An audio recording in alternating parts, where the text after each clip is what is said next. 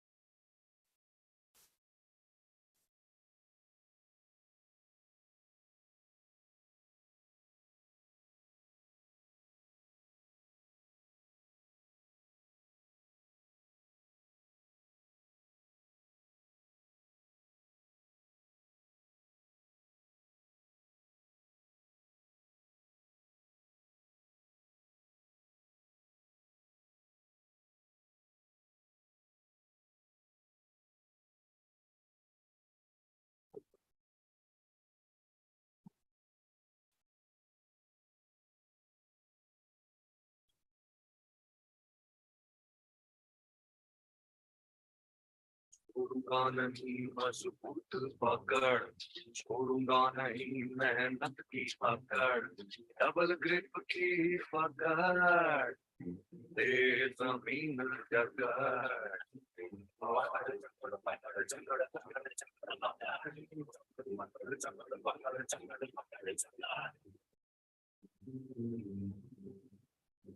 छोड़ूंगा नहीं धरती में जरा सा, छोड़ूंगा नहीं पास पे भरोसा, डबल ग्रिप की पकड़, ले जमीन जगड़।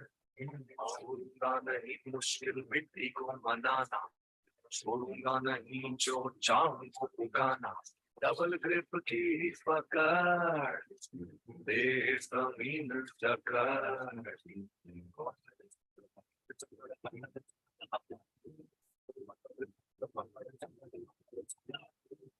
नया अपोलो विराट है, बड़ा ही जिद्दी, इसके सामने हार मान ही ले, चाहे जैसी हो मिट्टी।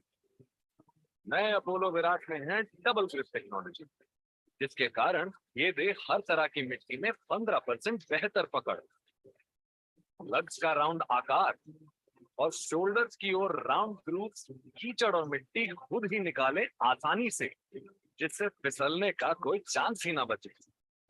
इतना ही नहीं, टायर्स के सेंटर से शोल्डर की ओर बढ़ते लग्स के बीच की दूरी बकेट वॉल्यूम को बढ़ाए, जिससे टायर जमीन को आसानी से जकड़ पाए।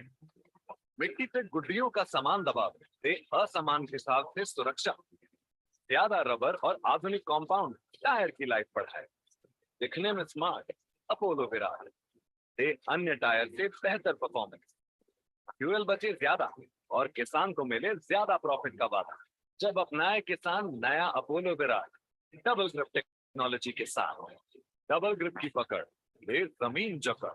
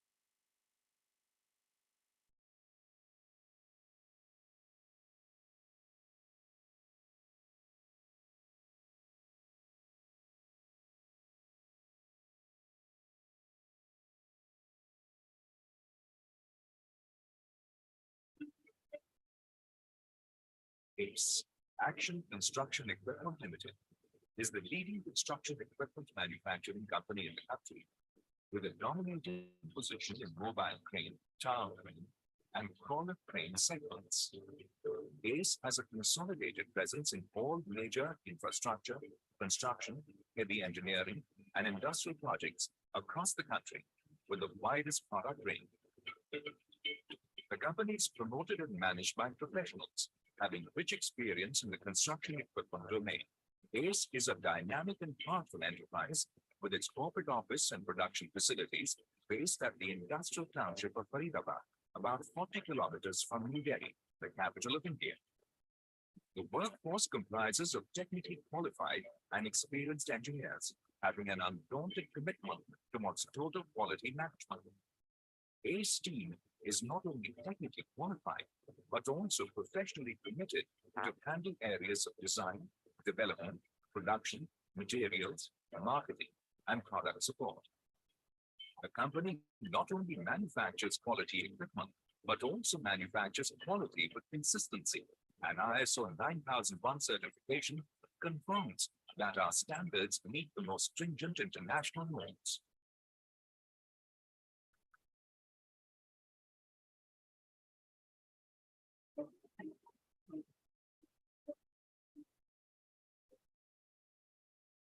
The policy of responding with speed and expertise has been rewarded over the years with constant growth of the company, and ACE has been leading the mobile crane industry in the country for more than a decade now. Another factor driving our growth has been the versatility of our equipment to satisfy a vast range of possible Ladies and applications. gentlemen, kindly take your seats. New design features give our cranes the versatility. I would request everybody to be seated, all mobile phones to be put onto silent mode.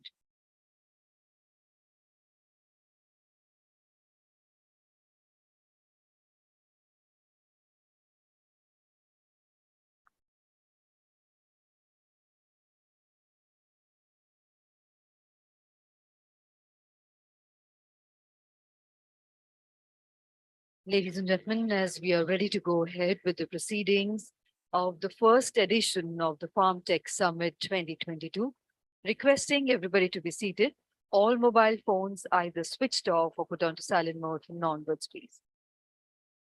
And may I invite on stage for the inaugural session, distinguished and eminent guest, our chair for this session, Shri T.R. Kesavan, FICCI Chairman, National Agri Committee, and immediate past president of TMA. Ladies and gentlemen, please put your hands together to welcome him. Also inviting eminent guest, Dr. S.N. Jha, DDG Engineering, ICAR. Let's welcome Sir with a warm round of applause. Inviting Mr. Vikram Garga, Group Head Marketing, APMEA Apollo Tyres. Also welcoming Dr. S.K. Malhotra, former Commissioner, Agriculture, Government of India. Let's put our hands together, ladies and gentlemen. May I invite Mrs. Mamta Jain, Editor and CEO, Agriculture Today Group, and joining us shortly, Dr. M.J. Khan, Chairman, Indian Chamber of Food and Agriculture.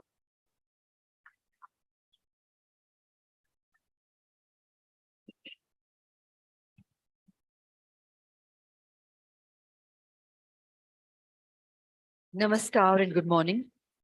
Eminent dignitaries on the days, impressive congregation of policymakers, CEOs, agri-professionals, experts, officials, progressive innovative farmers, rural institutions and other key stakeholders, respected members of the press and media, ladies and gentlemen. A very warm welcome to the inaugural session of the Agriculture Today Farm Tech Summit 2022 and the fourth Apollo Farm Power Awards 2022, which are being presented by the Agriculture Today Group. Ladies and gentlemen, the farm mechanization today represents an important segment in agriculture. Mechanization of Indian farm fields has been a slow process. Fragmented land holdings, a large contingent of small and marginal farmers, limited access to after-sales service, expensive machines, and fuel have slowed down the progress of mechanization in India. However, considering the relevance of agriculture mechanization in improving the productivity and timelessness of agriculture operations and thereby improving the profitability of farming, they are being considered relevant and significant for Indian conditions. With governments in intentions to raise the farm power availability from 1.84 kilowatt per hectare to be increased to 4.0 kilowatt per hectare, the sector will be seeing engineering inputs which will require development and introduction of high capacity, precision, reliable and energy efficient equipment. Smart farming using precision agriculture and digital technologies, well supported by artificial intelligence, is powering farms across the world. Internet of Things, drones and robots are catalyzing changes in the agriculture sphere. They can help in administering accuracy and sustainability into agriculture. The government has also attached considerable significance to smart farming and intends to digitize farming in many agriculture institutions in India, which are working on digital agriculture to address challenges in the sector. Many homegrown solutions are already making waves and inspiring change. The industry had continuously and efficiently supported the government schemes and the Indian farmers with technological sound, adaptive and efficient machines and equipment. The industry is also engaged in comprehensive manner with the farmers, providing them with information, training and facilitation to adapt to the new trends. The positive role and incredible performance of the industry and institutions deserves appreciation and recognition, which sums up the premise of organizing the Farm Power Awards. And ladies and gentlemen, the Agriculture Today Group, delighted in hosting the first Farm Tech Summit and the fourth edition of the Apollo Farm Power Awards 2022. The day will witness transforming brainstorming panel discussions with stalwarts of the farm mechanization domain, followed by the award presentation ceremony. And ladies and gentlemen, the topic for the inaugural session is harnessing the power of mechanization. And we begin the proceedings by lighting the ceremonial lamp, for which I would request all our eminent dignitaries on the dais to do the honors and light the ceremonial lamp and formally inaugurate today's summit.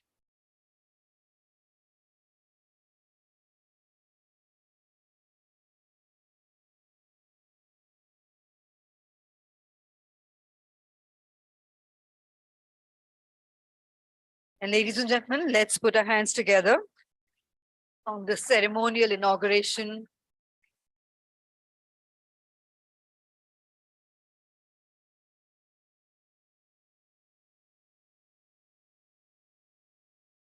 It is said that diya when lit emits light and derives energy.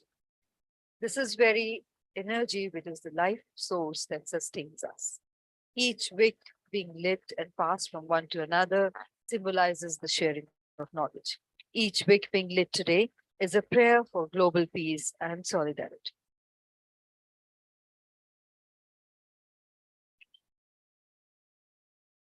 And ladies and gentlemen, once again, we thank everyone for doing the honors of lighting the ceremonial lamp. And before we move ahead with the proceedings of the inaugural session, we would like to do the honors of releasing the November edition on mechanization of Agriculture Today magazine. I would request our eminent dignitaries to do the honors of releasing the November edition of Agriculture Today magazine.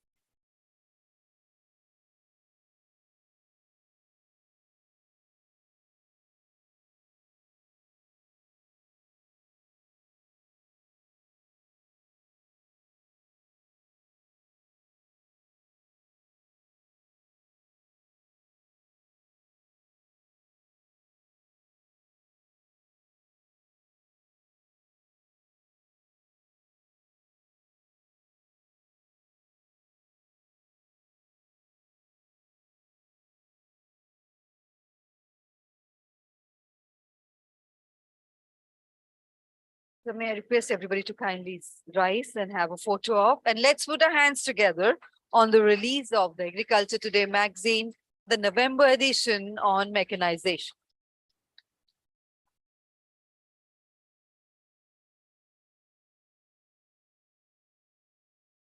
And ladies and gentlemen, we will be distributing the copies of the Agriculture Today magazine to all our delegates. In case somebody's missed, you can collect your copy from the registration counter during the tea break. Thank you very much indeed once again.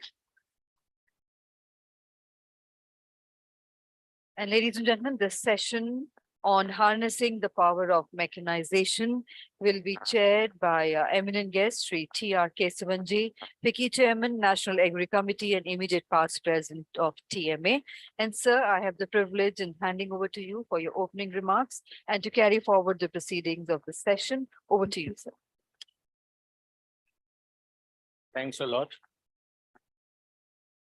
Whenever I hear her talk, I get a feeling that she knows more about the topic than I know. I think your opening remarks are very good. You did a great job on that. Thank you. Thanks a lot. So let me first welcome the distinguished gathering here. I think we have some very, very eminent people. I have Mr. Dr. S.N. Jha, ADG Engineering here next to me. Then I have Dr. S.K. Malhotra, former Commissioner of Agriculture, Government of India. And we have Mr. Vikram Garga, Group Head Marketing, Apollo Tyres. And have M.K. Khan, who is again another person who I always believe will be able to talk more about my topic better than me. So that's a good thing. And of course, Mamta is supposed to be somewhere here. I think he ducked herself out. Okay. Okay, let us, anyhow, I think, I mean, always been happy to note that the Agricultural Today's Group has been always been talking about the importance of agriculture and particularly about mechanization. Because all said and done, considering the kind of farmer community we have, which are the smallholder farmers, and the great job the Indian farmers have done by creating more than 300 million tons of food grains and also equivalent amount of fruits and vegetables, which even people from the developed countries ask, how will you do it with this kind of small holdings? And what is the magic that you chaps have been consistently able to grow as well as also increase the productivity on a regular basis? Right or wrong, we have been producing more and more year after year. And I think we had a fantastic year during COVID. So these questions always come every time I talk to people. Always tell them, see, there is one great advantage in the Indian farming is that we have extremely committed farming community. I mean, the only thing is they probably don't get the credit what they genuinely deserve. And which we realized at this time during the COVID, I think one of the industries which actually grew during COVID was farming, everything related to farming. And that's the most interesting thing that has happened. So I think let us first give one round of applause. I think the farming community deserves before we even talk about. And I always say, no, they are the people not seen. वो दिखता नहीं है, भगवान भी दिखता नहीं है, वो काम करता है, वो काम करने के बाद हम लोग को दिखता है. This is what really happened in the farming. You don't see them genuinely. You don't.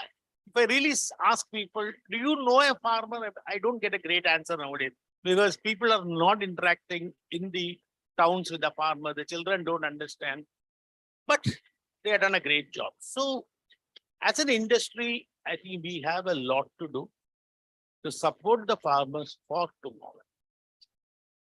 Kya hua, wo hua. They did a great job, but I think the technology is completely changing in agriculture. 2-3 things I think is going to be important. With the new technology coming, now what is the new technology? The precision implements and equipment that is coming, where the whole idea is how to cut down the cost of inputs to the farm.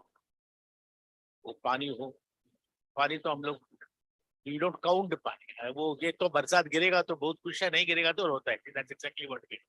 But you don't really measure water. Same thing is every seed need to grow. Every single seed need to grow. Why should we waste 30% of seeds? Why should we waste water? Why should we put too much of fertilizer, too much of pesticide? Why should we spoil the soil? And I think I'm going to have a running debate with Jasa because we always talk about a 1.8 kilowatt, 2 kilowatt per hectare hai, humko 4.4 tak jana hai. My question is, boss, is it not possible to reduce the power input to the farm but still get the better productivity? Why are you measuring? मैं तो 2 litre दवा दूंगा तो तू ठीक हो जाएगा. मैं बोला भाई एक गोली से आपको ठीक कर दूंगा ना मैं. You understand? So don't measure by the कितना दवा पिलाता है उससे लिए एक बंदा अच्छा होता है. मैं बोला you find out something where you put less and less for it. Remember one thing, gentlemen, मैं क्यों बोल रहा हूँ?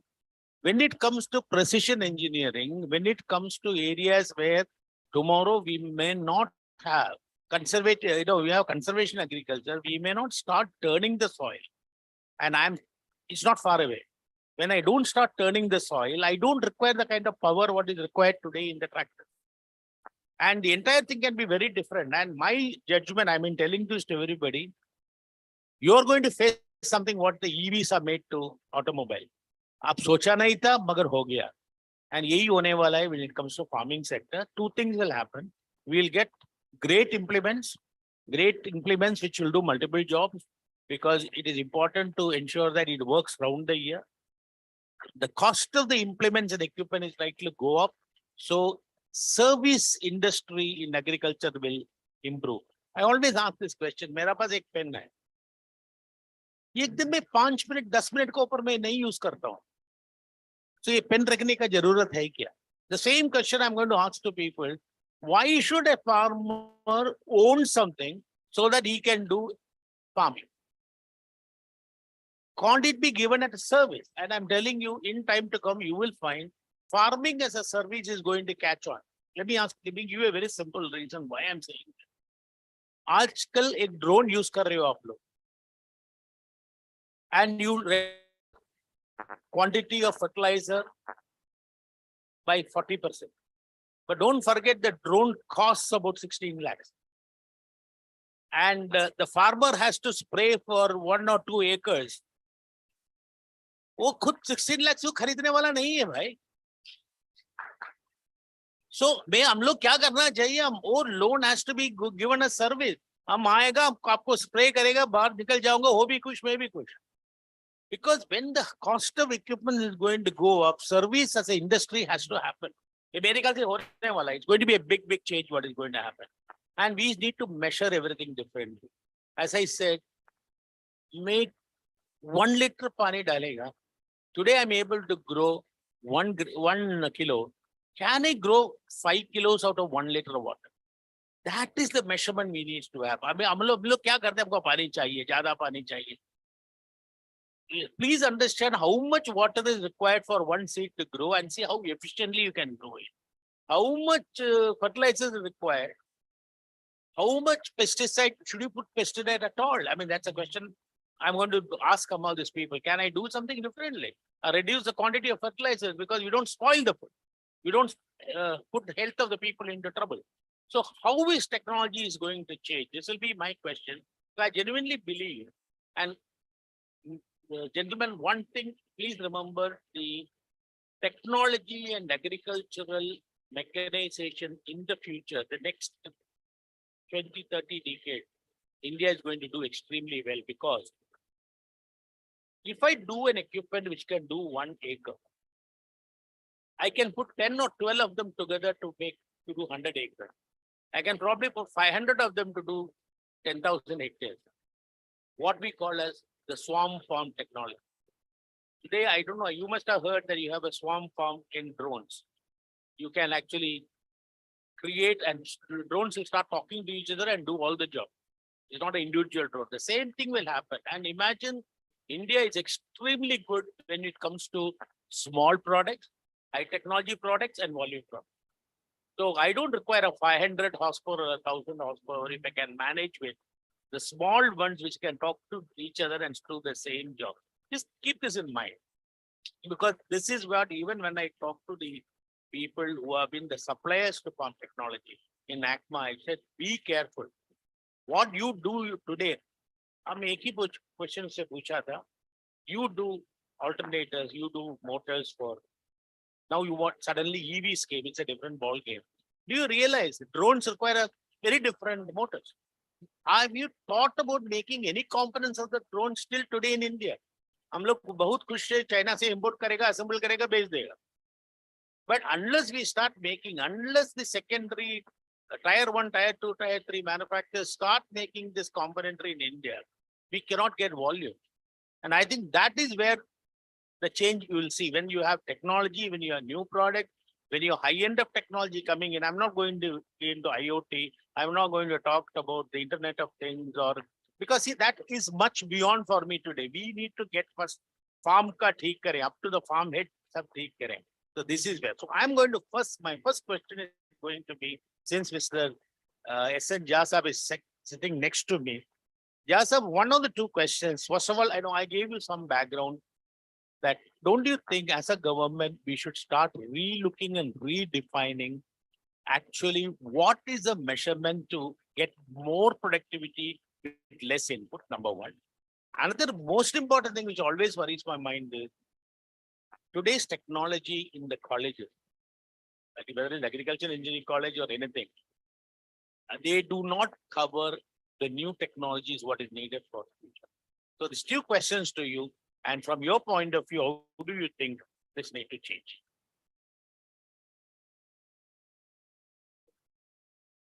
Sure.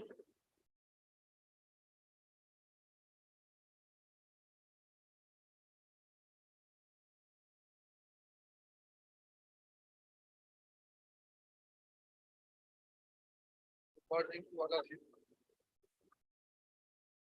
Honorable Sri Kesman, my colleague Dr. Malhotra, and all the dignitaries. Some are known and many are not known to me.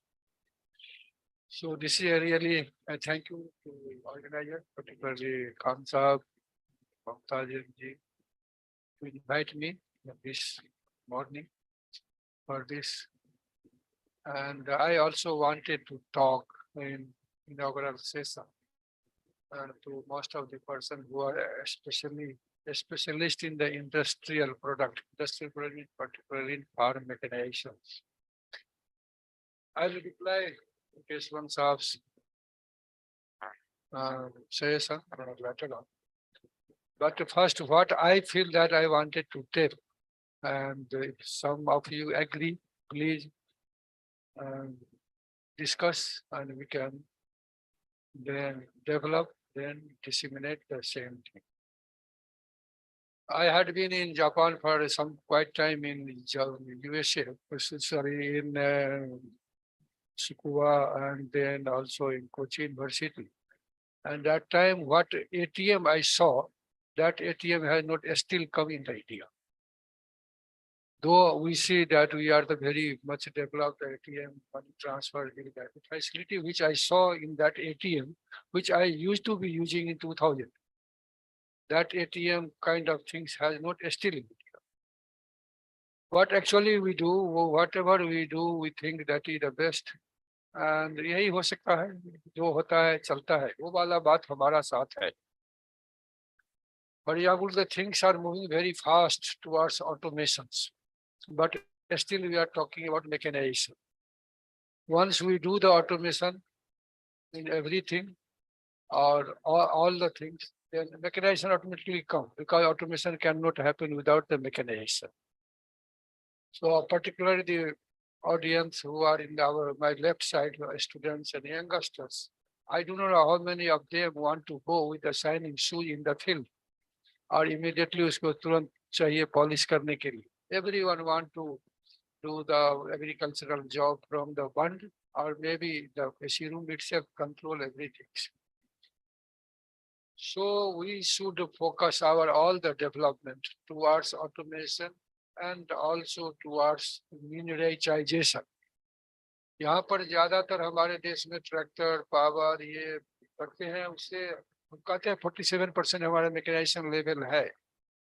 47% is not so less also, but not very high. But as Dr. Keswanji told, that is not the measurement. How it is comfortable and how it is approachable to all. All cannot own. I agree 100%, sir. It cannot be owned by everyone. That's why our CI Bhopal, AICRAP, FFP brought a concept of that custom hiring, and many states have already accepted, and it is getting very, very fast adoption. So we should, and I urge all the industry people, instead of just mechanization, making the machine or tools of mechanical type, it should be automatic type. We should focus our work towards that. I have seen, you all might have seen on the different social media for a small harvester, which 1 acre, 1 hectare. People say हमारे यहाँ 1 एकड़ farm size है, 2 एकड़ है. मैं तो हर साल अपने गांव जाता हूँ, मेरे पास कोई भी एक खेत नहीं है जो 1 एकड़ का होगा. सब मिला देंगे तो हमें 2-4 एकड़ जमीन है, और एक जमीन जो होगा, एक खेत जो हमारा है, that is only for may be 1.5 or 1.75 kattha in our area, say 2 kattha, 3 kattha, that is 25, 22 kattha is equal to 1 acre. So farm size is so small. Last month we had one presentation in Parliament. We said that 86% is small and marginal farmers. And we all speak that. So why not we say that 100%? Because only 14%, we have to work only and only for the small farmers. Then only we can. So we have to develop the automatic machines and tools only for the small farms. And mostly are the small farmers. Only few farmers are big who can utilize the bigger machine and equipment tractor that is right. Another term most of the time in farm machinery and mechanization is being used. All are working on the reduction of drudgery. I say that we stop using that word. Instead of that, kindly develop an index of comfort and speak positively that this machine, this tractor is having comfort index of 0.75, 0.35, something like that, which will give you and public a better concept that kitna comfortable hai, kitna nahi hai. Drudgery kam kar diya to usse kya hoga? It is a reverse to that one, but it is a way of talking, way of writing, and comfort. Positive word give the better results in body and human and minds. Another thing, farm mechanization, again I come back that most of the time we say that now 2.47. I think Dr. Mehta will correct me. The kilowatt is a power availability, but that is included in all animal, all humans, power, everything. So it is again misnomer.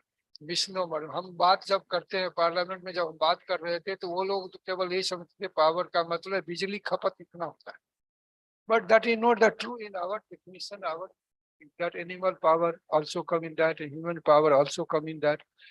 So can we dissociate from that and come up with exactly what is the actual mechanical power is being consumed? And then again, the productivity, as Keswan ji was talking, that is true. आप 50 कुछ भी कर लो, सारा power आप use कर रहे हो, leak हो रहा है. Efficiency, power, energy efficiency is not measured in agricultural equipment at all. We are going to implement that. Now we will devise a guideline for them.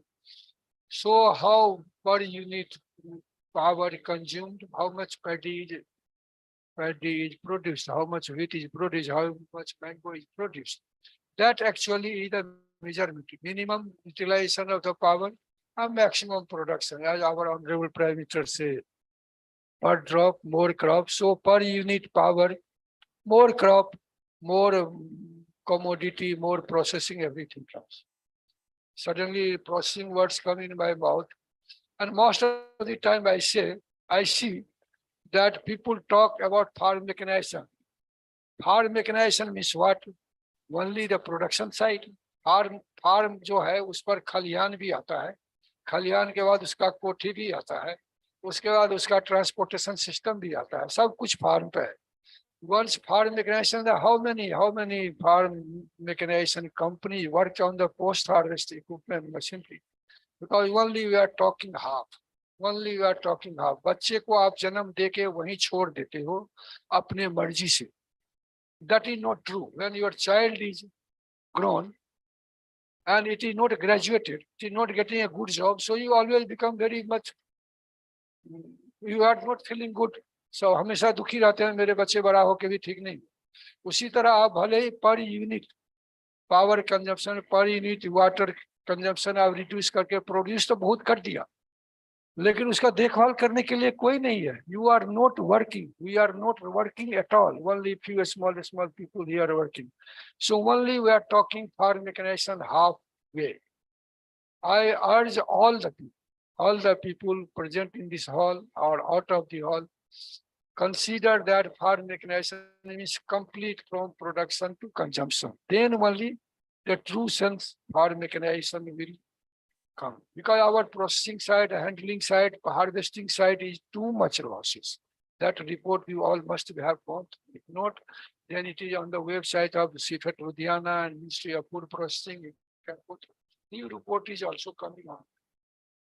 Now come to the current point. Since I am also looking after the BIS, Bureau of Indian Standards, and you see, friends, the Delhi position, we know that when 26% around the pollution in Delhi because the burning of the parali. And many times people say that mechanization is the problem, mechanized harvesting is the problem of that practice. Straw. And also short duration research जो हुआ उसके कारण उनको window मिल गया, जिसके कारण वो कुछ और थर्ड क्रॉप करना चाहते हैं और जिसके कारण वो जलाना चाहते हैं, क्योंकि कोई टेक्निक नहीं है. तो हम लोगों ने ही, आप लोगों ने ही सब बना रहे हैं. बहुत सारे company are making our design and lakhs of machines have been distributed by the government. But when I observe very critically that I feel that our harvester required critical change. ये कोई नहीं बोल रहा है, मैं केवल बोल रहा हूँ. और कोई मैंने किसी को, our harvester required a critical change. जो इतना ऊपर से काटता है, I don't see there is any problem that it should cut 100%. 100% just like हसुआ से जैसे हाथ से काटता है. मैं हाथ से काटे हुआ धान गेहूं सब हमारे हाथ में अभी भी चिन्ह है. यहाँ पे एक बार हाथ कट गया था. बहुत आसानी से काट सकते हैं और थोड़ा सा उसको यदि हम इम्प्रूव करें अपने हार्वेस्टर में तो, और उसको उसी में बैगिंग वही हो जाए सो दैट ये खेत में गिरे ही ना. It can be done. You know, the government is so proactive that the subsidy or the schemes can be enhanced up to any level. I am in the helm of that. I can assure you that if such kind of machine will come, a harvester will come, the problem of this parali lying in the field will reduce substantially in a day or two, or in a season, of course. So I request all the manufacturers and designers to see the design change, that how we can reduce the stubble burning नहीं होता है, पराली burning. अष्टबल का मतलब होता है ये जमीन के नीचे जो जड़ है, जस्ट उसके ऊपर से हमें काटना है, और वो आसानी से चेंज किया जा सकता है। थोड़ा सा आपके मैन्युफैक्चरिंग लाइन में हो सकता है भी चेंज करना पड़े, but it is a good for a good cause of the crores of people in the India.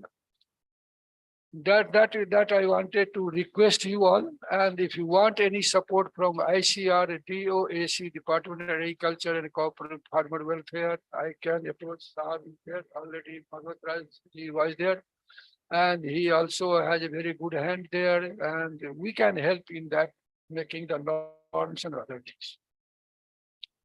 Next things again, the harvesters, all companies are mostly 90% are working harvester of wheat, paddy. क्या India wheat और paddy पर भी चलता है? Our fruit and vegetable horticultural production is the highest, and it has surpassed everything. But there is hardly mechanical harvester here and there is कोई harvester है, and we urge all the company that divert your attention towards development of at least harvester for the tree fruits. I don't say now for vegetables, but tree fruits जैसे mango हुआ, Apple हुआ, अमरूद हुआ, जामुन हुआ, जो हमारा धरोहर है। और our honorable Prime Minister again and again say, जो हमारा धरोहर जो है उस पर हमने गर्व करना चाहिए, उससे बचाना चाहिए। यदि हम नहीं बचाएंगे तो कोई अमेरिका, इंग्लैंड और स्वीडन से नहीं आएगा बचाने के। So I request you all that kindly develop the very good harvesters for fruits and vegetables, and whatever you think fit in horticultural science. No one, very little are working. Then come to the public-private partnership. I tell you, I can assure you, if anyone want to do the research in CII, Bhopal, CFET, Ludhiana, or any other ICR institute, though it is not under me, engineering institute are under me. And we have recently signed one MOU with CNH, the first time that CNH can hold all the training program in CII Bhopal campus itself. So first time we have a private partner public relationship for training conducting in the campus, and we are looking for entry of any company in our campus permanently. If they want, they can. We are trying to convince the authority, the norms will be changed.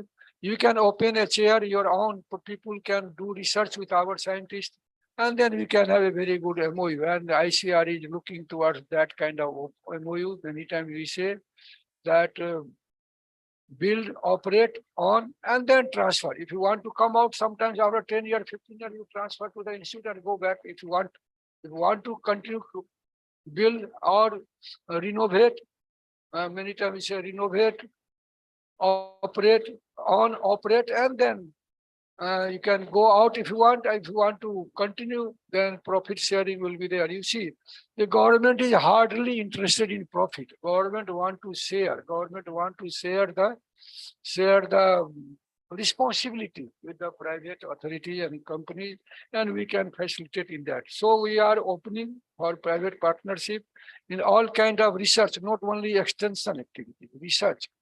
हमारा अनुभव कहता है, केशवंत साहब से एक दो बार हमने काफी माने इस पर डिस्कशन हुआ है.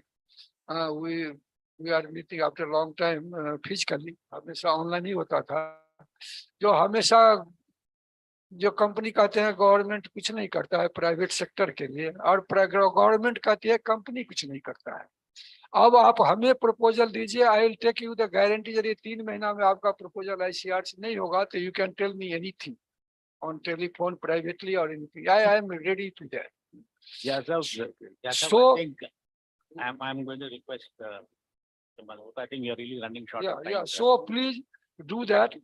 And then any kind of collaboration of Indian Society of Agricultural Engineers, that is totally society, not under ICR, product endorsement, testing of the equipment, and any other things. We are 100% open in that for collaboration with all the company. With this word, I thank you again, Kisman Saab, and giving the organizer a few minute time to share my view. And I particularly see in future very good collaboration with the ICAR and even the Indian Society of Agricultural Engineers, who are working mostly nowadays for private and by the private. Thank you. Thank you, sir. Thank you. I think one point which I'm going to take it very, very strong, is I think a solution on the paddy burning. What he talked about, something which can cut very low, and please remember, we don't burn straw in south. And when you do at south, a lot of you people sell the equipment there. It's still cut low because they use the straw as an animal feed. So that straw is valuable there. So I think there can be technology solutions, as you rightly said. The question is, how do we make it? How do you make that happen? And if that can actually help in a big way, sir, thanks a lot for that. Because I genuinely don't believe that having an equipment which works only for 25 days in a year and trying to use it for whatever you call it, happy season or whatever it is going to be. I mean, that doesn't really work because farmers buy it and then then next time when you come for the season, wo kaam nahi kar raha hai. So that's the reality of the thing I've seen. So thanks a lot. Thanks a lot for all your points. And I think you are very well said. So I'm going to continue. I'm going to go to, before I go to Vikram, I'm going to go ask Dr. Malhotra, because he has been the former Commissioner Agriculture Government of India. You have heard, Divya, you have heard what I said, talked about. I really wanted to understand your viewpoints and where do you think in organization. And as rightly Mr. Jasap said, till the, I will see, he talked about till the farm head, because the wastage is up. I'm not really talking beyond farm head, also there are enough wastage. But up to the farm head, what is that you think we need to change so that almost every farmer can be mechanized, not 47%, maybe it should be 85%.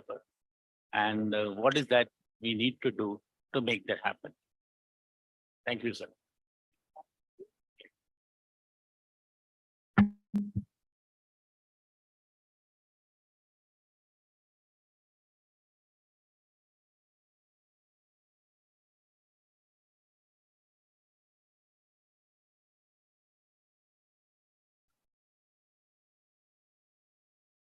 Good morning, everybody. I could see the dignitary is available on the dais. Mr. Keshavan, Chairman of FICCI, my good friend, Dr. Jha, Deputy Director General, Agriculture Engineering, Mr. Vikramji, Khan Saab, and many other dignitaries from the industry are present here. I must give my compliments to Mr. M.J. Khan and his team for choosing an important area for having a discussion on this Farm Tech Summit, where we are going to have the theme area of harnessing the power of mechanization. I'm really very happy to be here. We have heard the remarks from Mr. Keshavan and Jha Sahab also. Because they all are the, Mr. Jha, I should say that he is the person country level who is looking after the research part and he's providing the leadership. Nobody can better speak than him if we talk about the research part. But yes, there's no doubt about it. Agriculture mechanization is very important input. We used to speak about 4 inputs: seed, agrochemicals, water, Then machinery is also a very important input. And 1/5 input has been very recently added, that is bees and pollinators. So they are also now considered as input. So, so now we are having 5 inputs which are available with us. And these inputs, each and every input plays its critical role. As Mr. Keshavan raised the point that how we can increase productivity, how we can increase the quality of produce. Yes, it could be done if we have a better placement of the inputs, pre-positioning of the inputs. And these all things are discussed in the Ministry of Agriculture before onset of the Rabi season, Kharif season, and summer season also now we have included. So these all are the areas where pre-positioning is discussed, and machinery has also received the focus. Agriculture machinery, I should say. But there are challenges.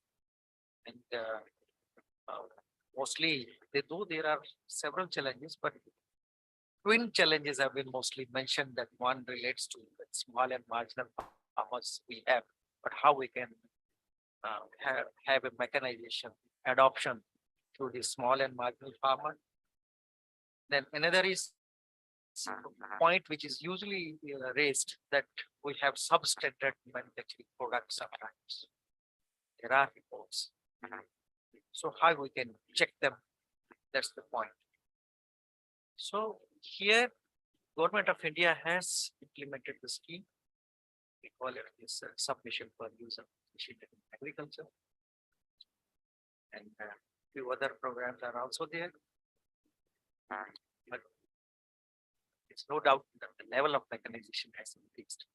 But it varies from crop to crop, it varies from region to region. And considering this point, Government of India fine-tuned its program that yes, we need to promote this mechanization in agriculture in all regions.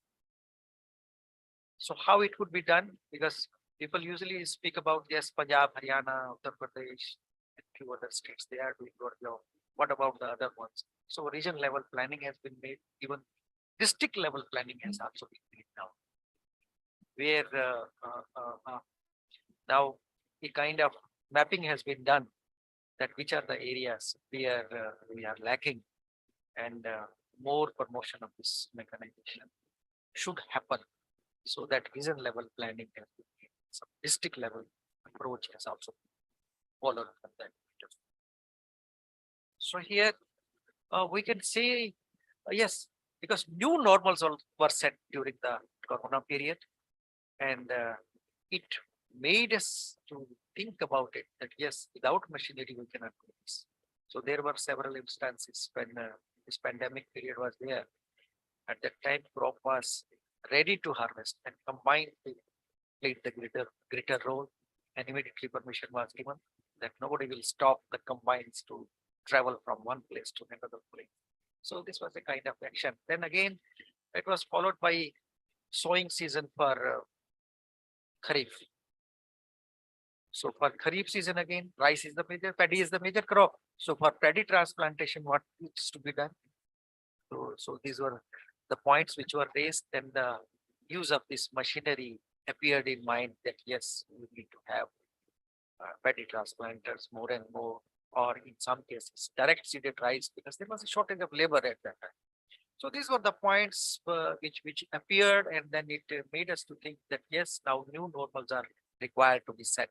So accordingly, new normals were set, but here, how we set the target means farm power availability that is required to be increased. That was the point which was mentioned while making the scheme, that at what level we are at the present and where we have to reach. So I remember in the year 2014, when I was horticulture commissioner, and at that time we discussed with the machinery department that for horticulture crops we don't have provision, the guidelines.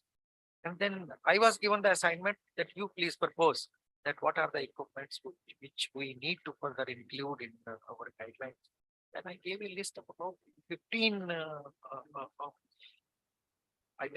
machinery as well as some other implements which could be used in horticulture because there are several perennial crops.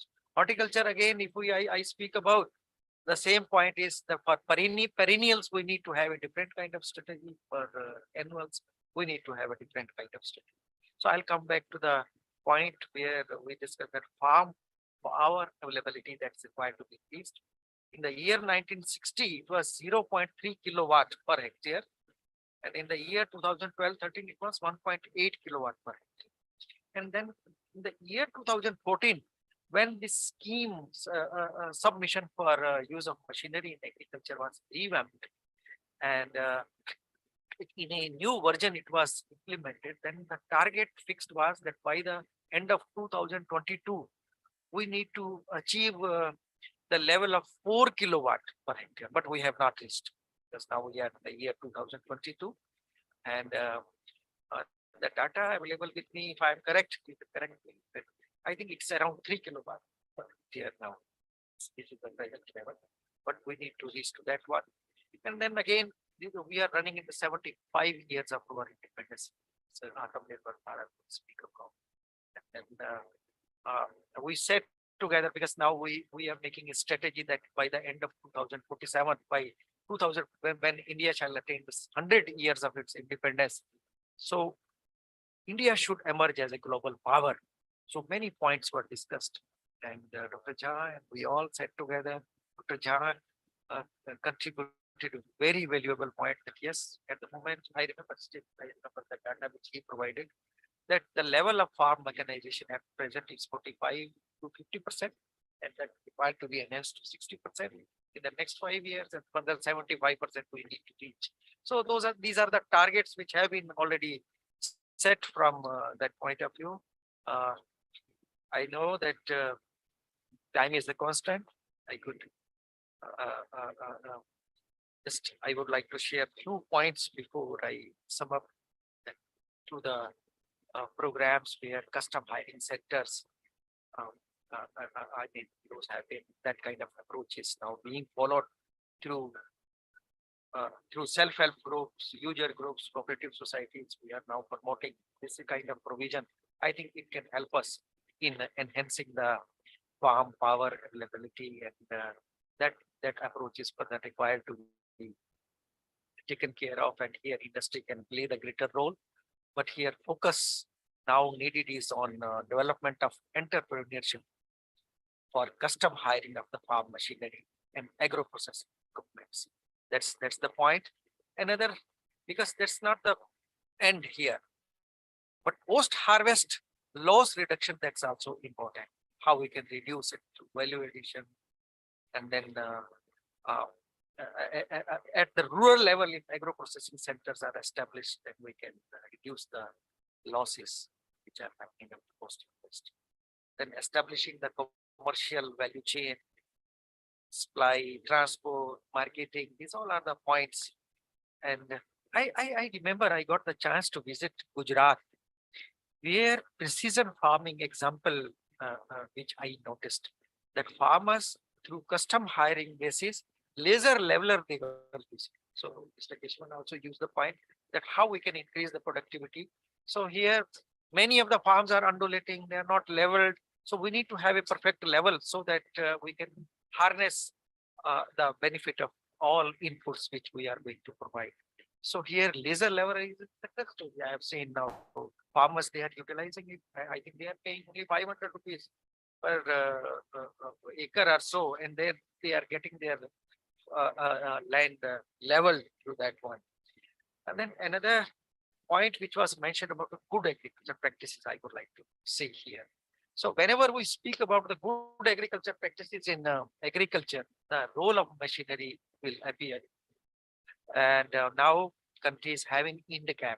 INDECAP is available with us. I got the chance to chair that committee where we standardize the good agriculture practices, certification standards, guidelines, those are made, and Quality Council of India has involved into it. And now irrigation per drop more group was also mentioned into it. I got the chance to administer that per drop more crop scheme for Pradhan Mantri Krishi Sinchai Yojana, and now we have covered almost 13.5 million hectare area is under micro irrigation system that has increased. Earlier it was only 7 million hectare area. So further, we want to take it to 20 million hectare in the next 2 years. Definitely we will reach to that level. So these are the few points which just I shared with you all, and I hope Mr. Keshwan also you got the answer. Yes, sir. Thank you. Thank you so much for giving me chance to speak over Thank you, here. sir. I must give my compliments again to the Agriculture Today Group for organization of this important event, as well as Dr. Jayanji. Thank you Thank so you, much. sir. Sir, thanks a lot. And before I get into a new speaker, because I think you're really running against time. So what I will, only one question I'll want to tell you. See, today we have 85 lakh tractors in the country, which is less than 15 years old. And you know that we use more than 25 years old tractors. We've got more than 1 crore of tractors, which works only 750 to 1,000 hours. Just imagine if you can work double the number of hours. You've got half the mechanization problem solved. So by request what you've been putting across to the government, central also is, even today the poor farmers don't get mechanization because they are not able to pay. So if you can help them pay for mechanization, एक एकड़ के लिए SMA में आपका तो provision है, वो 2,000 या 3,000 रुपया पर एकड़ आप दे सकते हो. Automatically there will be people willing to hire it to them. And we have done this in 2 states, and it has been extremely successful, both in Tamil Nadu and Rajasthan. And you suddenly find that the usage of tractors goes up by 500 hours. And imagine 500 hours or 1,000 hours is 50% growth in mechanization that is. So zara soch lijiyega. I think it can be a better thing rather than only giving small subsidies to put a few tractors in the field. Help the farmers, poor farmers, below subsidy farmers. Okay, actually we are running against time. So I am requesting Mr. Vikram Gargaji. I think because he is the tire person and he is going to, I'll give you mine. He is going to, my question will be, you see consumers, farmers are also consumers. So what is your point of view of farmer as a consumer? Because we talk to them more like a mechanization supplier. आप तो पहिया है, आप के बिना हम लोग चलने वाला नहीं है. So the question is, how are you going to look at it? And I'm going to request the Kansab, after that you come in. I have a VC also at 11 o'clock. So I may run. So please, I don't have to tell Mr. Khan that he's capable, much more capable of holding this. So Thank you.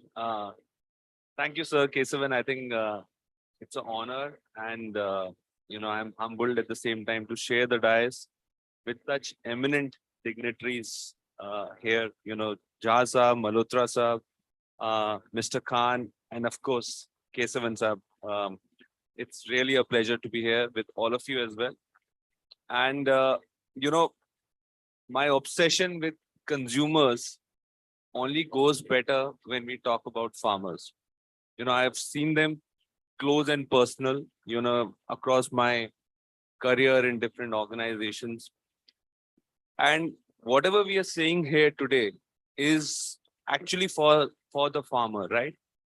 And it's unfortunate to see that the farmer population is actually dwindling, right? It's going down. We know the youth or the younger generation is moving away from farming. So we can do all this mechanization, we can bring in the best of the practices. But if we don't inspire the youth of tomorrow to take up farming, I think we would land into a place where we'll have great technology, but perhaps its use will not be commensurate and it will not be worth the effort that is going behind it. So how can we take our youth along with us to be inspired to come to farming, because farming is really changing.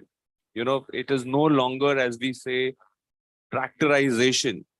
It is actually mechanization, which is about, so many startups, in the space of agtech, so many youth who have taken it up. And it's also something that, people are saying that this can be their second career, which is going back to nature, going back to farming. I think that's a very important piece for us to see that we continue to create ambassadors of farm mechanization in every district. A youth who would move away from farming is a lost opportunity for us. And what can we do together? I think the social media, the internet, and the reach makes us not necessarily be physically there, but inspire them to look at, why can't the next billionaire or, the unicorn come from a villager out there who can really think about how technology can transform farming for them. And I think there are some great ideas there. Together, how can we promote them, support them, is a very, very important piece. I think we spoke about accessibility and affordability. And if we can really make the farmers see mechanization is accessible to them, and at the same time affordable, it will actually be a game changer. Uh, more than 5,000 perhaps parts go into the making of a tractor or an implement put together. And there are so many of us as allied partners to manufacturers of tractors and these equipments come together to help mechanize it. A simple product like tire, you may think, is very easy to substitute for any application, but that's not the case. There is equal amount of technology and complexity that goes into making a tire. Whether that application is in a hard soil or whether that application is in a soft soil, or whether it is for haulage, whether it is for rice transplanter, or whether it is, for harvesting, the role of tire becomes very, very important and complex. And, as we are modernizing, as we are bringing technology, it's important that we work together. And at Apollo, I can promise you that we've got global technology here in India itself that can be given and provided for you to support the mechanization journey that we are on.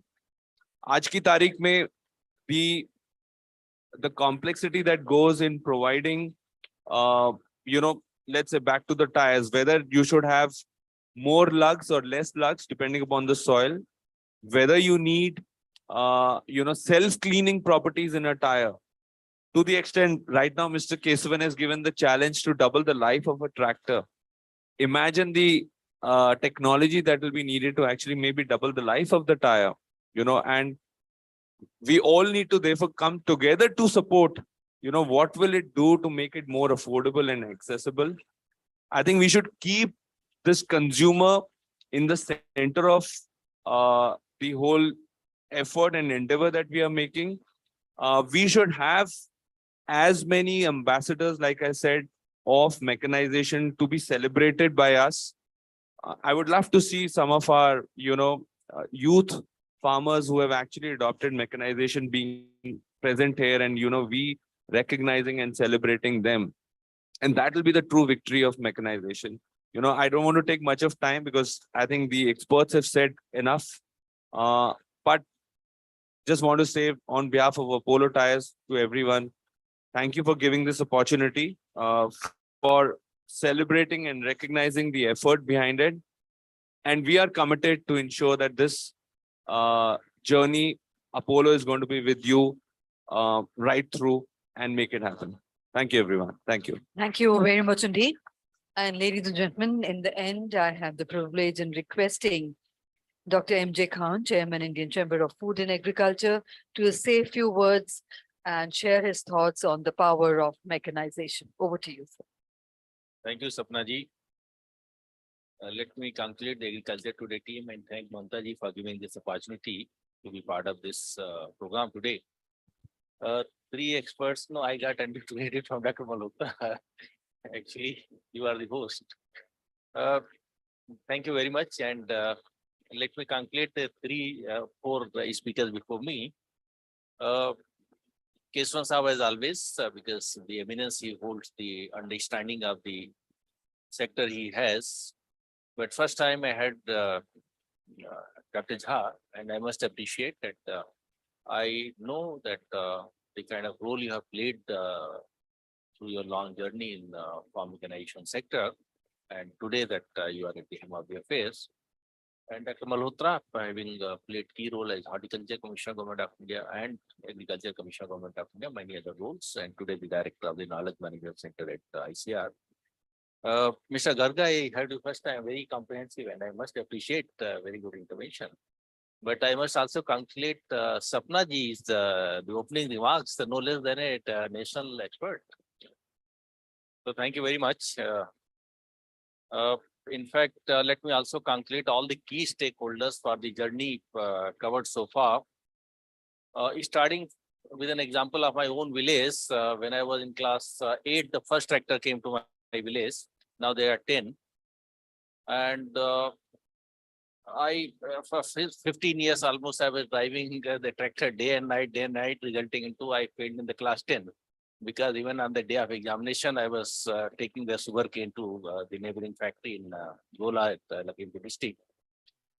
I used to wish that if I ever could meet a tire company person or the tractor company person, I will request, because that day in the rainy days, the problem that I used to face in the village was that slipping of the tire, because the external part, the strips, I think tread, what you say that the correct closer it was, the more slippery the tire was. So Goodyear tire, I remember it used to slip more than compared to, I think, some other tire which the spacing was more. So I used to think today I'm happy that there is a tire company, there are tractor company people here. The people who made it possible from what it used to be 150 to, in fact, in 5 village cluster, the first tractor came in when I was in class 8 and the second came when I was in class 9 of my own also. Not necessitated by the need of the farming that time or the capacity to buy, but to score a level with the neighbor who has purchased the tractor. So we thought we have to, father must have thought.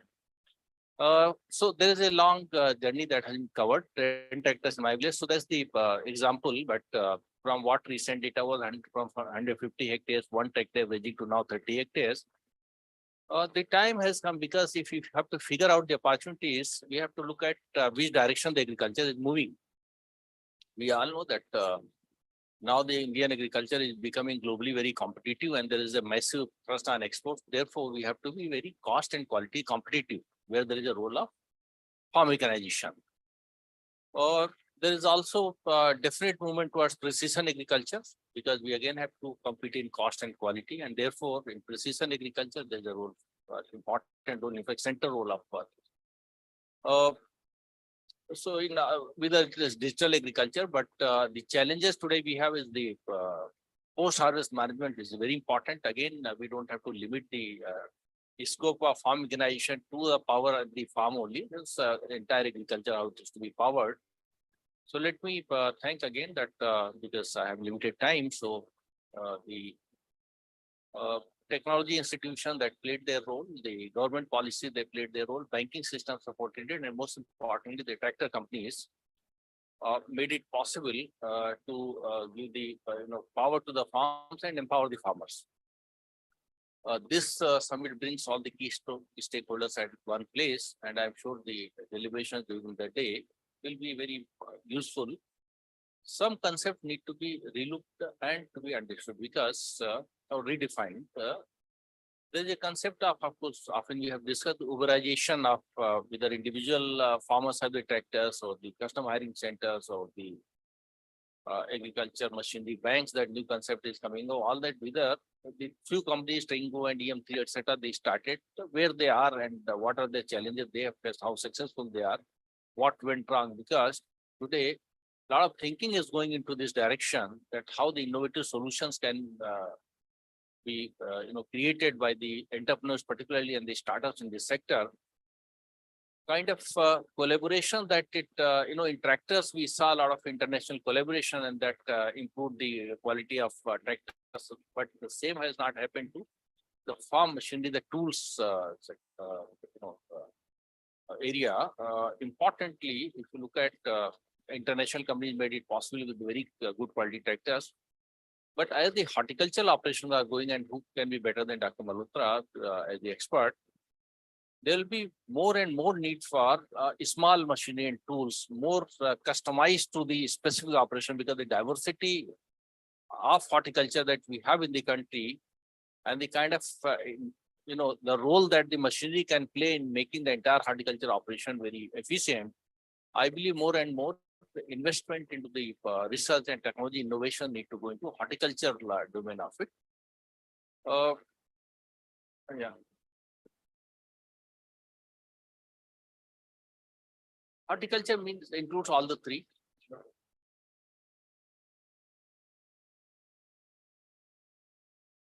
Naturally, all the three, horticulture, floriculture, and pomology, correct.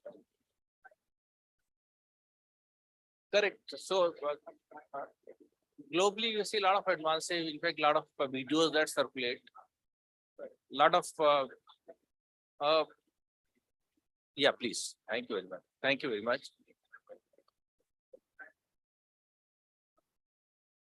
Certainly, certainly. So let me thank again Mamta ji and Sapna ji. Over to you.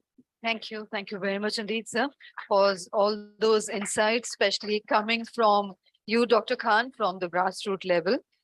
And ladies and gentlemen, before we close this session, I would request Mrs. Mamta Jain to kindly do the honors of presenting a token of gratitude and appreciation to all our eminent dignitaries present with us in the inaugural session. We present to Dr. S.K. Malhotra. He is the former Commissioner, Agriculture, Government of India. Thank you very much indeed, sir, for being here with us today. We present to Dr. S.N. Jha, DDG Engineering, ICAR. Thank you very much indeed, sir. And to Mr. Vikram Garga, Group Head Marketing, APMA Apollo Tyres.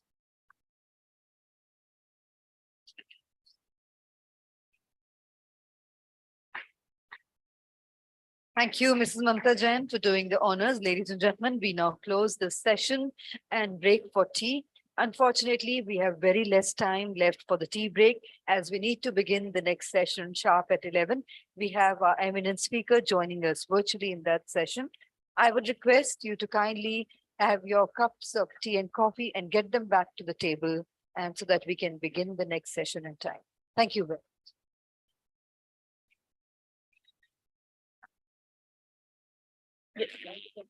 Sir, of course, they all are here with us over the cup of tea. Yeah, you can connect to them one to one and they will be coming back again, sir.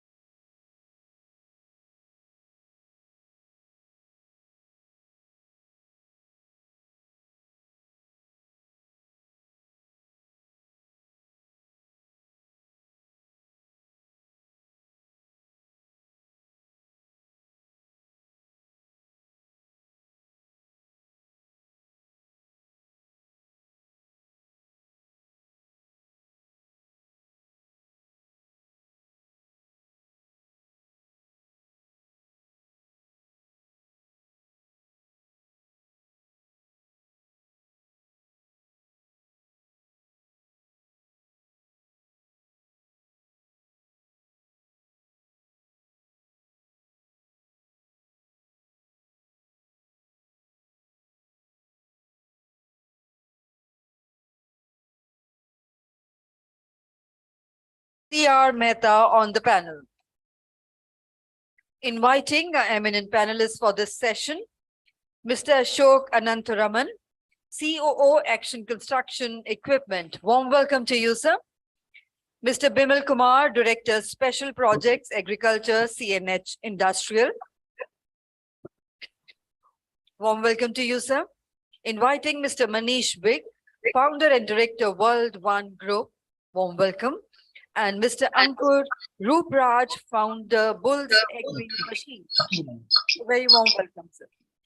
And ladies and gentlemen, joining us virtually in this session is Mr. Rajiv Relan. He's Chief of Sales and Marketing, M&M Swaraj Division. And the topic for this session is mechanization for farm efficiency and profitability. Eminent chair for the session, Dr. C.R. Mehta, Director, Central Institute of Agriculture Engineering, Bhopal. And the time duration is 1 hour. Over to you, sir. May I hand over to you?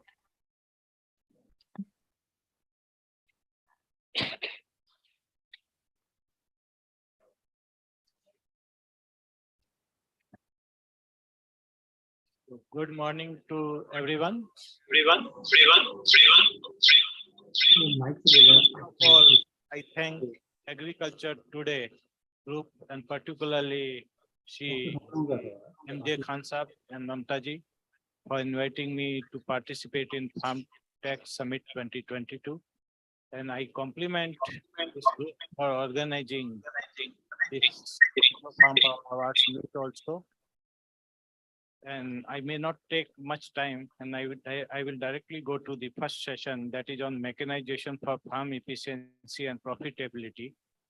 And in this session, I am joined by Mr. Ashok Anantharaman, CEO of Action Construction Equipment, and Mr. Saurabh Pandey, Director, Imperial School of Business, Mr. Bimal Kumar, Director, Special Project Agriculture, CNH Industrial, Mr. Manish Vig, Founder and Director, World One Group, and Mr. Rajiv Relan, Chief of Sales and Marketing, Mahindra and Mahindra Swaraj Division.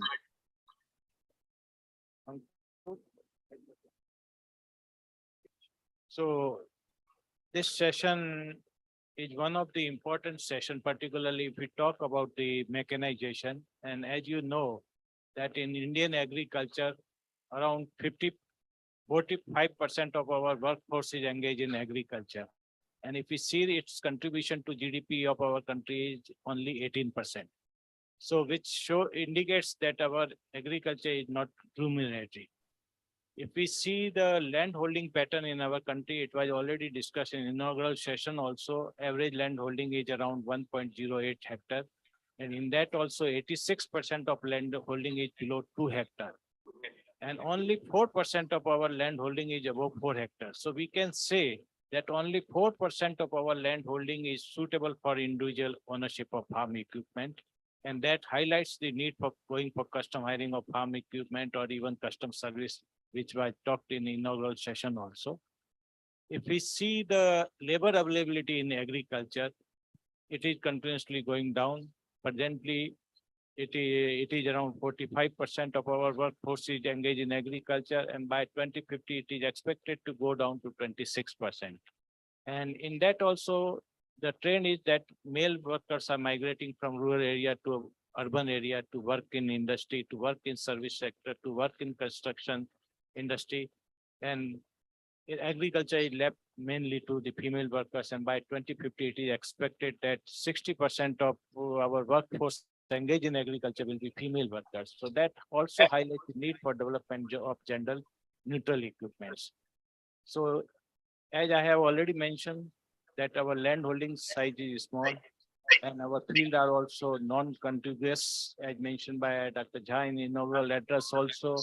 So that highlights the need for enhancing the input yield efficiency, and that will be done through the mechanization. And presently, if we see the mechanization trend in Indian agriculture, it is around 47%. And if we see in that also, mainly rice and wheat are the crops which are mechanized up to good extent. Whereas if we see the mechanization of cash crops, particularly for sugarcane and cotton and even horticulture also, mechanization level is low. So that also highlights the need for mechanization of Indian agriculture. And the trend, for example, right now, everyone of us are using the smartphones. Farmers are also interested to be smart.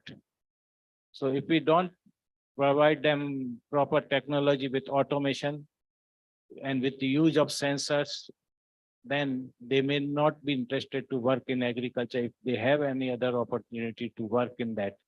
And in that also, a lot of efforts are right now being made. Even in earlier session also, we talked about the use of drones in agriculture also. But those technology need to be reliable and affordable, and those should be provided by the custom service providers. So those may be adopted by the farmers. So in addition to that, I may also like to highlight here, the session is on farm efficiency and profitability. Right now, you may be well aware that in electric appliances, we have 5-star rating, 3-star rating for refrigerators, even for washing machines and other appliances.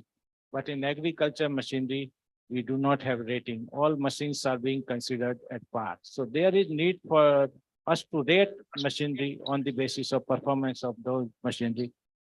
So that we may like to highlight in this session. With these words, I again welcome all of you to this session on mechanization for farm efficiency and profitability. And I request my colleagues panelists to brief about what efforts are being made by those company or organization in the area of farm mechanization, particularly for enhancing the efficiency and profitability. First, I may like to go to Mr. Ashok Anantaraman, who is CEO of Action Construction Equipment. And as far as most of us know, that this company was earlier mainly in the construction equipment manufacturing, and it has entered into the area of farm equipment and tractor manufacturing during last few years. So I request him to brief about the company and what progress they have made, particularly for enhancing the farm efficiency. Thank you, sir.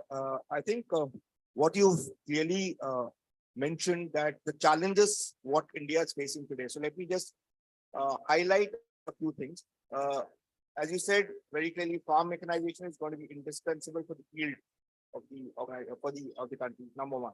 Number two is that today we are at approximately 315 million tons of food grains. In order for us to be self-sufficient, we have to hit close to about 350 million tons by 2050. Number two. Number three is very clearly the agricultural workforce is depleting. We were at 60%, we're now around the 45%, expectation is 20% by 2030. So obviously mechanization is going to be the key element for growth. Number four is the depleting water resources. We talked about mechanization. Now, when you dissect mechanization into the 5 important parts in agriculture, when we talk about land preparation, seed planting, irrigation, we talk about plant protection, we talk about harvesting. In the first four, mechanization is below 40%. Only when you come to harvesting, it's about 65%. So when you add up, it comes to close to about 50%. So a lot of work has to happen in the first 3-4 elements so that the mechanization can be built up. The government, when they started by talking about doubling farmers' income, I think that was the key thing. And for that, again, mechanization is one of the key to success. There are certain projects which have happened in places like Bihar and certain like AP where success has happened based on various interventions. Look at zero tillage in Bihar, which has led to 6 to 8% increase in farmers' income. Or look at the SRI concept for which happened implemented in AP and Telangana, where rice has got and paddy, it has got the necessary fantastic output. If you remember last year, the Telangana government had 92 million tons of rice against what they have planned of 45 million tons, and it declared a crop category. What I'm saying is various interventions by the farmers themselves are leading to improving efficiency, increasing profitability of farmers. And this is where I think we need to step in terms of facilitating them in terms of newer interventions. And the equipment, farm equipment area is what is going to play an important role in this, because newer and newer equipment when they come in, and when they start use, the farmers start using them, they realize the importance of that. I think one of the key things what the earlier speakers had mentioned on harvesting, I think there where we talk about harvesters playing a very important role now, and considering that we are already at 65% with respect to mechanization, that with the new concept of if we can cut it from the bottom, the stubble part, I think that again will help out the farmers in the long term. Thank you. So in the end, you mentioned the point, if farmers can cut the crop from the bottom, it may solve the problem of burning of the even crop residue in the field. And I think we'll be working on that because But that's yeah, in that one of the problems which we have also observed, that is the custom hiring. And in that also, the custom hiring is on the basis of time. So they want to harvest more in less time. So that is one of the reason. Otherwise, the harvesters, most of the harvesters can be operated even lower. I think the one important thing you mentioned, the custom hiring centers, the access of smaller and marginal farmers to this concept of CHG in other states. There are two states that have done extremely well. One is very specifically Karnataka, wherein the custom hiring centers have done, and also parts of MP where they've done. But I think if other states start accepting this concept, I think it will be much better for all of us. And you also highlighted one more issue regarding the doubling of the farmer's income or even tripling. In that, mechanization is one of the input. In addition to that, even if we process the produce in the farm catchment, it will add value to the produce, because right now we are self-sufficient in the production of food grains, particularly for rice and wheat. And there is need for processing, and that will enhance the income of the farmers, not only double, even it can go enhance to 3 times or 4 times also. One last thing is I want to mention about millets, because I think we as a government have looked at millets in a big way. And for there again, harvesting in millets is not mechanized. And we are hardly at 5 or 10%. So there again, I think the entire focus has to be on millets, oilseed, cotton, wherein mechanization can facilitate better output. Yeah, thank you for your suggestion. And for millet also, recently we have developed this sorghum harvester. We have commercialized it, but we may not discuss more on that. So we may move to next panelist. And I request Manish Vig, founder and director, World One Group, to brief about his group as well as how they are making effort for enhancing the efficiency in mechanization of Indian agriculture. Thank you very much. It's an honor to be present here in such an August panel at the Farm Tech Summit 2022. This is a very topical and a very important summit, given that agriculture is the backbone of the Indian economy. Like my fellow panelists already said, more than half of the Indian population, they depend on agriculture. And the trend is showing that more and more population is going towards urbanization. Labor is becoming a challenge.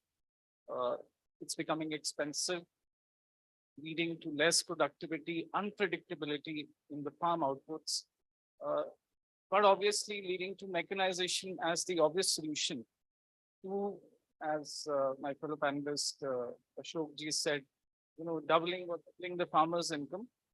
It's not possible without mechanization.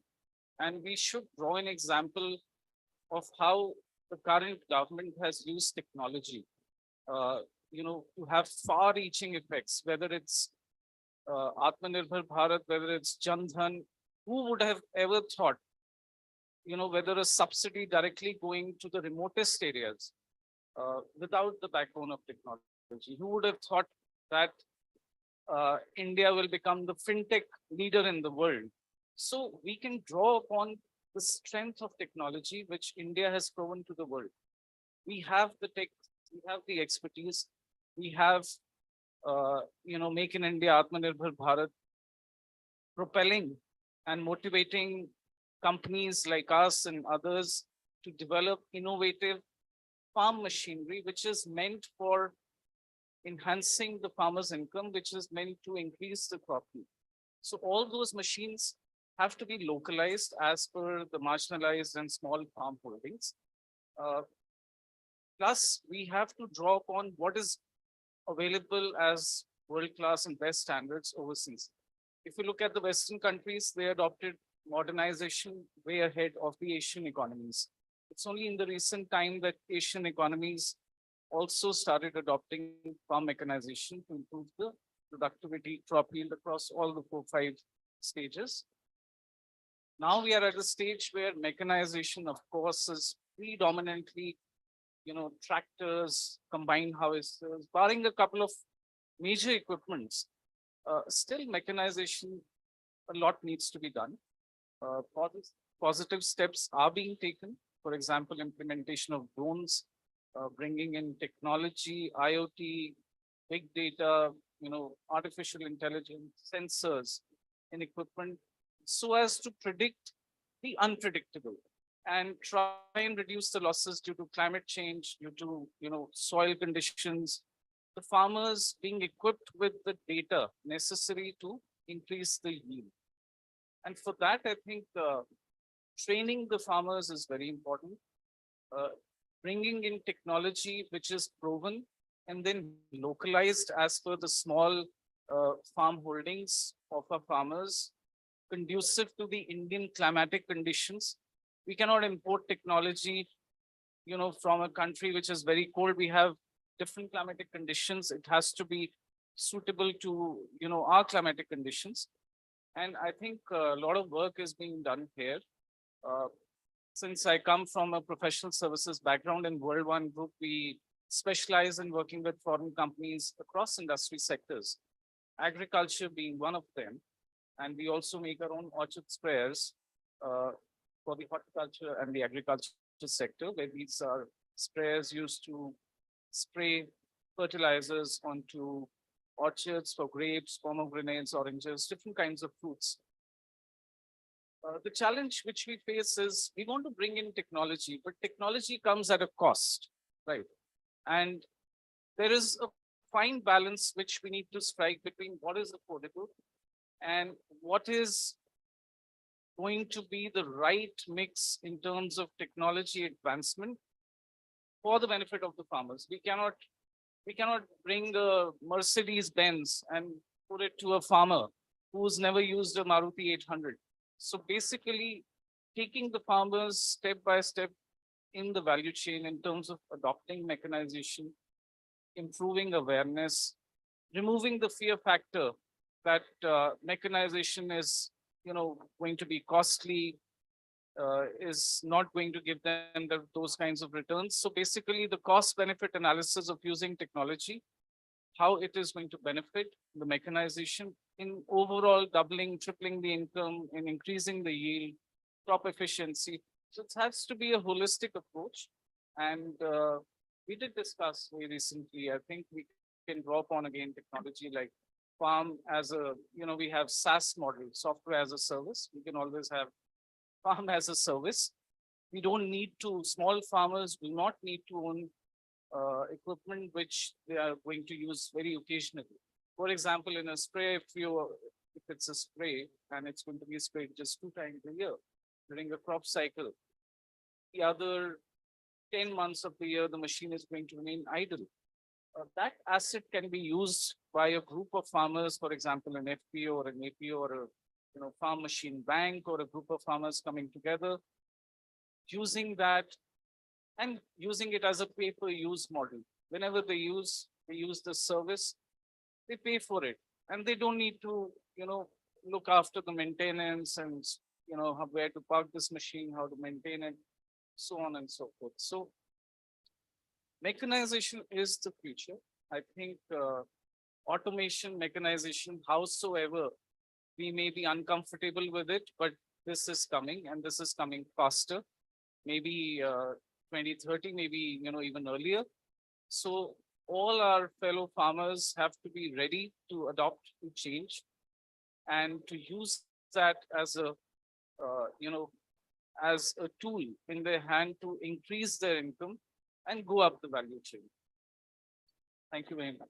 Thank you, Manishvi, particularly for highlighting the need for going for farming as a service in the area of agriculture, because the use of machinery in agriculture will be for limited use and limited hours also. In addition to that, you have also highlighted particularly for Atmanirbhar Bharat, means manufacturing of machinery, keeping in view of the need of our country, because our land holding size is small, as well as we have to see the affordability of the farmers who can use those machinery on custom hiring. So thank you for briefing about that. And now we move to our online panelist, Mr. Rajiv Relan, who is Chief of Sales and Marketing, Mahindra and Mahindra Swaraj Division. And you, everyone may be knowing him very well. Mahindra and Mahindra particularly, one of the leading tractor manufacturer in our country, having market share of around 42 to 43%. With these words, I request him to brief on the theme of farm efficiency, particularly with the use of tractors. And recently, Mahindra has also entered, particularly Swaraj Group, in different agriculture machinery also. Thank you. Good morning, everyone, and my apologies not making it physically because of certain some prior engagement. So I is a very good hearing to our colleagues from the panel, and I must say that in the context of India, I would like to say that India is tractorized but not mechanized. People see that taking tractor is mechanization. I think we are now have crossed that stage. Tractor has to be used only as a prime mover. That is the more important, and the mechanization is still to happen. So that is I would like to start. See, for the mechanization, India is spread into 6 lakh villages. Agriculture happens in 6 lakh, and everywhere the customized solution is required. What is required in Bihar, it is not required in West Bengal, or it is not required in South. So it has to be very customized.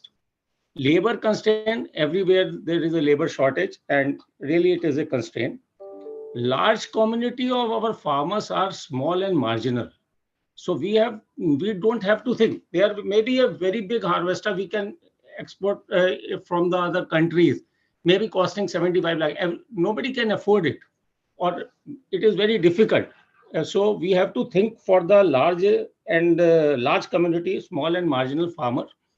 So, and mechanization is a need of the hour, because enhancing farm productivity, looking to the pain of the labor, and farmer has to do along with agriculture some other work also. He has to spend some less time on it, and he is available for doing other jobs to make the income more. I think these are the areas. That is why this farm mechanization is required. So far in India, the farm mechanization is only limited to a land preparation and to a very, very particular crop of rice and wheat only.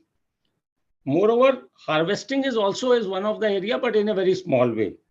But in between, for the other crops, along with some in between areas like sowing, transplanting, crop care, spraying, post-harvesting, I think we are still need to be mechanized. So we have to think, take the technology from the outside of the country, or maybe we will develop our country looking to our requirements and democratizing it in a way so that very easily a small and marginal farmer can afford. I think that will be the key change which is going to happen in the coming time. That is my view. Next, I would like to say that in the case of Mahindra and Swaraj division, we are having two big initiatives. One, the code, the small, which is a machine which is taking care of the horticulture mechanization. And we have taken that in the horticulture, the Swaraj will take a lead and put all the end-to-end solution for the marginal and small farmers. Code is one such innovation for that. Number two, I think Krish E. I think the services to the farmer, if what is required, when is required, how is to be taken.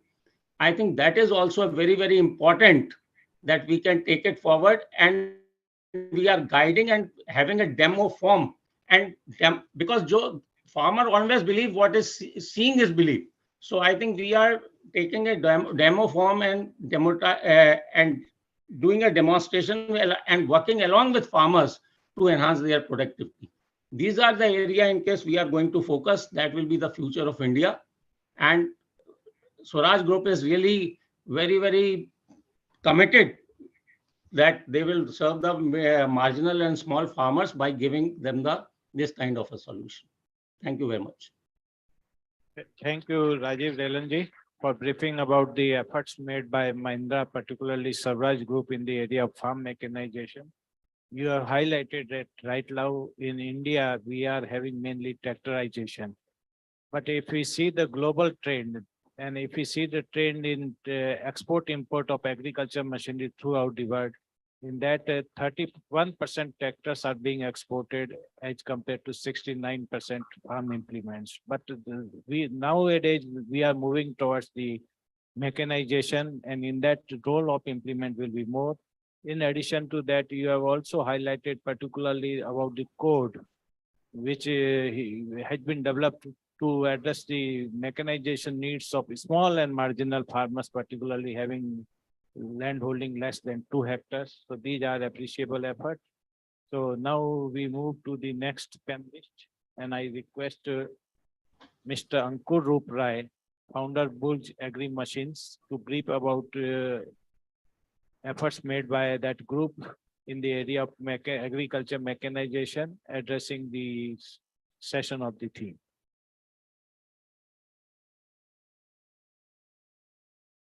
Thank you so much, first of all, Agriculture Today Group, to inviting me here, sharing my views on mechanization of efficiency and profitability.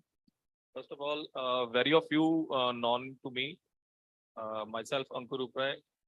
I have devoted my 12 years in design and R&D in Maschio Gaspardo, Sonalika, Escorts, and some other big companies like Biridyog. So, अभी के time पे जो अभी mister Rajiv sir ने भी बताया कि we have India as a tractorization is most of it same मेरा व्यू भी उसी पर ऐसा है कि ट्रैक्टराइजेशन के ऊपर तो हम लोग बहुत ज्यादा आगे जा चुके हैं बट फार्म मशीनरी के अंदर किसी भी लेवल की मैकेनाइजेशन लाइक कोई ऑलरेडी इक्विपमेंट चल रहा है उसके ऊपर कुछ नई इनोवेशन की हो और उसी से ही हम लोग बेटर रिजल्ट पे आ पाए लाइक आई एम डूइंग मैंने रोटावेटर के ऊपर रिसर्च किया रिसर्च करने के बाद उसके ऊपर क्या फेस कर रहा है कस्टमर उसके ऊपर की प्रॉब्लम्स क्या हैं लाइक मार्जिनल फार्मर जो छोटे फार्मर्स हैं वो बड़ा ट्रैक्टर नहीं ले पाते बड़ा इक्विपमेंट नहीं ले पाते ज़्यादा टाइम स्पेंड नहीं कर पाते फ्यूल की कॉस्ट ज़्यादा बढ़ गई है तो वहाँ पे जब मेरा मीन टाइम अंडर द मैं अपना एम्प्लॉयड था तो वहाँ पे रोटावेटर के ऊपर जो कंसेप्ट मैंने उस पर डबल रोटावेटर का कंसेप्ट इनोवेट किया टेस्ट किया ट्रायल किया then I go move forward for that तो उसमें रिजल्ट जो मैं लेके आया हूँ वहाँ पे क्या है कि double the time of operation cost जो है वो 50% रिड्यूस किया है टाइम फ्यूल एफिशिएंसी जो डबल टाइम यूज करने के बाद ऑपरेशन के बाद यूज होती थी उसको कम किया है देन उसको नया ट्रैक्टर लेने की जरूरत ना पड़े वहाँ पे वो मैक्सिमम टाइम अपना स्पेंड ना करे बड़ा साइज यूज कर पाए रोटावेटर को वो सेम इक्विपमेंट के ऊपर सेम ट्रैक्टर के ऊपर अपना यूज कर सकता है ये मेरा जो है इनोवेशन मैंने उसके ऊपर किया और I am supporting the farmers by giving the product in the Indian market currently तो इस पे मेन चीज क्या है कि अभी के टाइम पे सारी जितनी भी इंडस्ट्री है ऑलरेडी वर्क ऑन दैट और आई एम फील प्राउड कि मैं ये सेम प्रोडक्ट कर रहा हूँ क्योंकि the main industry from Ambiplo, Lamcan is jump into this business in a rotavator. So I welcome the Lamcan group to be come in this rotavator industry. So थोड़ा सा मेरा मेन रहा जो first session के अंदर mister ICR group और institute के साथ है कि वहाँ पे जो स्टार्टअप्स मेन आ रहे हैं वो आप स्टार्टअप ही सब कुछ कर रहा है अभी I feel from last 3 years 2019 I have come in this focused business in this तो इंस्टीट्यूट्स गवर्नमेंट स्टार्टअप्स और समथिंग इनोवेशंस के ऊपर क्या हेल्प क्या सपोर्ट क्या कर सकती है ताकि वो मैकेनाइजेशन ऊपर जा सके बढ़ सके like the word said by Mr. Garg from Apollo, that youngsters go away from the farming. Even youngsters go away from the farming technical business also. वो जाना ही नहीं चाहते हैं, आना ही नहीं चाहते हैं, क्योंकि उनको कोई बैकग्राउंड सपोर्ट समथिंग। हमें इतनी जल्दी पहले ड्रोन के ऊपर जाने से बेटर है कि हमें रूट्स को मजबूत करना है। रूट्स कैसे मजबूत होगी, जब हमारी फार्मिंग की जो नॉलेज है, जो मेन जो यूजर है, उनको हम टेक्निकली नॉलेज दे पाए, उनको समझा पाए, लाइक वी डू। हम लोग किसी को भी प्रोडक्ट देने से पहले पूरा नॉलेज लेते हैं। इवन फ्रॉम नियर अबाउट ज्यादा नहीं तो 50,000 कस्टमर्स को मैं बाय कॉल पे अटेंड कर चुका हूँ। उन 50,000 में से नियरली कोई 100 और 200 कस्टमर ऐसे होंगे जिनको ऐसा पता होगा कि प्रोडक्ट के उनके ट्रैक्टर के RPM 540 निकलते कितने पे। So there is a huge gap in seeding also of the knowledge of the equipment also, the tractor also. This is best from my side. Thank you, Ankur ji, for briefing about the activity of Bhuj Agriculture Machinery. जैसा कि अंकुर जी ने बताया कि वो mainly किसानों की जरूरत को समझ के उसके हिसाब से इक्विपमेंट में मॉडिफिकेशन करके उस ढंग से काम करने का प्रयास कर रहे हैं। उन्होंने ये भी हाईलाइट किया कि यंगर जनरेशन एग्रीकल्चर में रहना नहीं चाहती। उसका एक सॉल्यूशन ये है कि जो एर्गोनॉमिक्स जो थोड़ी बहुत बात की थी फोरनून सेशन में, कि उस पर अपन को ध्यान देने की जरूरत है कि जो भी मशीन बनाए वो कंफर्टेबल हो। उससे ये होगा कि यंगर जनरेशन भी चाहेगी कि हमें एग्रीकल्चर में काम करें, और आजकल यंगर जनरेशन कुछ आने भी लगी है क्योंकि कुछ ट्रैक्टर्स वगैरह काफ़ी कंफर्टेबल बन गए हैं। तो उसकी वजह से जैसे यहाँ तक कि कुछ IIMs के ग्रेजुएट भी IIM करने के बाद स्टार्टअप शुरू किए हैं इस फील्ड में। तो ये भी एक अच्छा इनिशिएटिव है।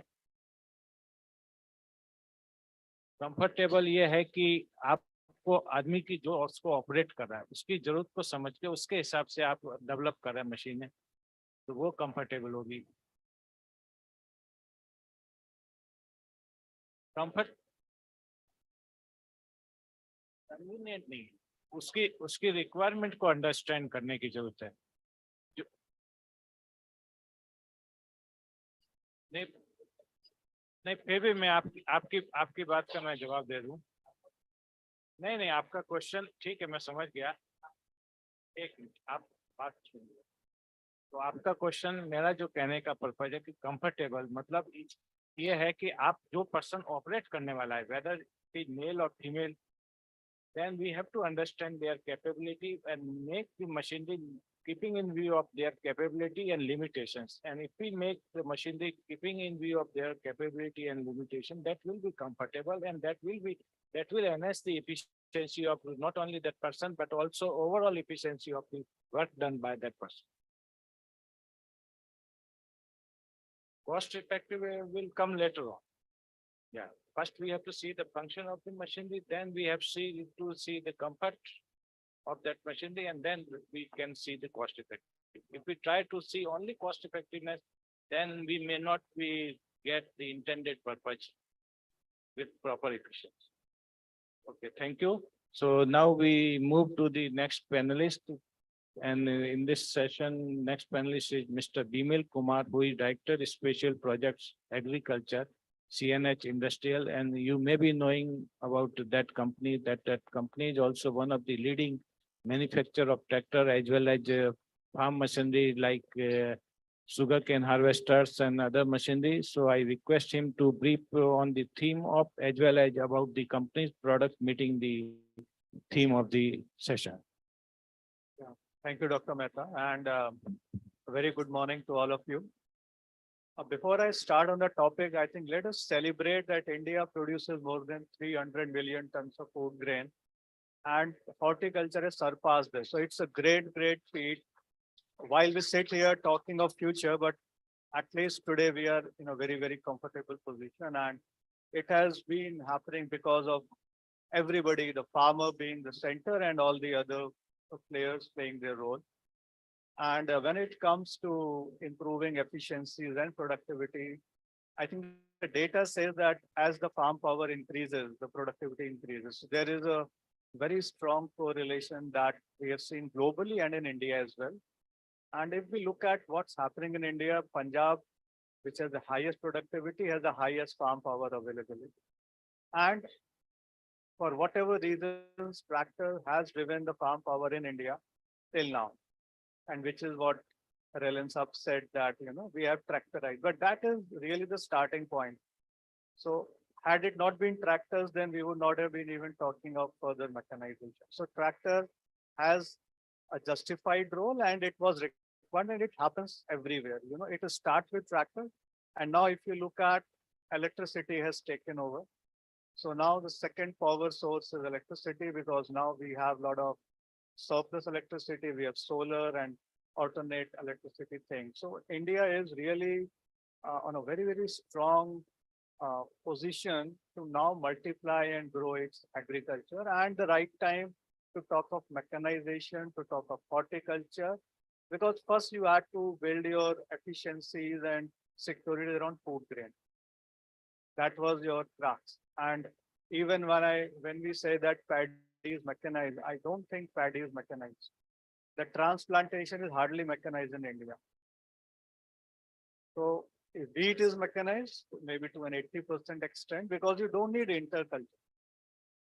Wherever there is a use for interculture crop, we are not mechanized is the way we can look at it fundamentally. And now we are looking at mechanization where smaller tractors are coming up to help in interculture. So agriculture predominantly with the tractors and other machines was into land preparation, which is to a greater extent mechanized. And some of the crops in the harvesting are mechanized.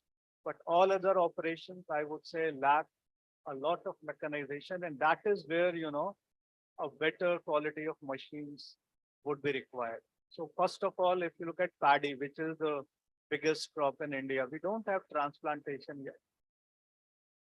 And how will it come? It would come with a lot of agronomic practice change. It just won't come because, somebody will have to design a machine with the current practice. It won't happen. And wherever it is happening, people are seeing the result. Or you get into, the sowing without filling water in the land. So either you do a direct seeding or you convert your agronomic practices to suit the transplanting machines. And this is where probably some stakeholders, the required KVKs, etc., have to work together, define a strategy and implement. There is technology available. I remember 20 years ago, I saw a demo of a rice transplanter in Rajasthan. So it's not that technology does not exist. And there are so many players, the Kubota guys are sitting here, exports that demonstrated them. So it's there.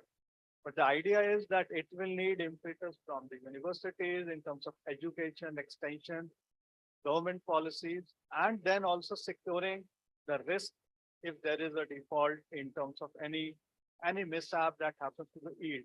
So if we can do this for 1 or 2 years, probably we can address a major issue of transplantation of rice. So we will have to attack crop by crop, region by region, and by practice by practice. So this is what I think should be a priority in terms of paddy.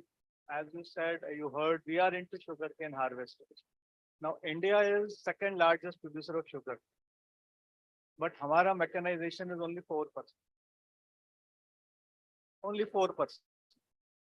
And sugarcane harvesting is most strenuous. सबसे ज़्यादा मेहनत लगता है उसमें, क्योंकि इतना hard होता है वो sugarcane, और उसके अंदर, और आप देखेंगे महाराष्ट्र जाइए, half of them are ladies. अभी हम बात कर रहे हैं कि women workforce is there. अब आप सोचिए गन्ना काटने के लिए ladies लगी हुई हैं, और वो खेतों में रहती हैं, दिन रात काम करती हैं, with the children there. I mean, but mechanization नहीं हो रहा है. टेक्नोलॉजी है और वो छोटी मशीन से कटेगा भी नहीं, because it's really very hard. And it also needs changes in the sugar mill.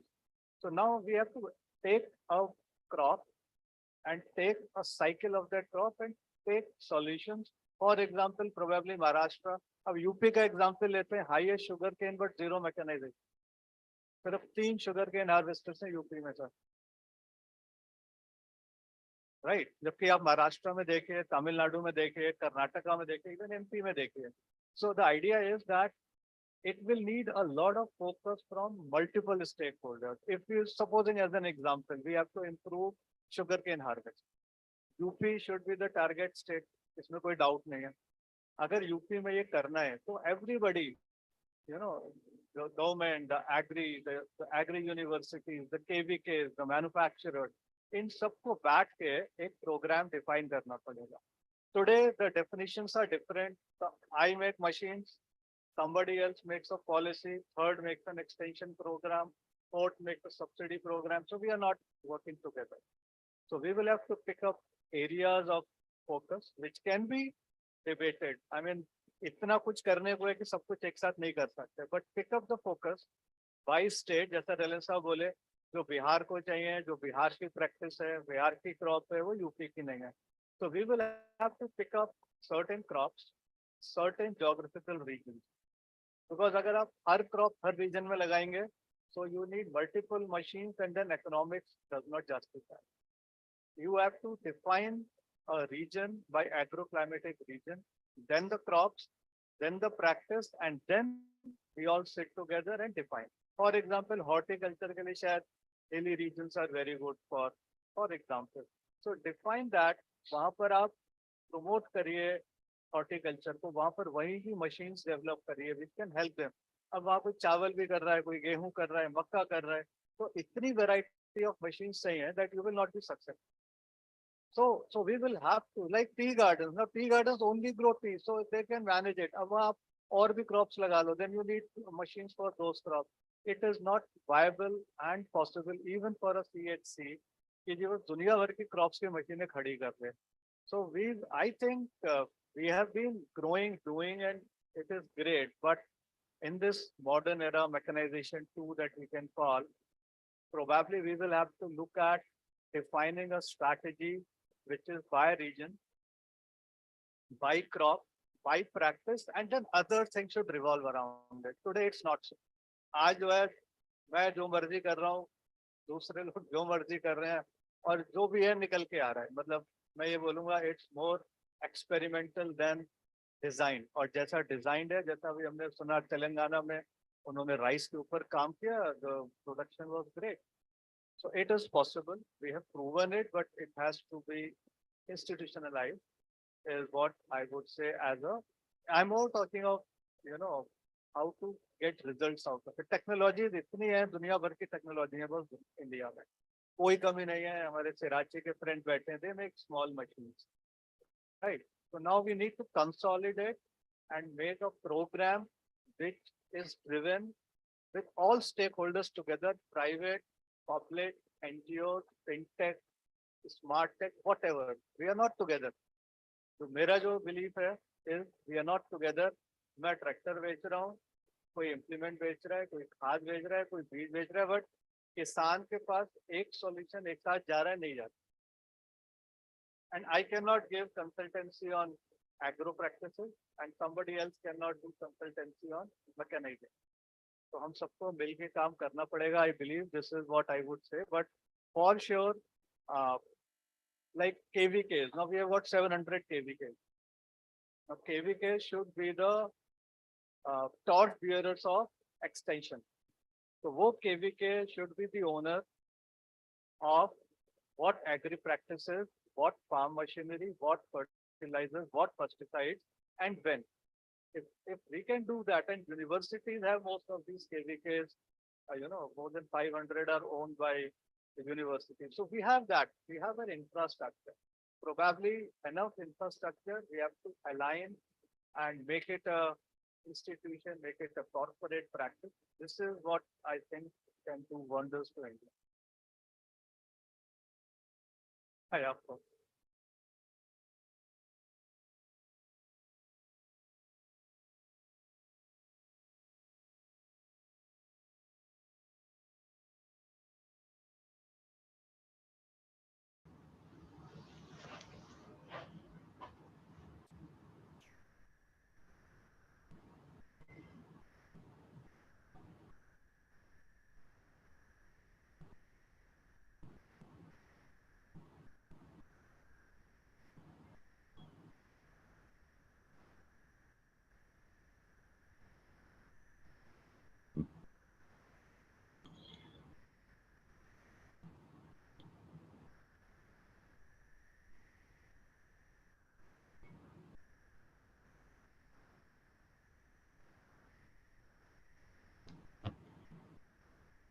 think आपको अपना परिचय दे थोड़ा। नहीं, आपने इतना तो बोल दिया है तो अपना परिचय भी दे दे, थोड़ा मैं समझ जाऊं तो फिर आगे बात करता हूँ। अच्छा ठीक है, मैं समझ गया आपका परिचय। हाँ हाँ, तो ठीक है।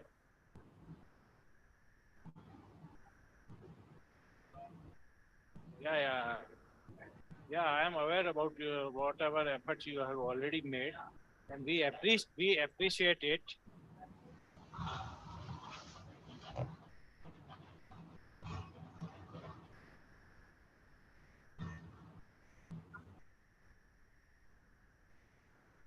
आप ठीक है। Yes, yeah. नहीं नहीं, बुरा माने, actually in any meeting there are some protocols are there, and we have to follow that protocol. There will be time for discussion on issues also. हाँ नहीं ठीक है, नहीं उसके लिए टाइम रहेगा ना। आपका स्वागत है हमारे संस्थान में भी। और आपने जो कहा है कि we listen to industry also, we have worked with number of industry also, and we have commercialized number of technology developed by our institute to industry also.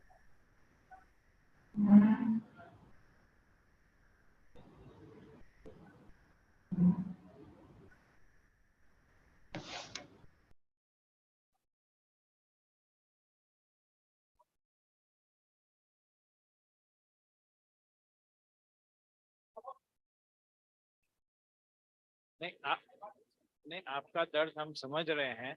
और हमने लास्ट मंथ में, जैसे हमारे डीडी साहब ने भी बताया, कि we had 2 meetings with parliamentary standing committee on agriculture, and those meetings were related to only mechanization. So we have answered all the queries of the parliamentary standing committee on agriculture, and we are working to address the issues of the mechanization of particularly the farmers of our country. And for that purpose, we are working with not only with government organization, but with private sectors also. We will discuss later on this. And thank you, Bimal Kumarji, for your very good points, particularly highlighting about the addressing the mechanization issues based on the region as well as crop specific. And in that also, we have to come out with some policy, but for mechanization of crops, major crops, which are being grown in different parts of the country, because we cannot address some crops which are grown in very small area. And if we try to address the mechanization problem of those crops which are grown in a very small area, in that case, we may need small tools and equipment, and those may not be efficient. Another, you have highlighted particularly that mechanization in food grain crops, particularly rice and wheat, is good. But in that also, you have highlighted mechanization for rice transplanting is not so good as expected. So in that also, right now, a lot of efforts are being, because particularly for transplanting of rice, labor is not available nowadays, but you may have observed during last 2-3 years in Punjab also, and they have also introduced rice transplanter. But for that also, we need mat type seedlings, and that has to be grown. And in that also, customizing service providers, if they provide seedlings also with the transplanter, then its adoption may be better. So these are some of the points. There you have made number of points, but I may not go into details of that. So, madam, how much time we have? Okay, so if there is any more points our panelists may like to highlight to this group, then any panelist can speak on that. We may take query from audience also. You wait. You have already raised number of queries. I think we have to give chance to others also. Yeah.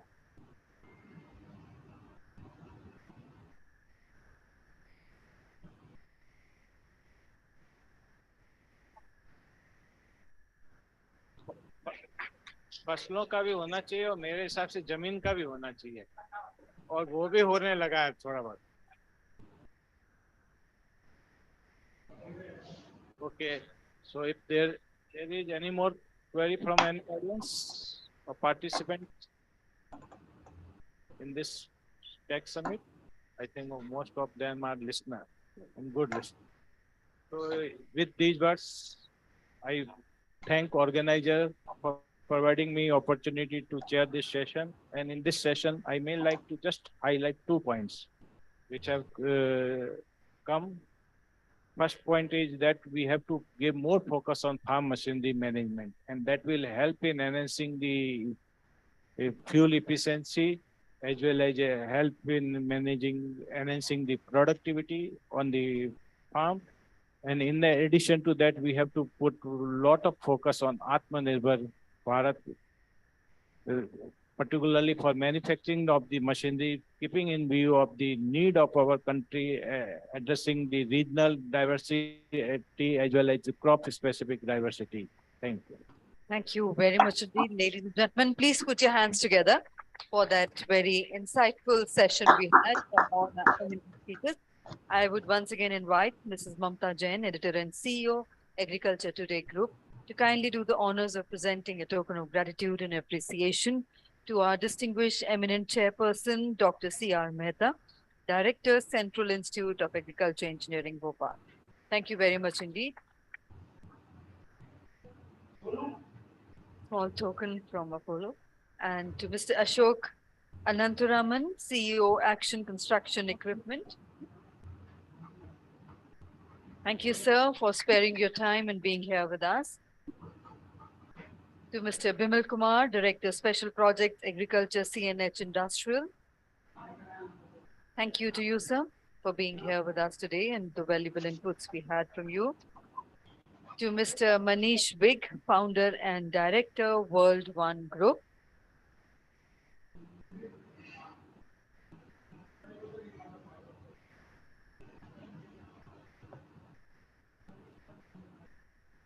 And to Mr. Ankur Ruprai, Founder, Built Agri Machines.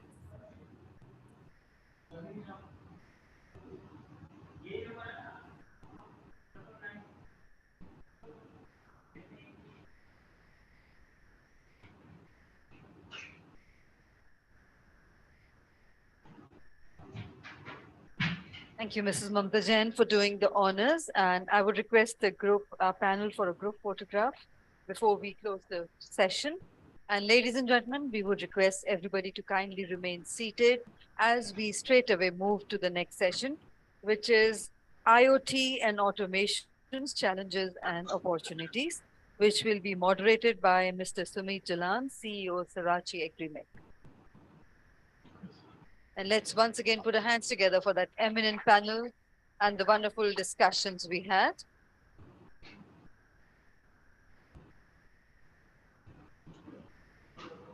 Thank you, sir. Kindly remain seated. Give us a few minutes while we arrange the top table for the next session.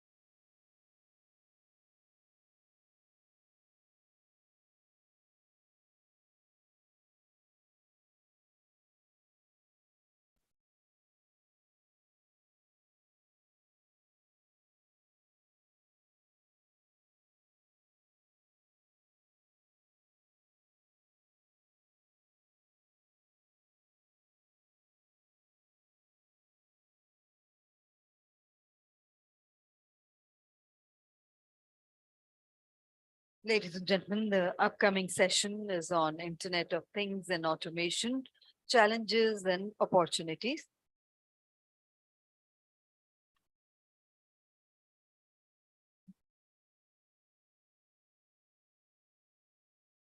And may I invite on stage our distinguished moderator for this session, Mr. Sumit Jalan, CEO, Sarachi Agrimech. Let's put our hands together to welcome. I invite the eminent panelist, Dr. Murtaza Hasan, Principal Science scientist, ICAR. A very warm welcome to you, sir. Inviting Dr. Anshika Srivastava, Professor Robotics, WIAT, WIAET. Very warm welcome to you, ma'am. Inviting Mr. Saurabh Bagla, Director, New Initiatives, Absolute Group. Warm welcome to you. Mr. Rajiv Srivastava, Deputy General Manager, ABU and GSS, State Bank of India. A very warm welcome to you, sir. Inviting Mr. Morup Namgel, Head Agri-Tech and IFCO Kisan. Warm welcome to you. And also inviting Mr. Prasad Kulkarni, Founder and Business Head, Adrise India. A warm welcome to you. So ladies and gentlemen, once again, the topic for the session is IoT, Internet of Things and Automation, Challenges and Opportunities. And the time duration once again is approximately 1 hour. And with those words, I hand over to our distinguished and eminent moderator for this session, Mr. Sumit Jalan, CEO, Sharachi Agrimech. Over to you, sir, for your opening remarks and to kindly carry forward the proceedings. Thank you, Sapna ji, so much for the nice introduction and the kind words. So, very good afternoon to all the industry seniors, my colleagues, and the eminent panelists over here. Warm welcome to all of you, and it's an honor for us to have you on this dais. So, I'm really excited to moderate this session and on this IoT and automation, presenting its challenges and opportunities in the Indian context. Would like to thank the organizers and Mamta ji to keep this session as part of this Farm Tech Summit. It is, as we have discussed in the earlier sessions also, it is extremely important in Indian context and how do we implement it, and the tagline, the opportunity and challenges absolutely sums it up. So now we will move to the panelists and we'll see what kind of insights and observations they have on this thing. Why this topic is so interesting is because I sincerely believe that IoT and automation can bring about the next big revolution in Indian agriculture and allied sector, maybe post green revolution and the milk revolution, which happened in India many years ago. This may again bring in the next big revolution. So let us hear it out from the eminent panelist. And to begin with the only lady on the dais, ma'am, Dr. Anshika Srivastava ji, ma'am. You are the Professor Robotics from WIAET. Sure, right. So ma'am, why don't you, we have heard that you have developed something called a Robo Kisan. So robotics and agriculture, I mean, that sounds like a very interesting amalgamation. Can you please share your insights and thoughts about it? Very much for the India Today group and Mr. Jalan and all my seniors and colleagues and juniors. I am thankful to all of you for giving me time to listen to what I am going to do now. Well, what you just said, that the combination of robotics and agriculture, it's like when I was a child, I did my BTech in agriculture engineering, and at that time I was giving lecture in IFCO as a teacher for the farm machinery, and I used to really admire. I was a teacher, but I used to admire the farmers from Maharashtra and Punjab because they were very higher side in terms of utilizing the machines in comparison to UP. So one of the farmer there said that, what if, I mean, he said it funnily, but to me it was like it became the dream. What if there is a machine which goes and finds out the disease in the plant, and we sit in our own home and we just come to know from the machine that it has been happened, and we just go and treat. Right now, what we are doing, we are applying the chemicals again and again and again. So still we are losing our crops. So that became my dream. And in order to do that from agriculture engineering, I did my master's in mechanical. That machine can be made only by knowing the mechanical engineering. But while reaching there, I realized that artificial intelligence is not there in mechanics. Then maybe a real machine cannot be made. So I did this work on artificial intelligence to make a sensor for finding the disease in grape crop. That's a short story that made me to go into the depth of making the robot, Robo Kisan. But I was listening to Dr. Singh asking so many questions in the first session. I would like to tell him one thing, that I did make the RoboKishan. It was applied for a patent. It came into the journal. It's not that we scientists or we people make the machine, or we make or develop any hi-fi thing. It has no value till we have got the dedication in ourselves. It's not that we are begging the government to give the money and give the support. It's our dedication. At the same time, since many industrialists are here and they all are related to agriculture, even their depth is required, their dedication is required. As I just heard Bimal sir saying, that it has to be that we sit together. Unless we sit together, we cannot get anything done. So that is one of the things. Right now, the thing is that we have to move into the depth of mechanization. As you said, that tractorization is not mechanization. I had been listening very carefully to each of you because each of you have got very special experience in your own field. And this really means a lot to me, and of course, to any scientist. What I am here right now, what I am thinking that everyone should be aware, and now industries are also having the section for research, if I am not mistaken. Previously, it was not there. If the industries, the research section and the colleges collaborate together, then comes the NGO or any organization who takes the research from the lab to the land. KVK is there. As it was mentioned, the name of KVK. KVK alone cannot do. I have got experience, 35 years of teaching experience. So I have met many people, even KVK people. And the result I heard from the KVK people regarding utilization of something, one of my colleagues had made the chemicals that was from the flowers of temple. And it was checked in NBRI. It was very good fertilizer for the crops, for the cereal, for the vegetable. But farmers were not willing to use it even for free. So we cannot blame KVK, we cannot blame us, we cannot blame the government. It's only one thing that as we do puja, Kabhi Bhagwan sunenge, we must think that way, that we do our duty best and try to collaborate together. I'm just comprising the things what you have said. We all believe in this same thing. And now I will say a little bit about what's going on now in mechanization. It's like right now we have got nanocrystals, nanofibers, which we can use for making sensor. Previously, one sensor used to take 1 centimeter place. That 1 centimeter space, right now we can put 1,000 sensors.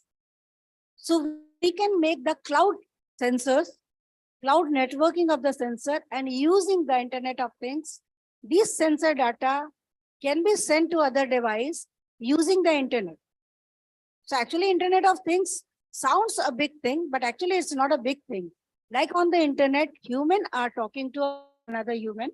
We are talking to another, say, machine, some of the machine like chatbot and all. In the same way, device to device talk over the internet is Internet of Things. We get the data from one sensor network, number of sensors are there. We take the data from there, we collect the data. It goes to some particular microcontroller. I use the bigger word. Now I'm not going into the depth in firmware and all those things. So we take it to one place, and from there it is loaded to the cloud.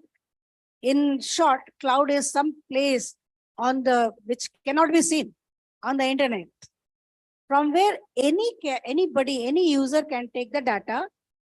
A researcher can take the data to make the analysis.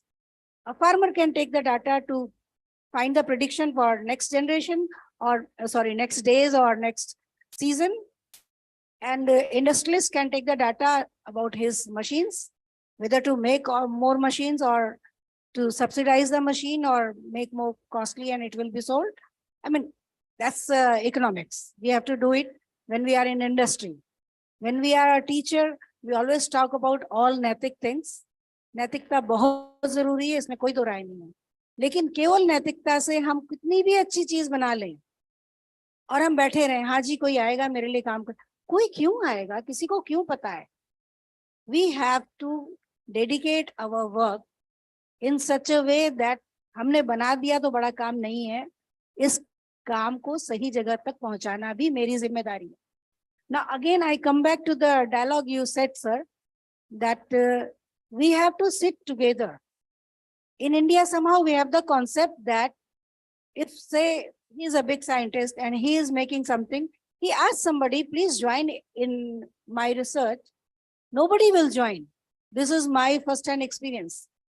When I came back from Japan after doing my PhD, I tried to form the group because the topmost person in, robotics, Dr. Kubota, I met in China while presenting one of my paper. I told him that, sir, I have made only the sensor, but I don't know how to make the robot. At that time, I did not know, of course.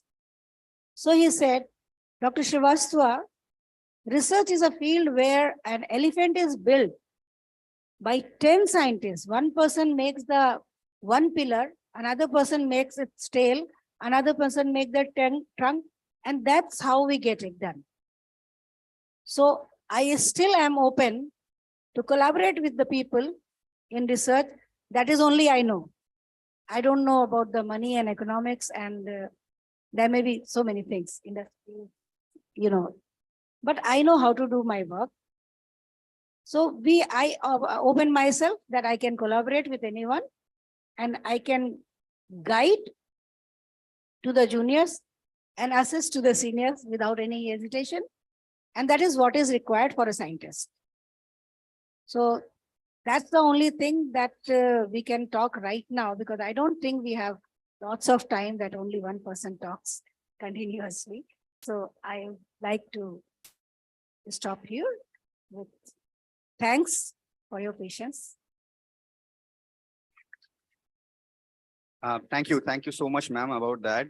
So we definitely agree that there is a need for better collaboration between the research work, the universities and the industry people, so that we can ensure increasing adoption of such modern technologies.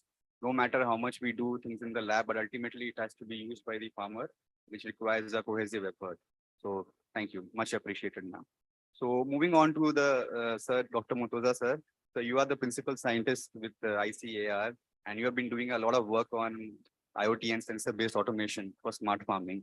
So opportunities we are understanding, sir, there are a lot of opportunities, and it will come maybe 2 years, 3 years, 5 years down the line. IoT and automation will be the part and parcel of Indian agriculture.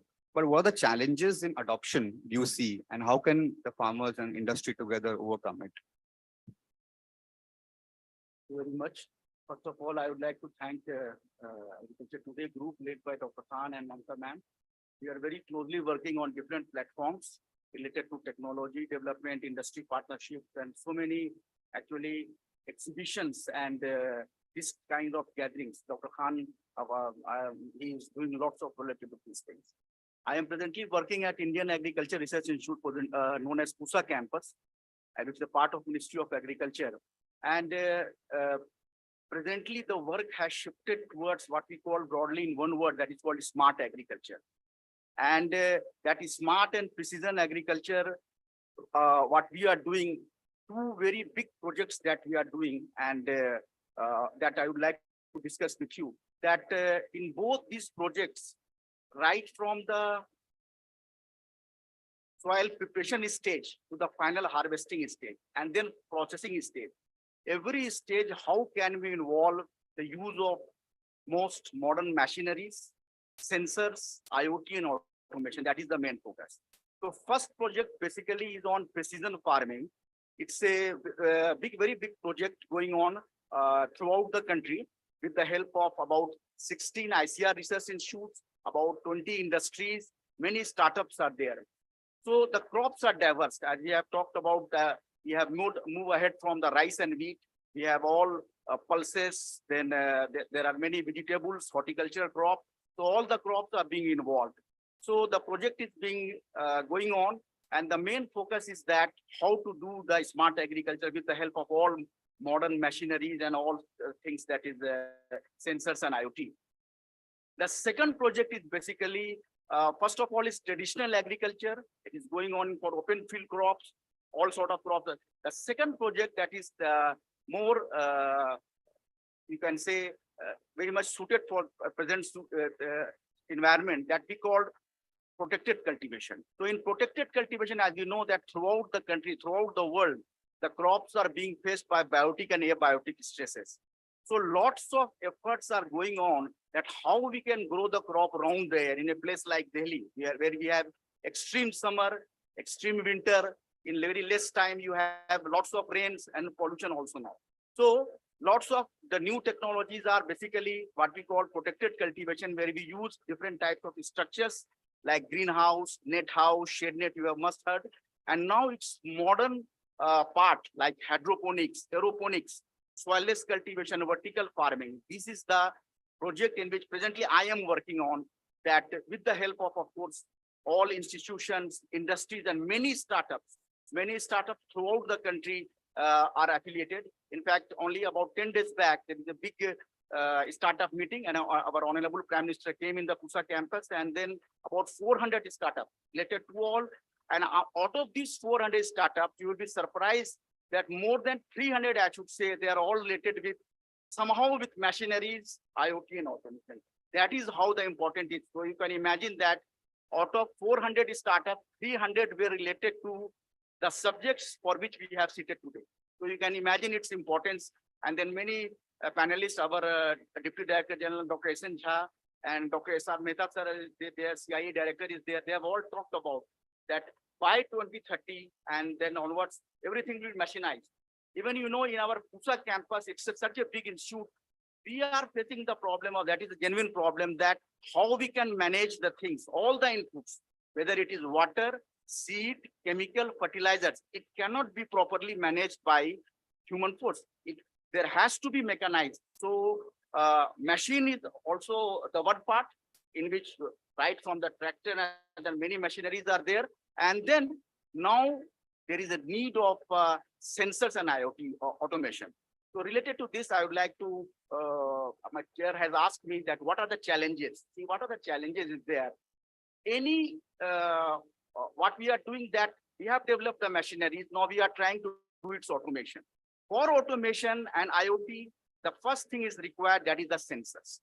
Unfortunately, now many sensors still, their sensors are there, but most of the sensors still we have to purchase from outside or from, you can say, internet, which is becoming difficult.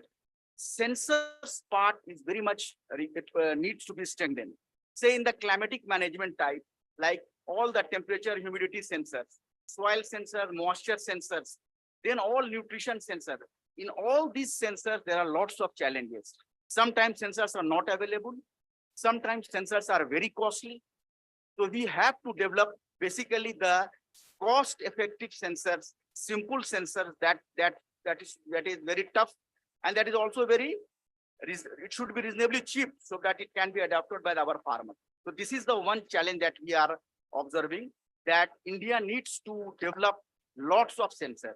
Fortunately now, many big programs are going on in which the collaboration, ICR is collaborating with IITs, NIITs, many state agriculture universities and state technical universities. You will be surprised now that in many technical universities now, which I do not have any relation with agriculture, there now the automation sensor courses are going on. And we we used to go regularly to those institutes. There are many institutes where they are now actively working. So I hope that in the coming 5 to 10 years, well, we shall have enough sensor. That is the first part. When we have the sensors, as Madam has told, that IoT is not a big thing. Our IT expertise is tremendous in this country. We are presently working with many IT-related institutes, and they are providing us the IT solutions related to sensors and automation, because we are not the experts of IT and automation. We are basically core agriculture experts. So what we are collaborating with different institutes. Many government of India institutions are there. They are working on this thing. So coming days, these are the challenges that we need lots of sensors.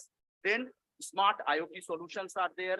In our institutes now, as we told you that we are developing all these things, whether it is hydroponics, aeroponics, soilless cultivation, or suppose this is a place where you have all seated and we want to grow some crop here, we can grow the crop here with the help of artificial light. But of course, we cannot grow here rice and wheat.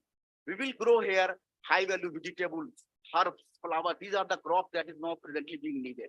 So we have developed all the technologies that you can grow the crop with pure water, pure air culture, that is called aeroponics.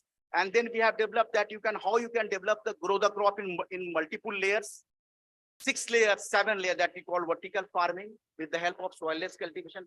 So these all indigenous models are there. And I request you all, anybody, you can come to Indian Agriculture Research Institute Pusa campus. You can see all the models, whether it is all greenhouses are there or sensors are there, all hydroponics, aeroponics, vertical farming, whatever the things we have developed, we are continuously demonstrating right from the school children, because we are last about 3 months, more than 100 school children from 8 to 12. We have let them in and then show them all these models. And in many schools, you will be surprised that Atal labs are going on, in which we are going. I am presently associated with about 3 or 4 schools in which Atal lab is there, where the main focus is on IoT and automation.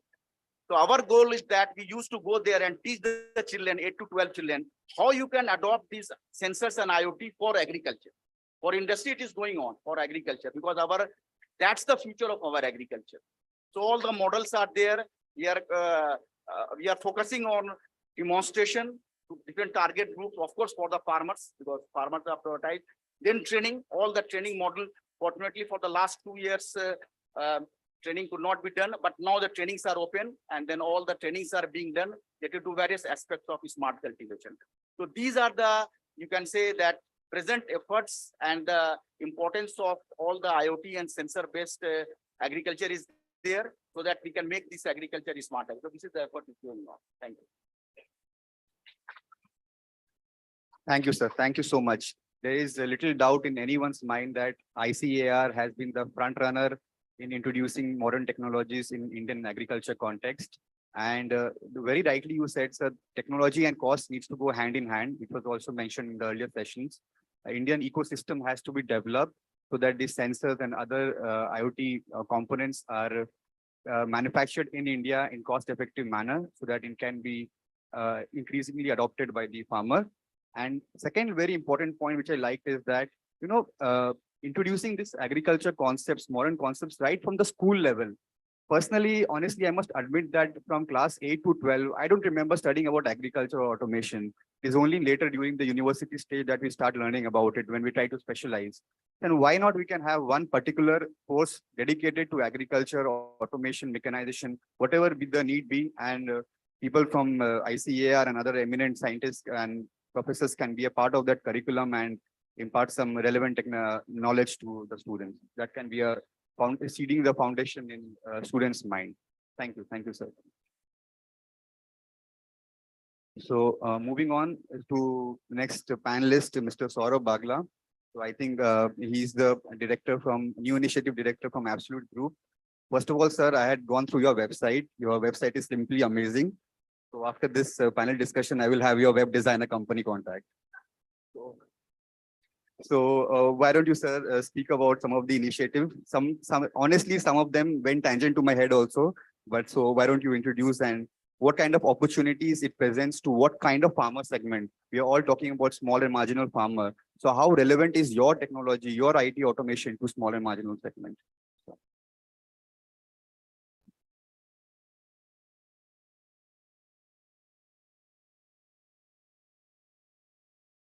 Thank you, Sumit-ji.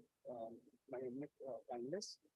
Thank you, Agriculture Today Group, for inviting me here. Thank you, Agriculture Today Group, for inviting me here. Basically, a little bit about myself. My name is Saurabh Bagla, and I'm the director for new initiatives at Absolute Group. And as a company, we do 3 simple things. One is Indian science for the world. So we have around 150 scientists who develop different, find out different strains, develop bioag products, which completely can replace fertilizers, pesticides, stimulants in the future. And as we speak, another couple of months is when we are launching some of these products in the Indian market. These are all developed in India, probably for the world. Second is where we export a lot of our fruits and vegetables across the globe. So this is the Indian produce for the globe. 400 years back, India was the richest nation in the world, right? 30% of the GDP of the world was driven through India. And this is the last 300, 400 years where we have lost a lot of things. And this time, how India develops things internally and starts exporting it back. So that is exactly what we are doing. Even in technology, we have been the front runner. We have been exporting technology throughout the world, right? How do we start using this in our own country is our motto. How do we develop technology for the small and marginalized farmers in-house, help them first, and then probably then export it to the world. So that is what we work on. Second division is Indian produce for the world, where we export produce in 16 countries as of today. And the third is Indian technology for the world, where we build technology for the Indian farmers as of today. So we, the topic is on IoT and automation, which is very close to my heart actually.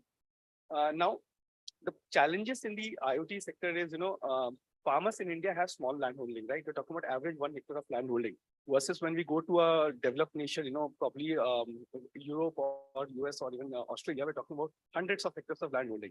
Now here, a farmer who's earning a lakh rupees a year or 1.5 lakh rupees a year cannot buy technology, instrument capex of 10, 15 or 20,000 rupees. It's practically not possible. Even say 5 years down the line, if they are able to decrease the prices to 5 to 7 or 8,000 rupees, it still would, I would say it will still penetrate 3 to 4%. How do we make it free of cost? That is exactly what we are working on. Now, we feel that, if we can take in some data, like for example, say satellite data, train them with Indian, ground data by ground truthing and give them everything free of cost by doing AI and machine learning. And that is exactly what we have done in our company. So today, any of the farmers, they can just download the app, tag their land and they can see biotic stress, irrigation stress, and what exactly needs to be done in the field then and there. And it's completely available free of cost. And the idea is, it may not be 100% accurate. It may be just, say we're talking about 85 to 90% accuracy, but still there, right? You still have something which can be taken to masses and which has been developed by, by our country. So this is something we do. And apart from this, today probably as an industry, my message would be, let's not look at how we make money from automation from day one. I think there's a lot of scope for industry to make money in the long run. For example, if a farmer today is adopting some of our practices like putting in less fertilizers in the field, right? Tomorrow, he can get some carbon credits for that. We don't talk about environment today in agriculture a lot. Now, if you have the data, you have the automation, you have the data as to what is exactly happening on the field, how much of fertilizers have been put in, how much of biofertilizers have been put in, probably you can award them some credits. That is where industry can probably get in some percentage, 10, 15, 20%, and the farmers won't mind doing that, right? So I think there's a lot of opportunity for all of us to come together. And, I also see one of the panelists, Rajiv, sitting next to me from State Bank. And I haven't spoken to him before this, but I am sure, one challenge industry will be facing in fintech is, how do you lend to these small and marginal farmers, right? You don't have a credit history, you don't have any kind of data. But imagine if fintech, automation, machinery, everything was to come together. And Rajiv sitting here knows, okay, what is happening in this field, how much this guy is growing, how much is he earning, what has happened in last 2 seasons, what is happening in the field today, what is happening in the field right now. Probably he can take a calculated risk, right? And that is how automation is going to help, and IoT is going to help probably everyone in the industry together.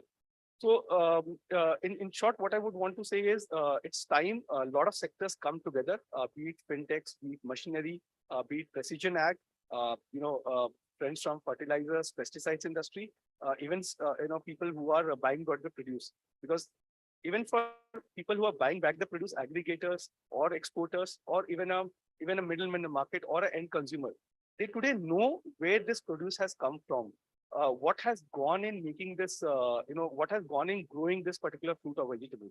So there's an end-to-end solution which is there for everyone in the ecosystem.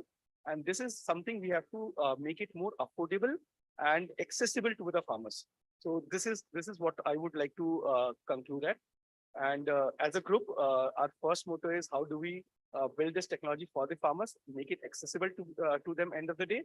And, once they use it, we will have enough data to bank upon it, right? We'll have enough data to see how we can, tomorrow give some services or something extra to them.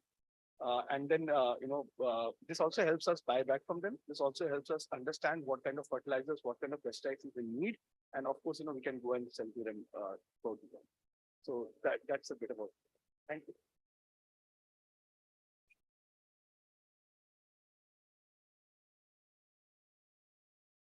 you. Thank you, Mr. Saurabh, so much for your thoughts. So one very critical point which you raised is the importance of data. As we know that, data is king in today's world. A lot of companies actually struggle to get right data on right time with right accuracy. So, and with this IoT and automation going ahead, data will play a very, very important role. So, it gives a food for thought to us. If so many companies are working towards this new modern technology, so how can we create a central repository of such data? Can we make a common access to such data whereby, we do not pay for that cost again and again? Can it be a shared resource? Can data become a shared resource? Obviously, confidentiality kept in mind. So that will go a long way in helping to develop these technologies and making it more affordable and accessible as we go along. So yeah, thank you so much, Mr. Saurabh. So Saurabh ji, as you said, to the left of you is the most important person. I have special respect for finance people in general. And Rajiv sir, you coming from SBI, demand special respect. So as Saurabh sir was saying that in adoption of any technology, finance plays a very important role. So, and we have seen the initiatives of SBI and other nationalized banks towards making technology financially inclusive for the farmer. So what is your thought about this? How can you make IoT automation and stuff like this more financially inclusive for the farmers? Thank you.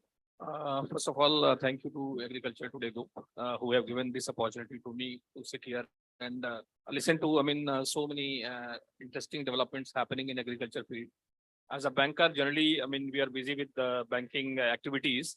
So attending such events, summits and seminars actually give us also exposure on what is happening in the industry now. If I say, see, IoT and automation, both are very important because going forward, the population is going to increase and the demand in agriculture is also going to increase. And this demand can only be met through IoT technology and the automation in agriculture. While on one hand, IoT technology will be providing data and information like Saurabh has just shared, which is very important for precision farming and maybe improvement in yield of our agriculture produce. Automation will definitely be, contributing to reduction in losses, maybe at the farm or maybe from the farm activities. But rightly discussed during earlier panels also, majority of our farmers are small and marginal farmers. More than I think 85–86% of our farmers are small and marginal.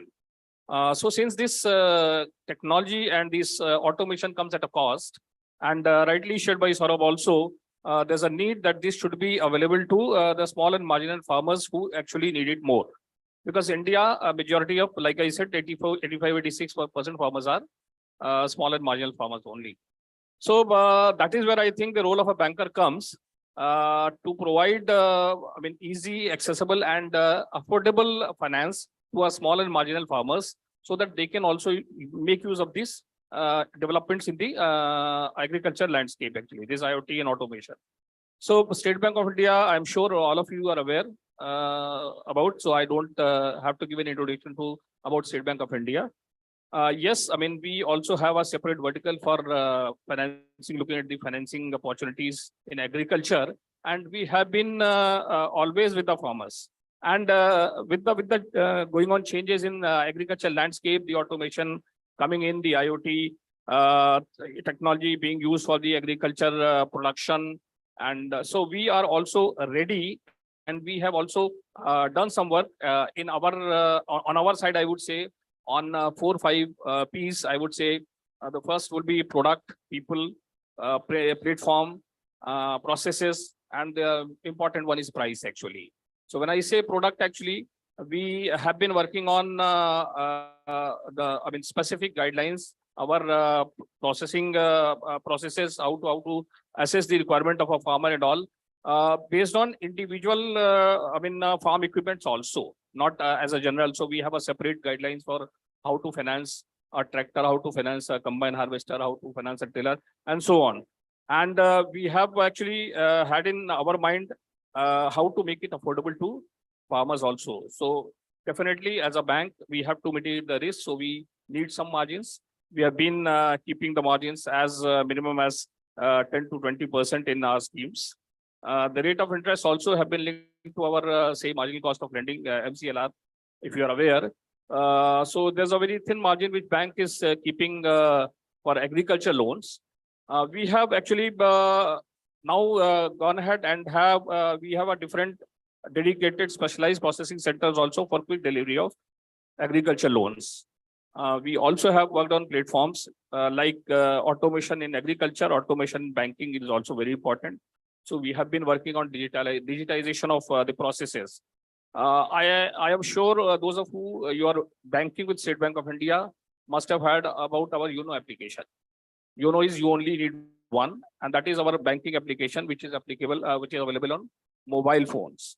So just to share, if you are not aware, a complete section of our YONO application has been dedicated to our farmers. We call it YONO Krishi.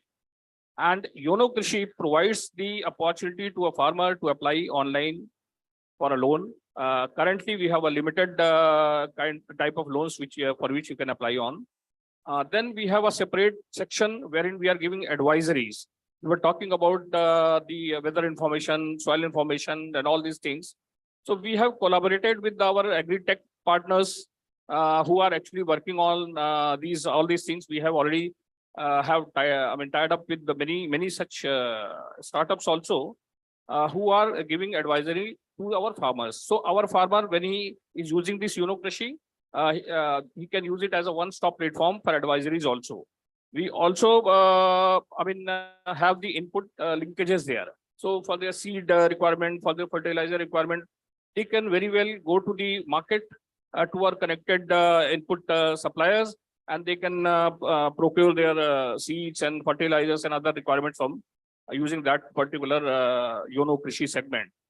We also provide them of investments and insurance through our portal. So that YONO Krishi, I would just like to share with you, is a complete one-stop solution for all our farmer friends actually. Now, when I was listening to the thoughts of our panel members here, another thing came to my mind. When I came, I thought I'll be discussing about the agriculture finance only. But I was listening to Dr. Murtaza also here, and he said there is a requirement for more and more manufacturing of the say sensors and other components here in India itself. So I would be very happy to share that as a bank, and I would say the country's largest bank, we are ready to finance, and we are actually we have been financing all those stakeholders who are interested into any kind of component manufacturing also. Just to conclude, whatever I wanted to share with all of you, just to conclude that State Bank of India, right from I think 1806, when it was Bank of Bengal initially, and during entire journey of 200 odd years actually, we have been always with the farmers. We have been working for the benefit of the farmers, and we have been actually the main implementing agency of the Government of India's schemes also for the benefit of farmers. So I would say, many of us sitting here are aware that Agriculture Infrastructure Fund scheme has been launched under Atmanirbhar Bharat Abhiyan scheme of the Government of India, which is basically for financing for the mechanization, or I would say investment purposes. So investment purposes, and that there the best thing is we charge only 9% of interest rate, 3% interest subvention is from the Government of India. So that is one scheme which I would say, it is not very applicable here, because I would say the people sitting here are not direct farmers here. But yes, that is one scheme of Government of India which is very beneficial to farmers, and which can take this automation and IoT efforts, which all of us are talking about, to a very, very long way. Thank you. Thank you very much. Thank you. Thank you so much, Rajiv, sir. As you rightly said, SBI is always behind finance the startup companies and also the farmers to ensure that we do not have the problem of affordability while they access some modern technology. The Yono Krishi app is definitely one of its kind. And if you could also make IoT and automation as a part of the advisory tab over there, it will be great help to the entire industry.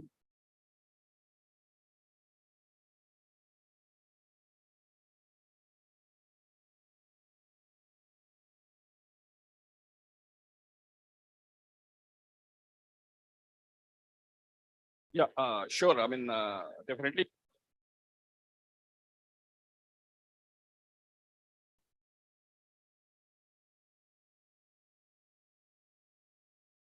Thank you. Thank you so much. Thank you so much, sir.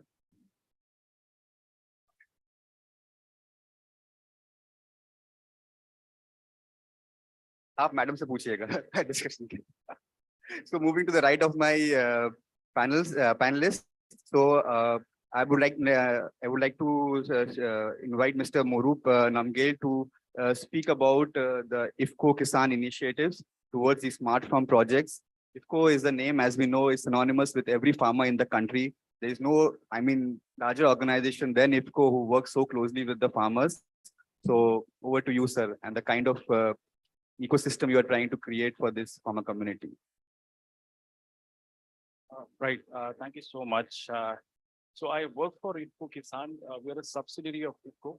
Our whole focus is on democratizing technology and see that how we can benefit farmers. Take these technologies from lab to land and say that, we want to work as an e-extension service provider. That's been our focus in our journey of 15 years. We started with advisories, back in days when information about weather, information about mandi and all this things used to be something that is not available readily for the farmers. We came up with a very innovative business model where we worked with one of the telco giants, Airtel, and came up with an innovative business model. SIM card known as green SIM card. The thought was that we can bridge the gap.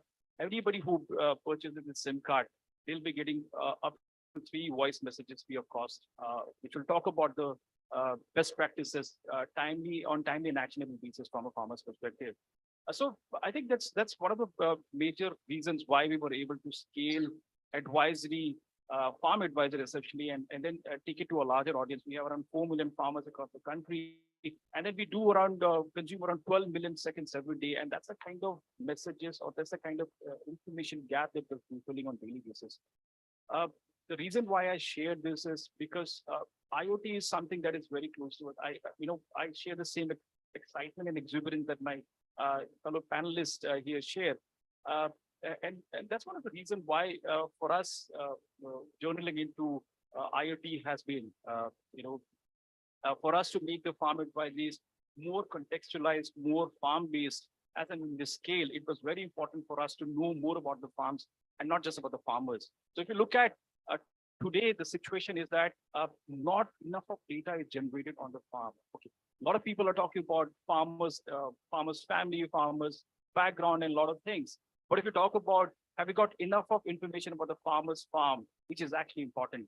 So our work and focus has always been on to see that how can we operationalize these things for the last mile farmer.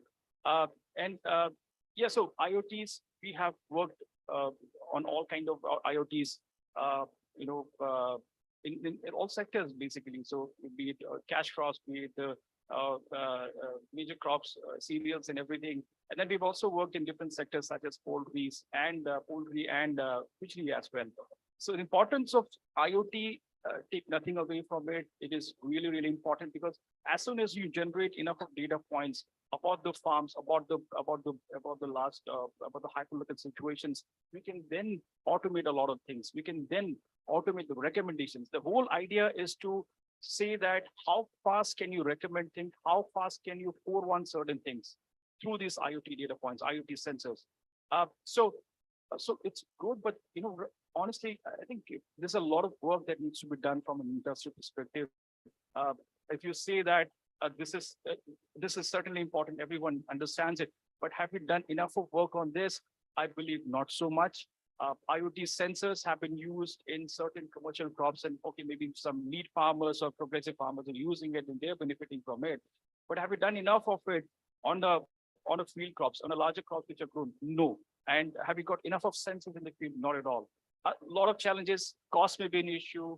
But then I think, something that we're missing is we do not have innovative business models. We do not have innovative business models in a way that just said how we made the advisory, a call which was really costly back 12 years ago. How did we come up with a model and made it freely available for the farmers? I think we need to construct such kind of business models and see that the cost is the benefit across the stakeholders is available.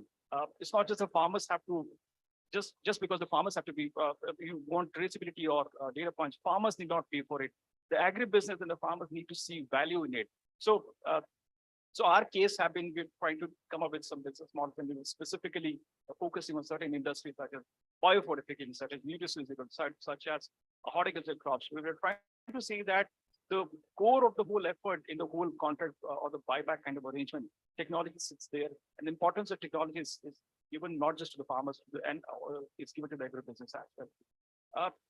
And I think the reason why not much of work has happened on the crops, even though the data points are available, is I think the research organizations, the agriculture universities need to step up and come up with publicly available APIs based on the data points. So it makes the job of a IoT industry a lot easier if these publicly available APIs are there. So the challenge here is that, okay, you can install systems, sensors, but it will only through data points, some kind of data, which is not useful, not to the implementer, not to the agribusiness or the farmers as well. If it is not generating enough of actionable insights, it is of no use. It's just a junk, and somebody purchases it, and 3 or 4 months down the line, you'll see that it's not working at all. Because sustenance again is a big challenge here. So if you look at most of the IoT systems across the country, you have a lot of donors supplying these kind of IoT systems, but how many of them are operational right now? How many of them are actually giving actionable insights to the farmer is a challenge.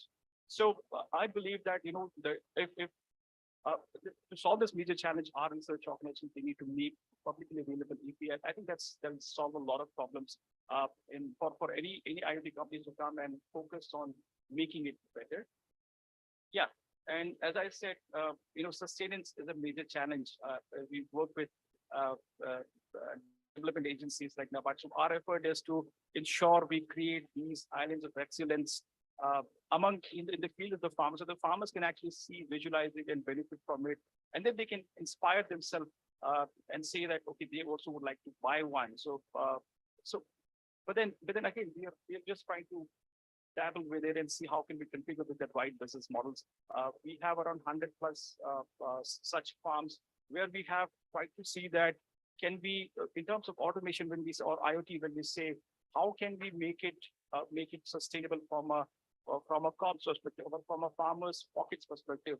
So we came up with different layers of automation, different layers of IoT installations that basic would be something that will only trigger the best information on their phones. A simple soil moisture can be installed, and it talks about when is the right time to moisture, when is the right time to irrigate or something like that. And the next level of automation could be, it also talks about, not only talks about it, but actually it controls controls your pumps and or irrigates automatically. And then the final would be that where the whole farm is completely automated. So we need to give different options to all the farmers so that they can come forward and adopt it. Of course, finance is again a challenge, which I believe he talked about how banks like SBI and other banks are coming forward with. I'm sure that's going to solve a lot of problems. Yeah, but these are some of the things that I want to share, that we need to collaboratively work towards it. Although it's as exciting IoTs are, I think if the whole industry, if the whole stakeholders do not come forward together, it is not going to scale up. So I think a lot of work needs to be done on that. Thank you.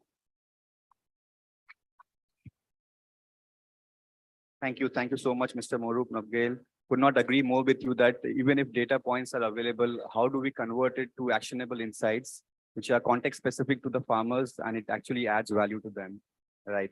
So moving on to the last panelist, Mr. Prasad Kulkarni. He is the founder and business head of Adrice India. Sir, we have seen that your certain notable portfolio products include Vande Kisan, Digital Kisan, even Digital Caravan. Would you like to share how do you make it more accessible and easy for the farmers to adopt?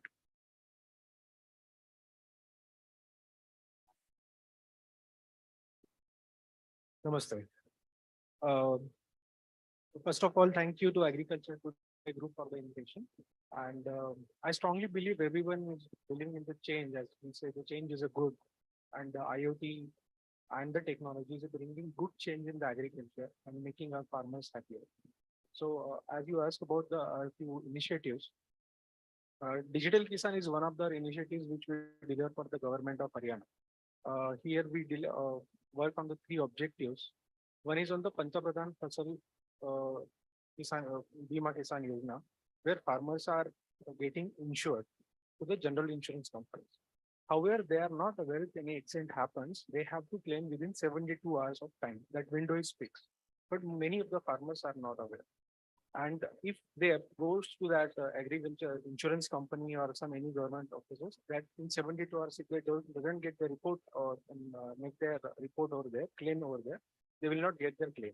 So we have developed a simple application for them, which is used by any non-educated farmer, or they can claim it. And lakhs of farmers of Haryana got benefited. What happens generally, any incident happens, the toll number of the insurance company or the websites are get crashed because of the more usage. So that is why we intervene and help the farmers to claim their insurance. Secondary, when farmers spends anything, their input cost is major. So whether it's a fertilizer, pesticide, or whatever, but there are duplication of the products. It's a big challenge for the industry. So we have worked with the government. We got the barcodes of all the products, and farmers can easily just scan his product and understand whether that product is original or not. So it is not only saving or the time or money or the time, but it is also saving the soil as well, because you are not using a wrong pesticide or something. Like this, now we are addressing while doing all this. Vande Kisan is another platform where we are giving a skill development to the farmers. The skill development, because most of us are talking about everything is there, technology is there, farm equipments are there, but we need to educate to the farmers. So Vande Kisan is the first visual platform which provides the education in the regional languages of the farmers, which all programs are recognized by the agriculture universities nationally or internationally. Like few universities from India or even the Brazil, we have a tie-ups. So these courses are available in their languages. There is a freedom of learning, we say. So when it's a skilling, giving them funding, this is how we work. And while we're talking about the IoTs and all, so any technology the success of any technologies depend how big problem you are addressing. So the IoT and automation is addressing the core problem of agriculture, if whether it is reducing the losses, increasing the productivity, or transportation issues. These all such are addresses by the IoTs and the internet. So there is going to be a good success for the IoTs. There is no any doubt in my mind. And at the same time, the 3 A's, I think earlier sections we discussed that, the accessibility, availability, and the affordability of the technology. So while talking about the affordability, we know that technology, the more usage is there, the cost decreases. So in 1999 or 2000, I used my BPL card first, which is had as 18 rupees or 16 rupees incoming cost. There is no cost as such because the usage has increased. Similarly, we'll go with the agriculture technology as well. We have almost 15 crore farmers, so there is big number of farmers or the users. So definitely affordability will be there. Talking about the availability, in case of IoTs, it is unlike a farm tech equipments where capital cost is involved, because this is in the IoTs, there is software cost, and majorly you can use your smartphones to run these technologies. So availability is definitely there. We have a very affordable internet data cost. We have a affordable smartphones. That is why availability is also there. And accessibility, accessibility is there because the farmers are facing from lot many challenges, and of course they want to grow, they want to earn few money. Everyone is hungry about going ahead and do something well tomorrow. So that all A's are also accepted. So this will definitely go better. Same time, we are talking about $5 trillion or trillion economy of India, which is our dream. So I think this technologies will help to increase the income of farmers to the good funds like agriculture infrastructure fund, which is almost 1 lakh crore of funds for the farmers or the startups or anyone who want to do something in agriculture. The funds are also there. I think so. This is a good situation for doing the such business in IIT and India.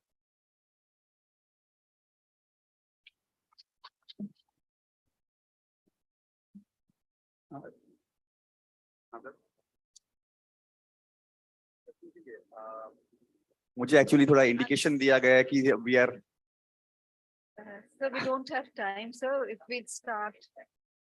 Okay, sir. Okay, I'll just sum up. मैं just थोड़ा सा conclude करके फिर मैं आपको 30 seconds देता हूँ. So, right, thank you, Kulkarni ji. Very important point towards the end of the panel discussion which you raised is upskilling and capacity building of the farmers and the community. No matter how much modern technologies we build in, but it has to be ultimately used by the farmer and their groups. So how can we build the capacity, make sure they are skilled to use them properly? It's a very, very important aspect. It will go a long way to ensuring such penetration of technologies. Thank you, Kulkarni ji, so much. So, so we have come to the end of this panel discussion on IoT and automation. A lot of interesting insights have come up, which has, I'm sure, energized a lot of people and industry people, university people, and maybe the young guns who are sitting over there and listening to us. So yes, we still have a long way to go. Maybe be it the ecosystem, be it the affordability, be it the upskilling of the farmers. A lot of critical success parameters and factors have to be catered in. But yes, it has come for the good. And we do hope that it will ensure a sustainable livelihood for the farmer community and the generations to come. Thank you. Thank you so much, everyone, for the patient hearing. Thank you very much indeed, sir. Okay, sir, that 30 seconds, if you want to have a question.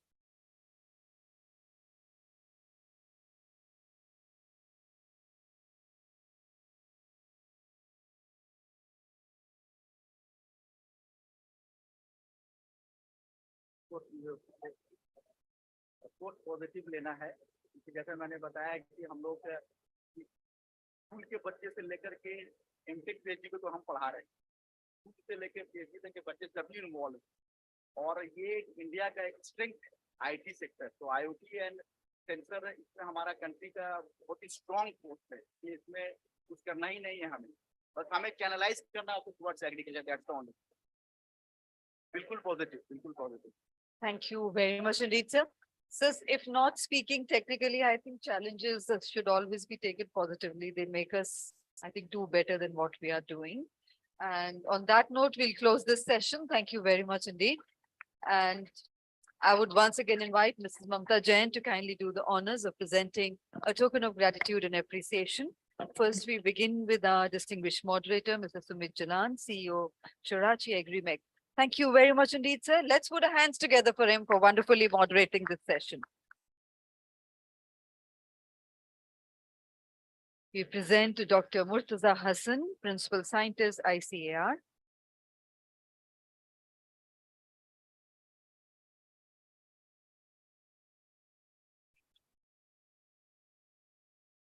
Thank you, sir. To Dr. Anshuka Srivastava, Professor Robotics, Wyatt. Thank you very much indeed, ma'am.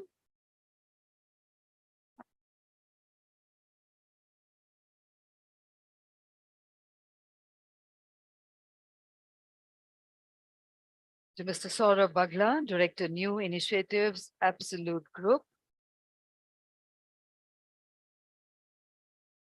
Thank you, sir. We thank all our panelists for those valuable inputs we had from them. We now present to Mr. Rajiv Srivastava, Deputy General Manager, ABU and GSS, State Bank of India.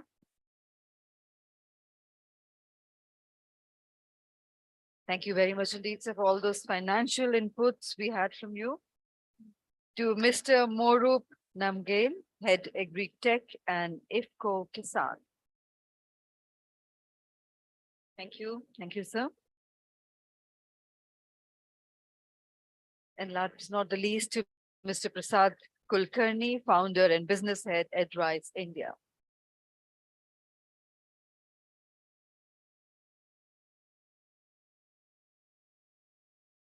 Thank you. Thank you, Mrs. Mamta Jain, for doing the honors. I would request our panel now for a group photograph. Ms. Mamta, can you please join the panel for a group photograph? Ladies and gentlemen, once again, put your hands together for that eminent panel. And we now break for lunch. The lunch is served on the right-hand side. And we will have the next session begin at sharp 2 o'clock. We would request everybody to be seated 5 minutes before that. And by any chance, any of you who have not registered are requested to kindly do so during the lunch hour outside the registration counter. Also, if you've not collected the copy of the Agriculture Today magazine, the November edition, it is available at the registration counter. Thank you.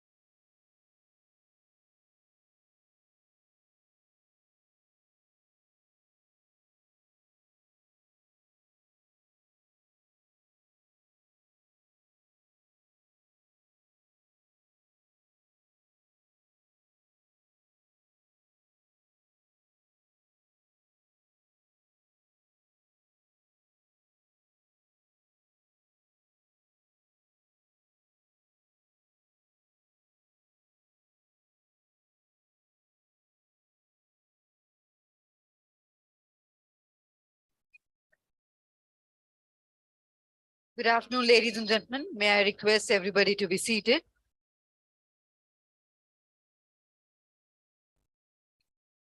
It is now time for us to move ahead with the next session, which is on unlocking the potential of farm equipment industry.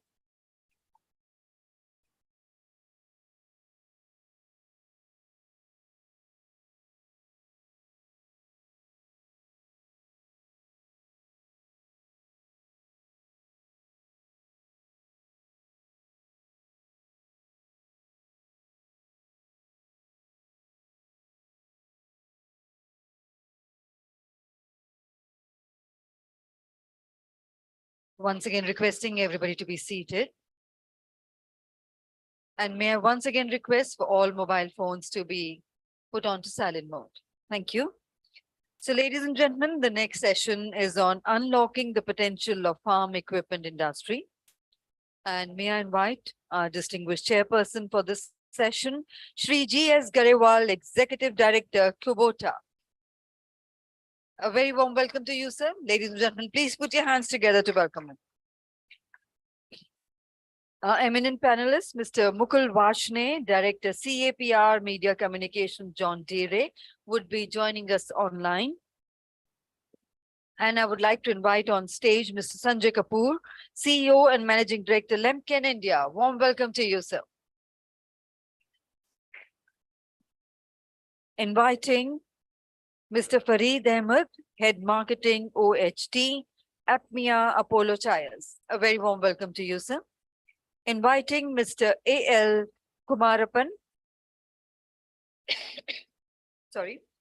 Mr. Kumarapan is Head Marketing TAFE. Warm welcome to you. Inviting Dr. Prashant Kumar Pandey, Director, CFMTTI Budni. Warm welcome to you.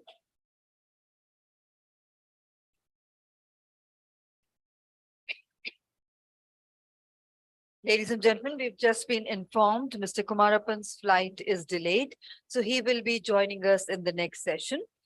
And this session, I would also like to invite Dr. K.S. Bhatia, founder and CEO, pumpcard.com.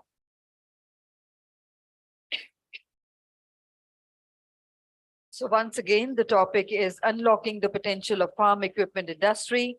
Time duration is approximately 1 hour. And I now hand over to our chair, Shri G.S. Garewal ji, to kindly carry forward the proceedings of the panel discussion with your opening remarks. Sir. Over to you. Thank you, Sapna. Thank you so much. So we were just talking that I think after lunch sessions are also very difficult. First, of course, getting the audience back, and then, of course, catching the audience attention. So we have a challenge ahead. Yeah. So that is from our side. Yeah, so we'll try to do the best justice what we can do. So I think the topic given to us is unlocking the potential of the farm equipment industry. So I think that the morning sessions were quite insightful, and I think many points already got covered. So maybe for us, there may be some repetitions, but we'll try to make it as interesting as possible. And I also want to thank Agriculture Group, Agriculture Today Group, and I don't see Mamta ji here. So even the host is missing now. So, so I think the best thing I think is we learned a lot from each other. So before we start the session, I think even for me, I would say a lot of learnings. So a lot of things we didn't know about, like IoT, automation, this Yono Krishi app. So I think this has been a good learning day for all of us. So I think as we go forward, I think I would like to introduce the eminent panel here. I think more learnings coming up. So we have with us Mr. Sanjay Kapoor, who is the CEO and Managing Director, Lemken India. And Lemken is quite a well-known group. And we have Mr. Fareed Ahmed, Head Marketing from Apollo Tyres. So see, even the clapping is now subdued. That's better. That's better. So yeah. So and today we'll come to know कि क्या technology tire में आ रही है. Right. And we have Mr. K.S. Bhatia, who is the founder and CEO pumpcard.com. Mr. Bhatia here. And I will say the most eminent panel member we have here, right? So I think most of you know Dr. Prashant Kumar Pandey, who is the director, CFMTTI Budni. So we thank him to be present here today for this discussion. And online, I understand Mr. Mukul Vashne from John Deere is joining. I hope Mukul is there somewhere. So on the cloud, maybe like you can say. Greetings, everyone. So Mr. Mukul, are you there? Yeah, can you see me and hear me okay? I don't hear it. So this is what happens when you have a session after lunch. Okay, so let's get started. So I was just listening to all the panel members. I think somewhere the talk came about the biggest challenges we are facing. But I think the biggest challenge humankind faced in the recent years was the COVID pandemic. So I think nobody has predicted such a situation will come when we'll have such a situation where everybody gets locked into their houses and we have nowhere to go. So I think that challenge brought in a lot of learnings for all of us. So I think, of course, it was a terrible time, but we could have many learnings, which we should not forget. I think as we go forward, we should not forget those learnings. Especially the focus came back on the essentials. So there was one thing which was top of the mind of everyone. And I think all of you know what it was. It was food. Where do I get my food from? And that is where I think the focus got back on to what is essential for us. Is our car essential for us? Is our apartment essential for us? Or finally, what is essential for us? And that brought in the thought about what is agriculture, and people who were not even touching agriculture earlier got touch in agriculture. I still remember, I stay in Pune. We were like searching for people who will come and deliver food. And there were farmers who were directly coming, bringing their trucks and delivering food at their doorsteps. So then we could understand the kind of the importance of what agriculture is and what agriculture can do. Of course, I come from agriculture community myself, but still we have been out of touch for quite a time. But I think that is the time when we really got back in touch with agriculture. And all of we have seen when things closed down in big cities like Mumbai and other cities, we had a lot of the youth, the people who were working in the industries and all going back to their villages, which we call ruralization. We always have been hearing till today urbanization. But in COVID time, we saw something which was called, we can say, ruralization, where the rural youth went back. And that is the time when the industry, the farm equipment industry, was called upon to deliver machinery to them. So although it was a very terrible time, a challenging time, but I think the first unlocking of the potential of farm machinery industry happened in that time. So since we are discussing unlocking of the farm machinery industry, I think that was the time when the first unlocking and people started really thinking about how important this machinery is. And I think huge respect for the farming community, which even in those terrible times when we were under lockdowns and all, kept working and still kept providing food for us. Agriculture never stopped. Everything else stopped. Agriculture never stopped. So I think that's a hat off. I think today morning we had a round of applause for our farmers. I think another round of applause for them. And I think there was a talk about paddy transplanters in two of the sessions. So actually, I come from an organization, the name is Kubota. So we have started selling transplanters probably around 2010 in India. And we know the challenges which were there to introduce the technology. But came the year 2020 in COVID time, we were getting rampant calls from the our dealers that we really need transplanters now because labor was not available and people really wanted machinery. So I think that time I got calls from almost every quarter asking for paddy transplanters. So thank you, Bimal ji. I don't know where Mr. Bimal is right now, but I think he touched on this topic very well. So I think these are the things which we have learned, and I think we need to now unify our knowledge together to kind of how we can support the farming community going forward, keeping all those learnings we have learned in the last few years.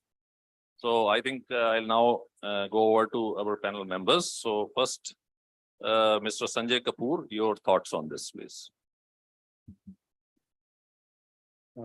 Thank you, Garwalji. Welcome and very good afternoon, audience. My sincere thanks to Agriculture Today Group, who has given us the opportunity to sit over here in the dais. It's my privilege, and my regards to all the eminent panelists along with me.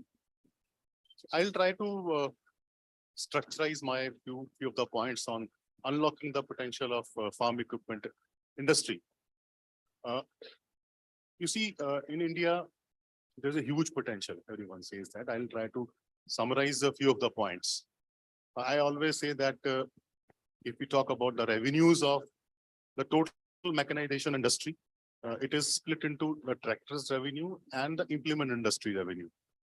In the developed countries, the ratio is, Mr. Mehta also touched about, it's about 30% tractors and 70% of the implements. Whereas if we talk about Indian context, it is the reverse. 70% of the revenue is contributed by tractors and only 30% by the implement industry. If we talk about tractor revenues, must be close to about $8 billion currently. But I see that in next 5 to 7 years, this situation is going to reverse. It can be 5 years, it can be 7 years, because our land will remain the same. And to grow food for the growing population in that particularly arable land available to us, the only way is to increase the productivity. And to increase the productivity, the mechanization in real term will have to come, not the tractorization, which Mr. Ralana also touched in the start. Currently, our mechanization level on an average is around 40%. It can be 60, 70% as far as the seed bed preparation is concerned. Seeding, planting, maybe 25 to 30%. Crop care or weeding and technology, maybe 30%, or Shokji told about that in harvesters, it is about close to 60%. So there is a huge potential in every crop cycle segment as far as is concerned. And we will talk about that we have crossed 300 million ton food production. This year we may touch 307 or 310 million ton. But if we talk about the next 15 years, our population is going to increase. How to grow this food grain production from 300 to 375 or 400 million ton, that's a big challenge for us. And to resolve that challenge, mechanization is the only solution.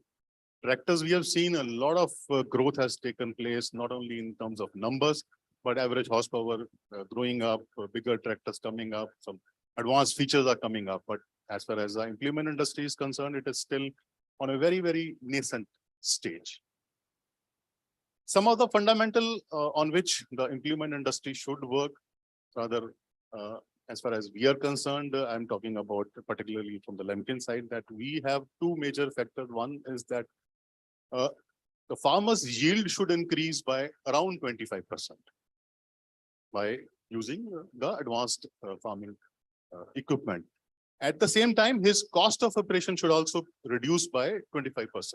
Only then our Prime Minister's vision of doubling the farmer's income by 2022 or later on some other scheme where the government will only happen.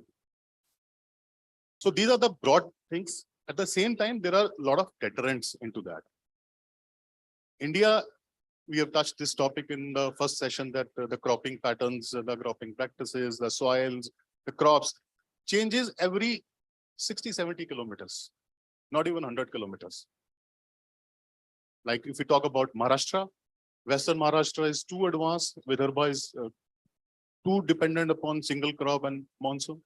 So this is one deterrent, that if any manufacturer or any company who designs implement, they have to made in such a way that broadly it should cover the majority of the crops and major of the cropping pattern or cropping practices, which is a very, very big deterrent. we are working on one project which I will share in 2-3 minutes down the line, that we are also facing a lot of issues as far as the deterrents are concerned. The other main point is affordability. Because at one of the discussions we talked about that we should bring the technology, but that technology should be affordable for the farmer. Farmer whose average income is very less, how will he afford those equipment? So that thing is also a bigger deterrent. The other deterrent is that in our cropping practices, average farmer has to own 2 or 3 type of various equipment, be it cultivator, be it rotavator, be it plow, be it tiller, whatever. So his affordability is not to own such kind of a number of equipment. Then this is from the farmer's point of view. Same is from the manufacturer's point of view. If we design anything, keeping all these things into mind, the viability of the organization also comes into place. We are here for any organization that per se is here to make the organization viable. So if we make certain things which is not being able to sell at a larger number or to a larger part of the country, then the organization does not become viable. As far as we are concerned, we are working on that farmer cost of operation, his yield, fuel consumption with the tractor should get reduced by using the equipment. Most of the equipment, we lay a lot of stress on the metallurgy, because whatever equipment is used as a tractor, as a prime mover and implement at the back of the thing has to work in the soil. So our concept is that his repair and maintenance costs should be very, very low, because of which we lay a lot of stress on the metallurgy. Our designs are such that his repair and maintenance cost as well as his life cycle of the implement should be more than 10 years. Because it should not happen that, because in India, the practices are such that it is not available in advanced countries, that he tries to misuse the product or overuse the product. His product should perform the same over the period of 10 years. In the same concept, when I was talking about the viability or so, we are working on 2 different projects. Like we saw a lot of scope as well as the seeding technology or the planting technology over there, because the mechanization level are only 30%. So we are working in India. There are 2 different kind of sections. One is the mechanical seed drill, the other is the pneumatic seed planting machines. There's a huge cost difference. Mechanical seed drill starts from 40,000, 50,000, goes up to 1 lakh or so, whereas the pneumatic one starts from 3 lakh, it goes up to 5 lakh, 6 lakh. So there is a wide space available in between, where the farmer, what he needs is, what he expects is the precision. Seed to seed distance, row to row distance. So we are working on that. But the deterrent over here is that there are a number of crops. It should that seeding machine should behave well with soybean, with maize, with gram, with onions, with so many other pulses and other things, which is a very, very big challenge at present for the as a manufacturer. Other wide space which we saw is with the pesticide norm becoming more stringent day by day. We have taken over one company in Netherlands, which is a very specialized kind of industry on mechanical weeding solutions, which I feel that in India it's a huge scope available, and we're working on that. I think in times to come, we will come out with the proper solutions so that help the farmers with a lesser cost of operations. At the same time, sitting on the dais, I have some points to suggest certain things, whether it is a government institutions or agriculture ministry. Like we have a SMAM, mission on agricultural mechanization, and government is spending 1,000 crore to 1,200 crores a year. On an average, they are distributing or they are providing subsidies to close to about 2 lakh machines a year. But they have to analyze whether those machines are properly being used or not. Because most of the farmers who are availing the subsidies, it is creating only a farm implement bank. The actual usage is very, very less. So is it the right time that we should, policy makers should think upon how to make the policies in such a way that the machines are properly used. It is not only that the farmer is getting the subsidy and he's buying it and he's only using it very, very less.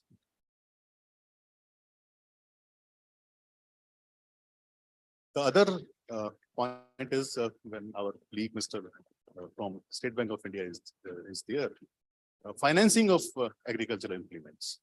Tractors are very well being financed, but as far as the implements are concerned, because since it's not a hypothecated equipment, so the freely availability of finance from banks or from NBFCs is not readily available. It is available when a farmer buys a new tractor. At that time, the value of the equipment is put together with the tractor, and his that much of amount is being hypothecated on the tractor itself. But if a farmer who already owns a tractor wants to purchase a new implement, maybe replaces his old implement, the availability of finance is not so readily available. So these are the few of the points which I see that if taken into a right spirit, the speed of mechanization in terms of availability of implement will go at a much faster pace. Thank you so much.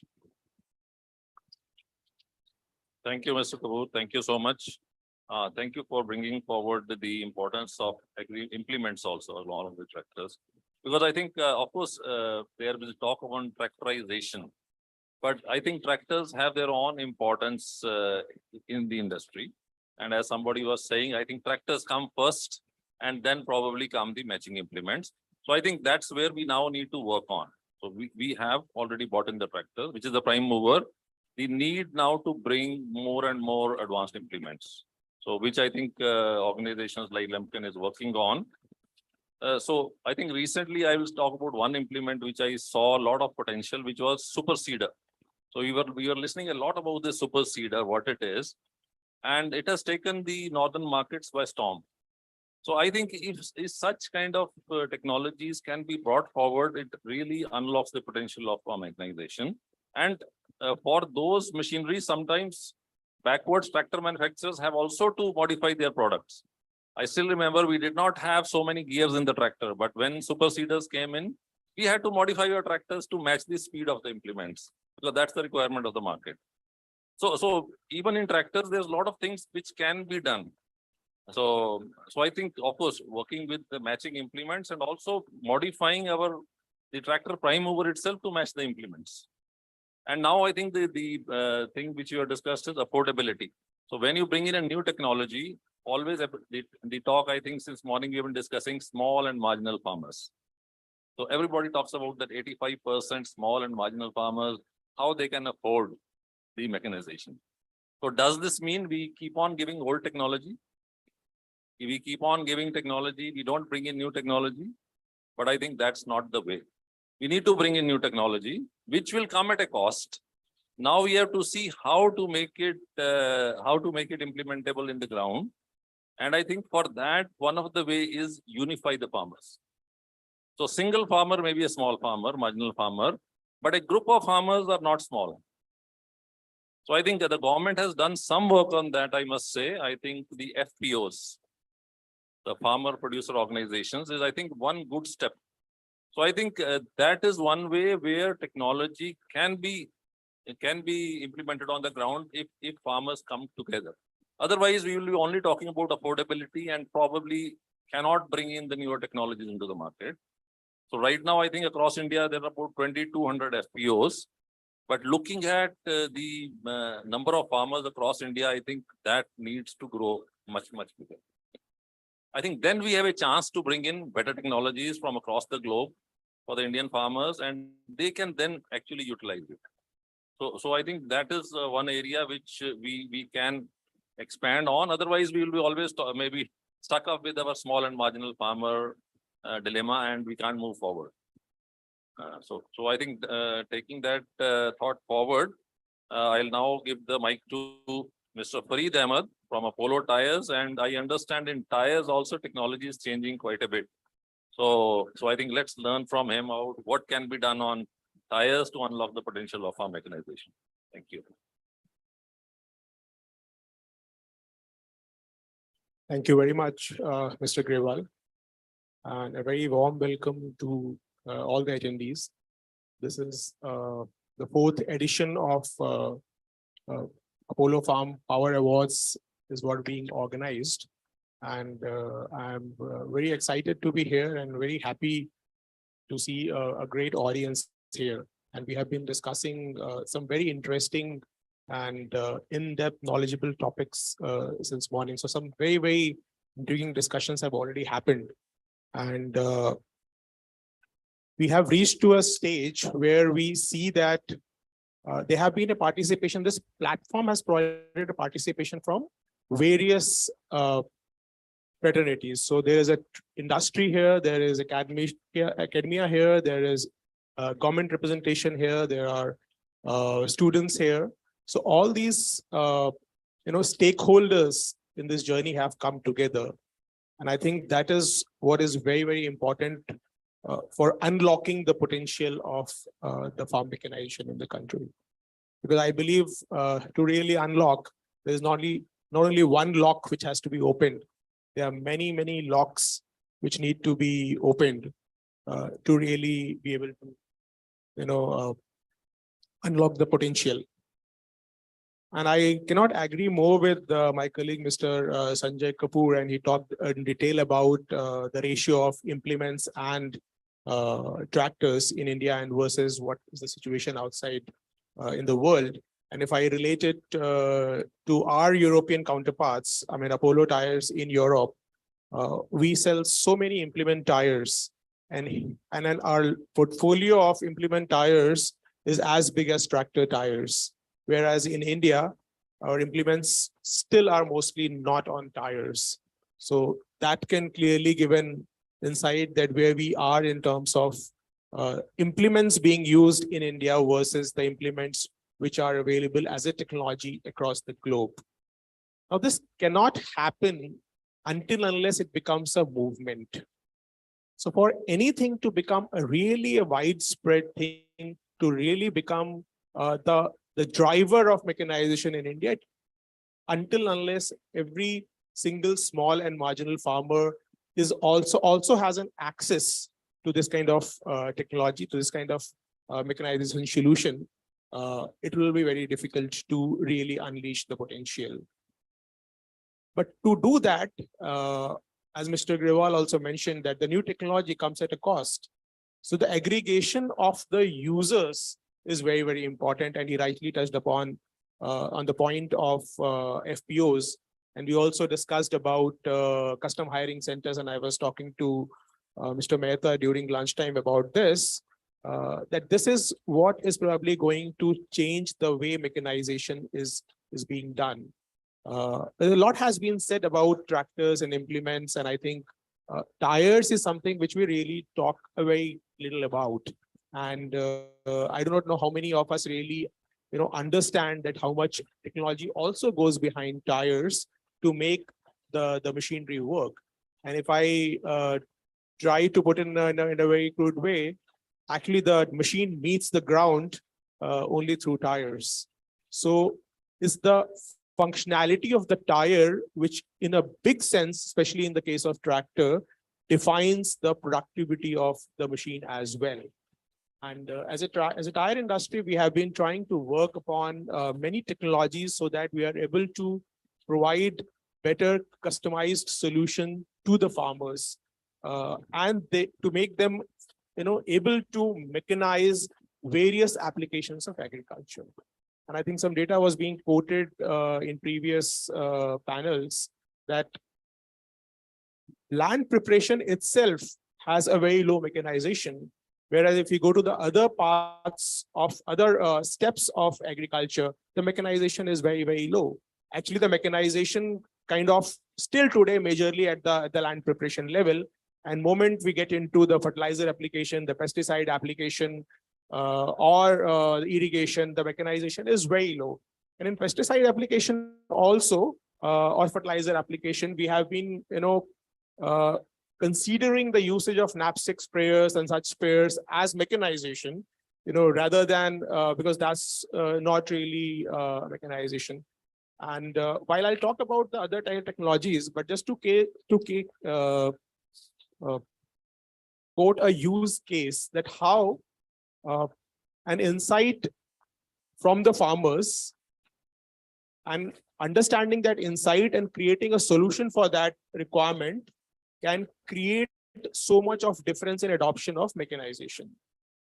This use case I bring from MP, Madhya Pradesh, where the soybean cultivation happens.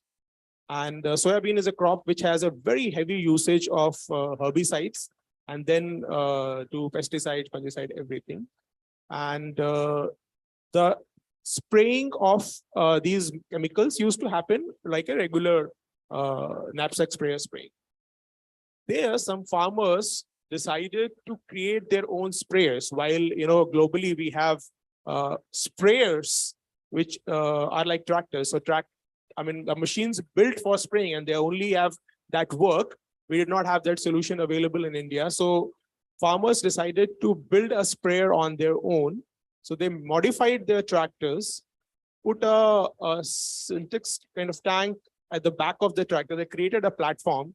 They put a tank over there and then attached a boom sprayer to the tank. And through that, they decided to spray the chemical in their land. Now imagine we're talking about precision agriculture, and the dosage of the chemicals are very, very important. But how do you control the dosage? Because if the manual labor is going around and spraying, of course, you cannot control that exact dosage is being given out to the plants or not. Plus, whether he is missing out certain rows and double spraying certain rows, all those challenges were there. But in this case, you start from one side of the field and you cover, the tractor moves to the other side of the field, and with boom sprayer having about 12 to 14 nozzles, it can cover 14 rows in one single movement. Now to this, the challenge was that how does the tractor go into the field without damaging the crop? Because if you take the tractor inside the field, the standing crop will damage. It cannot move in the standing crop. So the solution required, which tractor industry created, was narrow width tire. So it created a tire with 8.3 inches width and 32 inches diameter. So there is a very narrow width and a higher diameter, so that it can be fitted on the tractor, and tractor can move inside the field and do the spraying in one shot, and in a very short period that operation can be completed. But as it progressed and more and more farmers started adopting this particular practice, we saw a new requirement that I do not want to do this operation with my 35, 40 horsepower tractor. I want to use my 60 horsepower tractor to do this. And the product you are providing me actually creates a different angle. I mean, it's a small in size. And that's where we came up and created a 36 inches, and now 38 inches is being talked about. So where we have tractors with 28 inches rim on the rear wheel, we have tires which can go on 38 inches rim wheel, so that it can provide, and at 8.3 inches width, which can create a solution which farmer can use. And this has picked up in such a big way in these markets that now has become a movement. I mean, more and more farmers are, and not everybody can do it. So essentially, some of the farmers are creating this kind of equipment using those tires and spraying their own field and other farmers' field. Also, we believe that farmer owns one set of tires and that's what he will use. But in this case, in the season time, he will replace his 28 inches rim with a 32 or 38 inches rim. He puts tires on it and uses it for those 1 or 2 months. And after that, he takes it away and stores those tires and rim for the next season. I mean, if we would have talked about this kind of practice earlier, we would have said, no, Indian farmer will not be able to do it. Indian farmer cannot afford it. How can he store the tire for the next year? And that's what now we are discussing in the area of rice cultivation as well. That when puddling operations are happening in the now without the cage wheel and with the help of a rotavator, with the usage of the tire solution has been created with high lug tires, and we're trying to create a better and better solution with a better self-cleaning ability of the tire. Now, those tires cannot be used on road. So those tires have to be removed and kept and stored, and regular tires have to be put. But these are the things which look like a challenge to us. I mean, in the beginning, these will be very big challenge for adoption of the technology. But moment these things are understood by the customer and the solution is created keeping the customer in mind, then these things become easy and become a movement. And that is where the mechanization picks up pace, that it reaches every single farmer to touch their lives. So these are some use cases. I elaborated I think bit more in detail, probably just to drive the point that how the mindset change will happens at the ground level, and things pick up on their own once the solution is designed for them. But coming back to the point of tires, I'll just touch base on a couple of technologies which are now prevalent and being developed in the tire industry. One is the radial tire technology. So radials today in passenger car, I mean, almost everything is radialized. We are seeing the truck industry has picked up pace. Almost 50% radialization has already happened. Probably at the OEMs level, it's even more, 60% radialization has happened. In the farming industry in India, we are yet to see that happening. And from Apollo Tires, we are the pioneers of bringing radial tire technology to India, and have been trying to go into the market, convince customers, convince OEMs to try this out. But how this helps farmers? Important is that the technology is there, but does it really help farmer improve anything? We're talking about, I think Mr. Kapoor talked about lowering the cost by 25% and improving the revenue by 25%. That's how you are able to create that income gap. And cost lowering doesn't only happen by the initial lower cost of the product, but it also happens if you are able to lower down the cost of ownership of the product in a certain duration of time. So that's what radial tire is capable of, that it can provide 1.5 to 2 times of the tire life, which is being observed by the farmers today.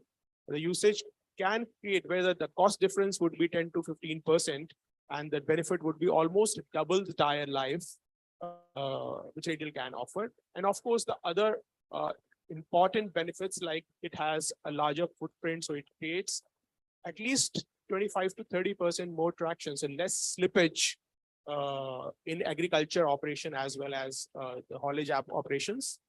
It has more puncture resistance, so it gives less downtime to the customers, so the productivity goes up. And 2 more important points we do not talk so much, and I think in the morning Mr. Jay talked about replacing the term treasury by the comfort level. Radial tires are capable of providing comfort to the farmer. I mean, tractor is one machinery which doesn't really have suspension, and the only flexible part in the tractor is tires. And we have feedbacks from our customers that using tractors throughout the day, especially if they're using it on haulage, gives stomach pain to them, because this continuously bumping. And customers have come back to us and said that I have less fatigue using your radial tires. I can go on and on for a longer period of time using these radial tires. And 4th important point, which is not so prevalent today in India, is about soil compaction. So we're not talking so much about it as sustainability discussions are coming up, and those things are becoming some centerpiece of the discussion. More and more usage of machinery and heavy machinery creates soil compaction, which ultimately leads or impacts the yield of the crop. And radial tire, and in fact, the technology has been developed for low inflation tires. The tires can operate at 1 bar pressure and even lower.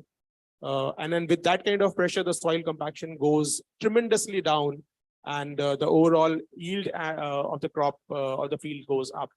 So there are many technologies which are being developed, the tire industry is working on. Of course, we talked about IoT, we're working on a smart tire that we can, create tire pressure management system, we can sensors which can feed into the dashboard of the tractor so that there are real-time alerts available, the real-time data available, or even cloud-based data available for the farmers to be able to manage their machinery better. So these are some technologies which I thought would be interesting to bring about for the audience, because tires is a very less talked about subject. It's a subject which probably we feel that we look at our tires only when they give us problems. So we said it's a grudge product. You look at it when you are in problems, so you always think bad about it. But fortunately, in the tractor industry, it's a very high intelligence product. Farmers is the most visible product in the tire. The most visible component is tires. So we are also working on the sidewall. I mean, the new product which we have introduced has a very attractive sidewall to add to the styling of the tractors. So all these things which we're trying to do essentially to make the product, the machinery more productive and improve the efficiency of the mechanization, so that the benefits can be realized by the farmers, and probably as it reaches more and more and becomes more affordable, that's where probably the unlocking will happen. Thank you very much for listening patiently. Thank you, Mr. Ahmed. Thank you so much. Yeah, so as you were speaking, I was looking at the standee at the back of the hall. Actually, that shows a Kubota tractor. Actually, when we introduced that tractor, we came with high lug tires. And that time, nobody actually heard about high lug tires. High lug tires was unknown at that segment. So when we introduced, they said, this will not work in India because everybody wants multi-purpose tractors, multi-purpose. So which means it has to work in the field, it has to work in water, it has to work on the road also in haulage. But I think as time went, I think today high lug tires have become quite a common thing. I think most of the tractor manufacturers already started giving high lug tires. And I think as Mr. Ahmed said, it helps a lot because this avoids soil compaction, because you don't need to use cage wheels, which actually damage the soil structure. You are seeing recently a lot of talk about safe soil. So actually the cage wheels which are used are actually damaging the soil. So if you use proper tires, you can also save your soil. So that's the importance of tires. So, and of course the technology in tires coming of radial tires, then recently you were saying self-cleaning tires, because if the mud gets stuck to the tires start slipping. So your tire should be such that it can remove the mud on itself. So not only the air conditioners need to be self-cleaning, your tire also need to be self-cleaning, because that reduces the drudgery of, or I can say, makes it more comfortable, I will say. It makes it more comfortable for the farmer. He doesn't have to get down and remove the mud from the tires and then move forward. So of course, somebody was talking about the technology as an elephant. So I think everybody has to contribute to make this technology workable, and the unlocking will not happen just in like one go. It's a slow process which involves a lot of work together and finally reaching to that level. So going forward, let me now ask Dr. Prashant Kumar Pandey. I think if somebody knows about mechanization and tractors, I think he's the person. And recently, I think one of the biggest thing which was done by CFMTTI was reduce the testing time from 9 months to 75 days. So I think which was a great thing. I think a round of applause for him. So I think let's listen to him based on his large experience or what can be done to unlock the potential of the farm equipment industry.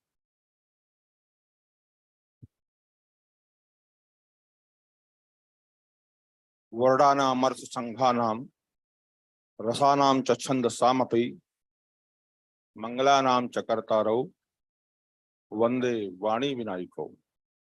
Invocation to the goddess Saraswati and Bhagwan Ganesh. Thank you, sir. Thank you very much for giving me this opportunity. I have been listening so far regarding the mechanization, constraints, challenges. By the way, from my point of view, rather from our point of view, I always accept the challenge. Because it is in me or it is in us. Arjunasya pratyajnadvai na dainyam na palayanam. Challenges are the driving force. If there is no challenge, how can I progress? I welcome the challenge. First thing. Second thing, the unlocking of the foundation of our main subject is this. I would like to share that it's not that the government has not thought over all the theories and propositions that are being discussed here. That first, land holding is shrinking, farmers are poor, it is very difficult to adopt the technology, costly, affordability, etc. I respectfully agree with the chair for two things, which could sound unconventional here, but speaks to my mind. First is tractorization should not be held inversely to the mechanization. We should not have the impression that if the tractorization is rising, it is something bad for mechanization. In my view, tractorization and mechanization in the traditional sense of meaning, supplementing and complementing each other. So we should not be afraid of rising in tractorization, number one. And the second, very interesting to the heart of mine is the affordability. We are talking about how farmer can afford, how. Does it mean that we should stop mechanization? No. The government of India has considered all over these things. And that's why the SMAM has been drafted and published. And if you were to go through it, it has addressed these very issues that land holding is shrinking and government has taken it upon itself that mechanization, benefit of mechanization goes to those needy people. So this was the first objective of introducing the SMAM. Of course, and the government has set the target also that farm power availability should be minimum 2.5 kilowatt per hectare. In Punjab and Haryana, in Western UP, it is a little over than 2, but a major portion of MP, Bihar, UP, and other states, it is even below than 1, 0.9, 0.7 like this. I would like to share that government has got the study made on all these things. There is a paper, there is a report published on the farm power availability. Means government is on the work to issue these issues, to address these issues. And that's why the second objective was to identify the areas which are lower in the ranking of farm mechanization and introduce the mechanization, customize the mechanization to those areas to bring them at par with Punjab and Haryana at least. So this was also considered by the government, and this is a component of our SMAM guidelines. Thirdly, by the way, I would like to share that one of our panelists spoken very rightly so, that it's not enough to give the subsidies and all. There should be some kind of survey. I am delighted to share that yes, government has already started, and since the extension and advertisement is little bit limited to the government scheme, that's why it does not become the public discussion. Yes, we are doing, particularly for the CRM, crop residue management machinery, which has a separate submission of the Government of India in agriculture. As we speak now, some 40 to 60 engineers of the FMTTIs are on the field to survey.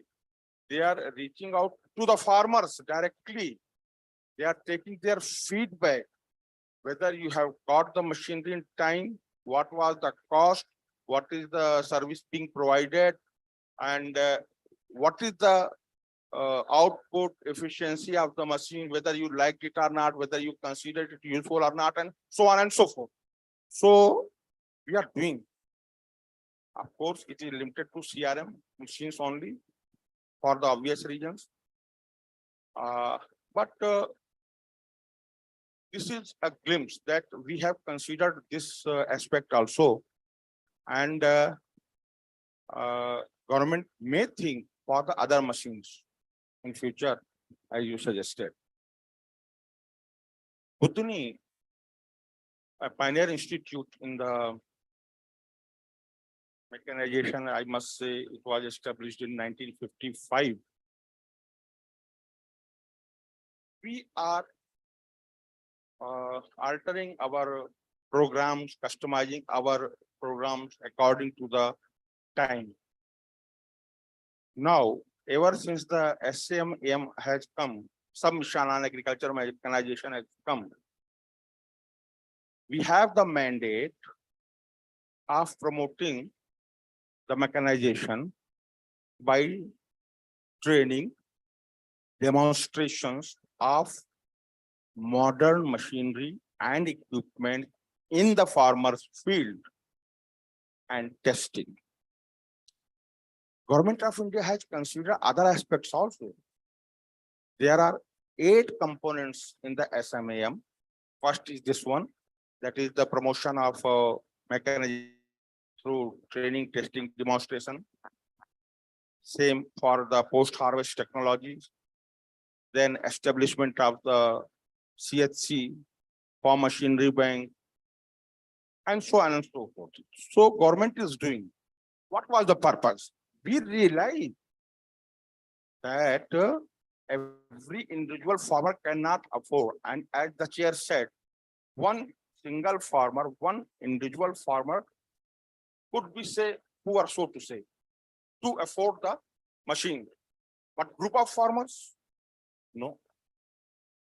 So as a self-help groups are there, farm machinery banks are there, and collectively, cooperatively, they are big enough to afford anything. Madhya Pradesh has set the example.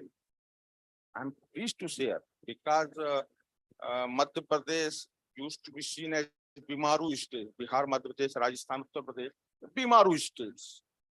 But by the grace of Narmada, the soya bean is the identification of Madhya Pradesh.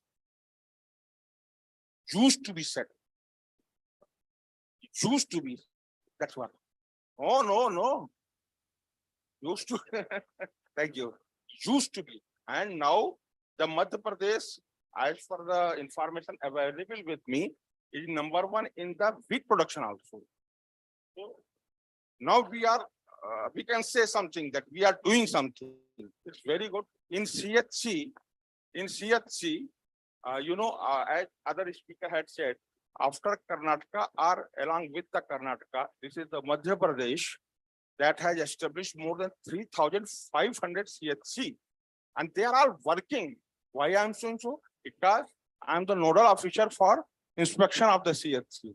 So I know, you please come and see, in the traditional sense, the state has, so there is little chance they must be working. No. Forget those days. They are working CHCs. I have seen the tribal areas of Shahdol, Thanpuri, Rajendra Gram, 80% tribal population. They are having the Kubota transplanter. I was mesmerized. Kubota transplanter in the Rajendra Gram.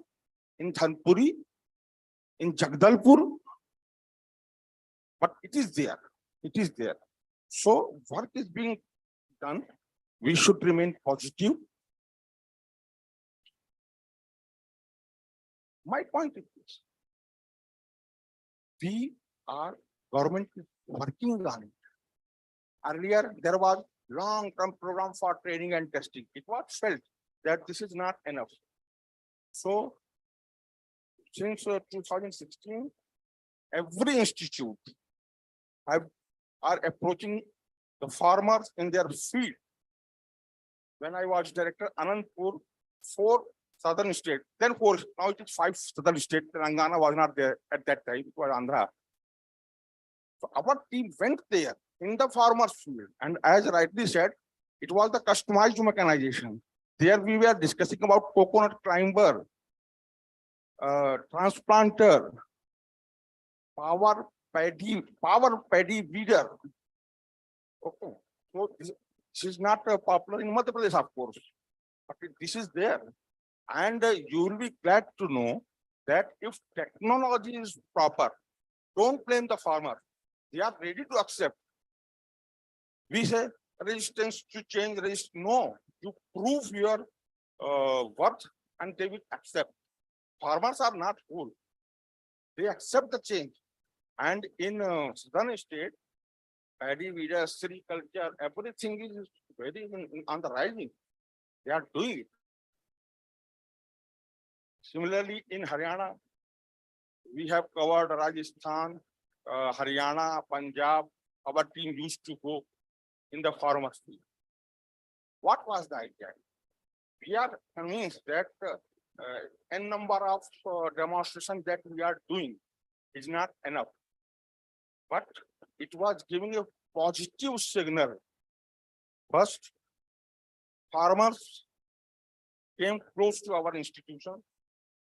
They became free. Their hesitation to contact the government organization disappeared.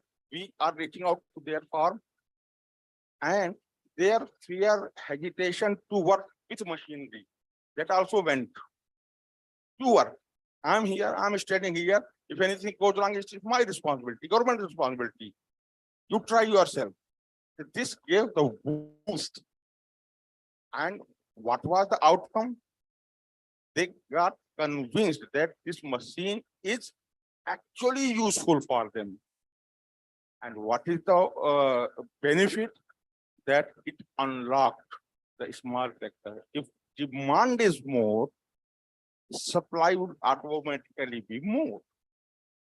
So by this way, the government or the institutions are not just passive players. No, we are active players. We are convincing them. If they are convinced, they will demand. They will demand, means industry will be benefited directly from that. So this is what we are doing. Secondly, in the demonstration, as some of the very difficult tasks, unfortunately, conventionally being done by the women folks, like, planting of the paddy seedlings, sometimes, not sometimes, in my state, even harvesting. This is very, very bad for their health, for their posture. So government, and there is a very good amount of, very good number of the women folks. So we have started to introduce, as Dr. Mehta said, gender neutral equipments. Erstwhile we used to call it women friendly equipment. So we give training on these aspects also, so that the women folks can associate themselves with better remunerating, better paying skills. There are so many machines developed by CIA and other institutions which are women friendly. Women can work easily. So And I have seen in my locality, they purchase it, good amount of subsidy is there, and people are benefited. Chips बनाने की machine है, छानने की machine है. Yes. Thank you, madam. This was important for me to share, madam. My apology. This was shared. I wanted to break the conventional thinking. Always negative. क्या होगा? Farmers खरीद नहीं सकता, farmers ये नहीं कर सकता, ट्रैक्टर बढ़ रहे हैं, implement मर रहे हैं, कुछ नहीं है, ऐसा कुछ नहीं है. सब अच्छा हो रहा है. हमें देखना है, हमें पॉजिटिव साइड में देखना है. और हम कर रहे हैं, बहुत टेस्टिंग कर रहे हैं, इक्विपमेंट की टेस्टिंग कर रहे हैं, एफिशिएंट ट्रैक्टर्स आ रहे हैं, एफिशिएंट मशीन्स आ रही हैं, और बहुत अच्छे प्लेयर्स आ रहे हैं. कौन कहता है कि इम्प्लीमेंट अच्छे नहीं बन रहे हैं? आजकल जो न्यू चैलेंज, हेयर, बेडर, ये सब कितने यूजफुल हैं. आप देखिए पंजाब हरियाणा में बहुत यूजफुल. और मेरे ख्याल से ज्यादा समय मैंने ले लिया है, तो मैं माजरत चाहता हूं, लेकिन क्योंकि गवर्नमेंट का हूं और मैं ऐसी बातें नहीं सुन पाता कि मेरी गवर्नमेंट काम नहीं कर रही है. मेरी गवर्नमेंट बहुत काम कर रही है. आपको नजरे इनायत चाहिए आपकी. आप लोग दया दृष्टि दीजिए. हम लोग कर रहे हैं, प्रचार नहीं कर पा रहे हैं, लेकिन कर रहे हैं. Thank you. जिसको बोलते हैं कि thank for giving me this opportunity. Thank you so much. And last but not least, रत्नाकरा धौत पदाम Himalaya किरीटिनी ब्रह्मराजर से रत्नाढ्याम वंदे भारत मातरम. मेरा देश बहुत प्रतिभाशाली लोगों से का समूह है. and we are doing. Thank you. माजरत. Thank you so much, sir. Thank you, Dr. Pandey. Thank you. So I think the knowledge that he has, he definitely needed more time. Sorry, we were short of time. So I think quick. Sorry. No problem. So. Right. And I think he put it in the right perspective that tractorization, many times we talk in a negative say, but I think it has its own positives, which we also need to look at. So I think very well said, sir. So now a quick word we like to have from Dr. K.S. Bhatia from pumpcard.com. Yes. Mukul sir is there online, because when we called, I think we didn't hear his voice. So Mr. Mukul, are you there? Mr. Mukul? I think he disconnected. So by the time he connects, I think we can have a quick word from Mr. Bhatia. Yes, Dr. Bhatia.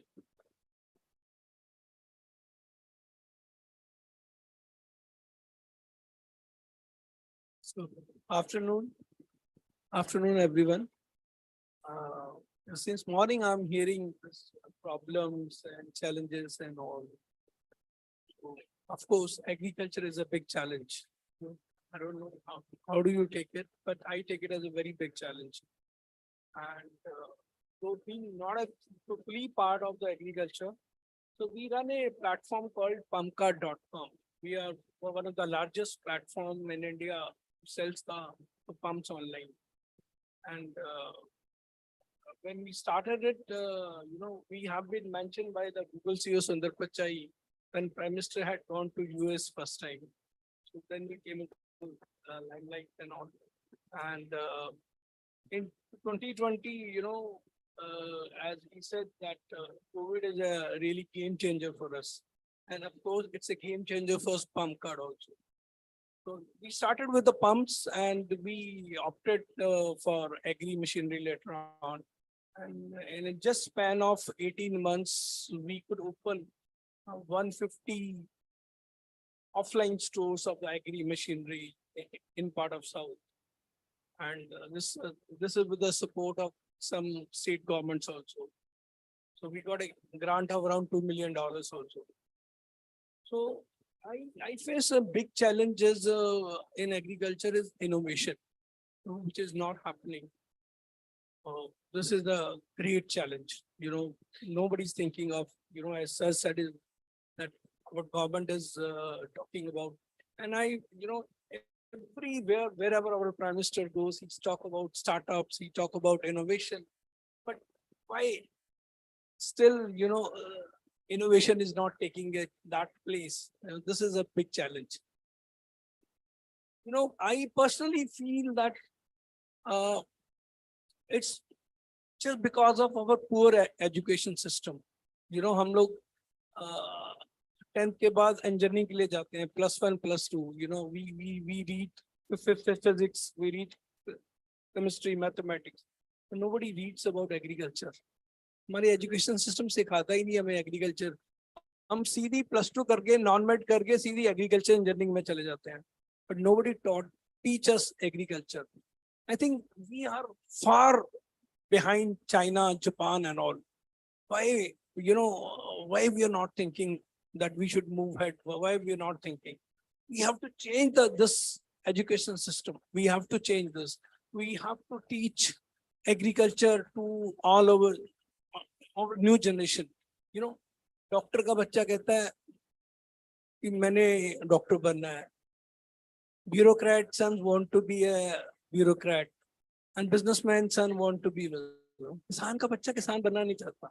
This is the problem because they don't feel that वो crunch नहीं है, वो innovation नहीं है, मसाला नहीं है उसमें, entertainment नहीं है. This is required. So I want to end up because time is very short. So people have taken so much time. So I am not getting much time to speak. So I want to end up here. I just want that we should focus on innovation. If we focus on innovation, I think we would be the game changer for, we have a young generation. This is what we have to do. Thank you very much. Thank you so much. Thank you, Mr. Bhatia. I think really great words. So when he said, Kisan ka beta kisan nahi banna chahta. So I think earlier also it was discussed how to bring the young generation into farming. So I think farming also need to be glamorized. Glamorized when I say, make it comfortable. So is it possible to do agriculture on a laptop? I think today we heard about IoT and we heard about automation. I think that is the time we need to move forward and make agriculture in such a way that even the younger generation want to come in. Otherwise, maybe some developed country we have seen only people above 60 years are doing farming now. So we don't want to get into such a situation. So we would like to bring in and so that also is, I think, part of unlocking the power of farm mechanization when the newer generation comes and starts adopting the farm mechanization. So that is, I think, work on. So finally, I think what we have heard today and in this panel, I think it looks like we need to unify our resources because we are talking many, many different things, but probably everybody is working in his own field. So, but maybe we are not unifying the things together, and probably today we don't have much representation from the farmers themselves in today's panel. I think only Dr. D.P. Singh is here to represent them. So I think we need to listen to farmers, empathize with them and understand what they exactly want, and then unify all our resources, synergize, and then give the solution to them what they want. And of course, means once the farmers come together as FPOs, they can afford all type of technologies. They will not mind technologies coming forward. So I think today is, I thank Mamta ji for doing this summit. I think this is where we have learned from each other so much. And I think we need to start from here, not stop here.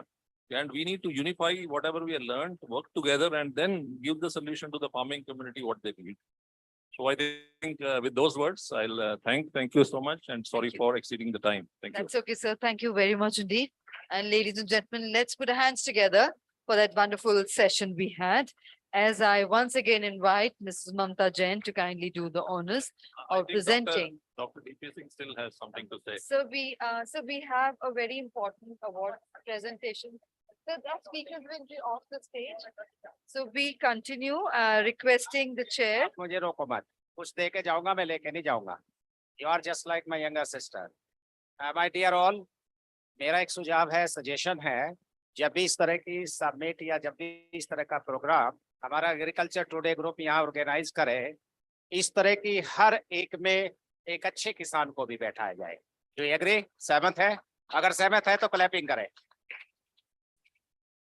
क्योंकि ये सब activities, ये सब programme farmers के लिए हो रहा है. Mister Agarwal, do you agree to me? Do you agree to me sir? Ma'am, do you agree? एक किसान हर प्रेजेंटेशन में अपनी चॉइस से ले आए.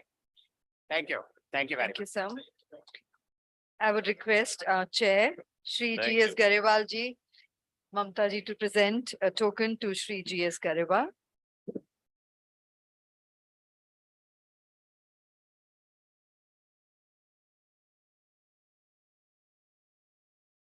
Thank you. We present to Mr. Sanjay Kapoor.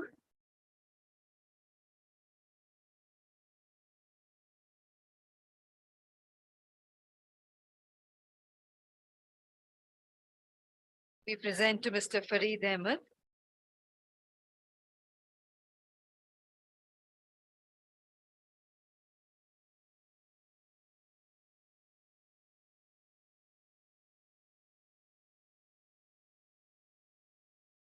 To Dr. Prashant Kumar Pandey.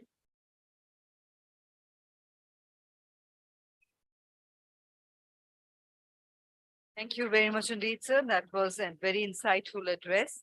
We wish we had more time. We would have continued to listen to you. Dr. K.S. Bhatia.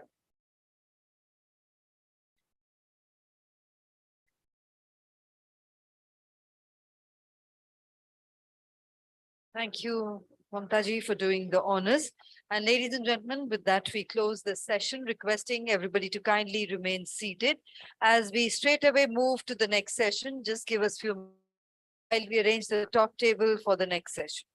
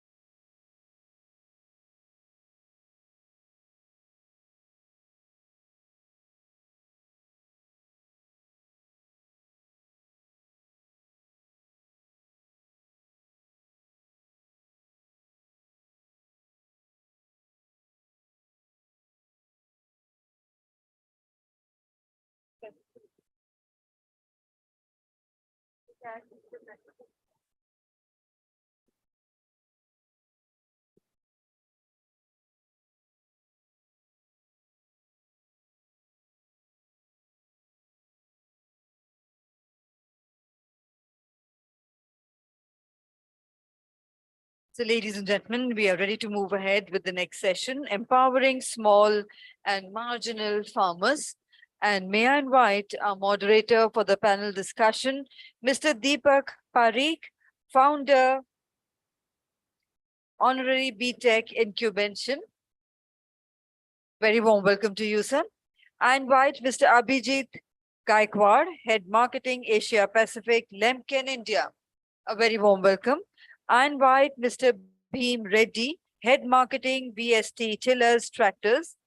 I invite Dr. Dinesh Chauhan, Vice President, New Initiatives, Dehat. I invite Mr. Sachin Ghorpade, Head Product Marketing, SDF India. Warm welcome. I invite Mr. A.I. Kumarapan, Head Marketing, TEFE. And I invite Mr. Saurabh Pandey, Director, Imperial School of Agribusiness.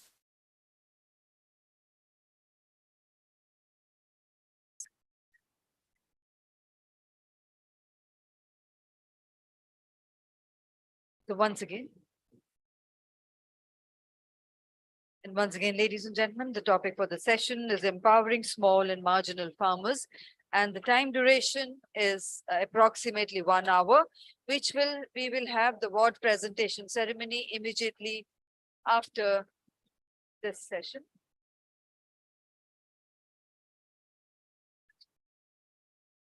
And we would also invite on the dais Mr. Nitin Lalit, founder, Alpha Planters.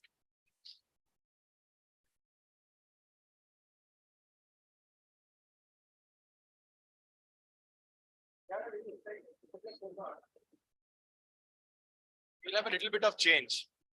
Pandey ji, ये बहुत खुश हुई सरकार का अच्छा काम देख के. So when I go and speak at Davos, Tianjin, I always talk about India would be the football of the world. बहुत तारीफ करता हूँ सरकार की भी देश की भी लेकिन जब हम घर के लोग बैठे होते हैं तो समस्याओं की चर्चा होना बहुत जरूरी है चर्चा होगी तो फिक्र होगी तो सॉल्यूशन निकलेगा so that's why it's very important that actually we don't live in ignorance because we start believing ignorance is a bliss while talking at all these forums मैं भी सर महीने में 10 दिन किसान मंडियों में घूमता हुआ कहीं आपको so I understand what's happening on the ground. At the same time, at these forums, you understand and you learn from eminent people of dais and on dais. In fact, we are having one of the most diverse panel here. We are having 2 neo startups, right? One which is already changing what farmers are buying, how they are selling. An institution which is building future of India. Excellent students.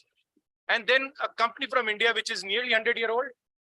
And then 2 companies, one from Germany and Italy, who are also 65 to 100-year-old. So this is mix of young, diverse panel. Now, having talked about panels, I always believe India is a country of small and marginal farmers, which has given nothing to them. हमने उनको दिया कुछ नहीं है. Out of 500 million small and marginal farmers across the world, we have 20% of them in this country. Roughly 200 million, 20 crore farmers or farm labor, they work on our fields.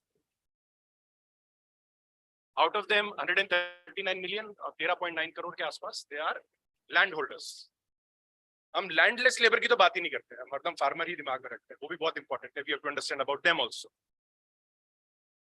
When we talk about the small and marginal farmers, 84.9% of this 139 million farmers are small and marginal farmers. Now, one of the biggest challenges is actually, if you see their income, it trail even to Africa. That's the ground reality. Now, when this ground reality comes, you have to understand, we all talked about mechanization, we talked about tractors. There are 8.5 million operational tractors, approximately, plus minus. Only 3% of those tractors are owned by small and marginal farmers. Only 3%. That shows the reality. Second, definitely a lot of you would not agree with me because I believe, coming from a tech background, you'll have to start forgetting about the past and start seeing future with new glasses. What worked in 1960s is not going to work in 2020. Tractorization was good. We always talk about, since morning I've been listening a lot about mechanization. We are so touched by mechanization that we start forgetting about what's happening in the world. Automation. Out of $8.4 billion US worth of mechanization market in India, $7.5 billion is just tractors. And when we talk about automation, you'll be surprised, it is less than $100 million, 1.5%. Can we compete with the rest of the world in productivity if we still be so outdated? But this is what this panel is going to discuss. Because more we talk about technology, the previous session was about IoT. These are the technology which would be able to give value to a small and marginal farmers. Yes, you cannot buy a drone for 16 lakh rupees, but a Uberized drone can work in 0.3 hectares as well as for 3 hectares with same level of efficiency. So are we thinking about mechanization with automation? Some of the most difficult work, right, makes those crops very costly. I was in Iran and you'll be surprised, the cost of saffron is high because of the labor involved, not because of anything which goes as an input as a cost. You have to start thinking on those lines, that can we make lives of our farmers or those who are working on our farms comfortable? And this is where I strongly believe automation is very important. Now, before we open for the question, as an agriculturist, we need to learn from our startup ecosystem. Past 20 years, we have started talking about, like, India is the 3rd largest startup ecosystem in the world. One of the reason is our startup are asset light. We ask they are they owning big buildings? No, what they are owning is million of farmers' heart. Can our agriculture become asset light? Because our agriculture is asset heavy, which ensures that we are putting our small and marginal farmers in a disadvantageous position for sure. Can we create a common public infrastructure or common private infrastructure, or which is nowadays in a jargon known as Uberization of automation, so that the small and marginal farmers are able to leverage what technology brings on the table? We want to be a developed country in next 10, 15, 20 years. But we want to be a developed country where riches are having bigger cars. No, a developed country is not one in which rich have big car or poor also start buying car, but in which rich is okay to travel in a public transport. The public transport is good enough where rich can also sit. This is what we need to bring to agriculture. And with that, I start my first request. Dineshji, after hearing what I said, and someone who has been implementing that on ground, we would love to understand how DeHaat is working with small and marginal farmers to make their lives better. And where do you see the automation or mechanization or tractorization having that impact?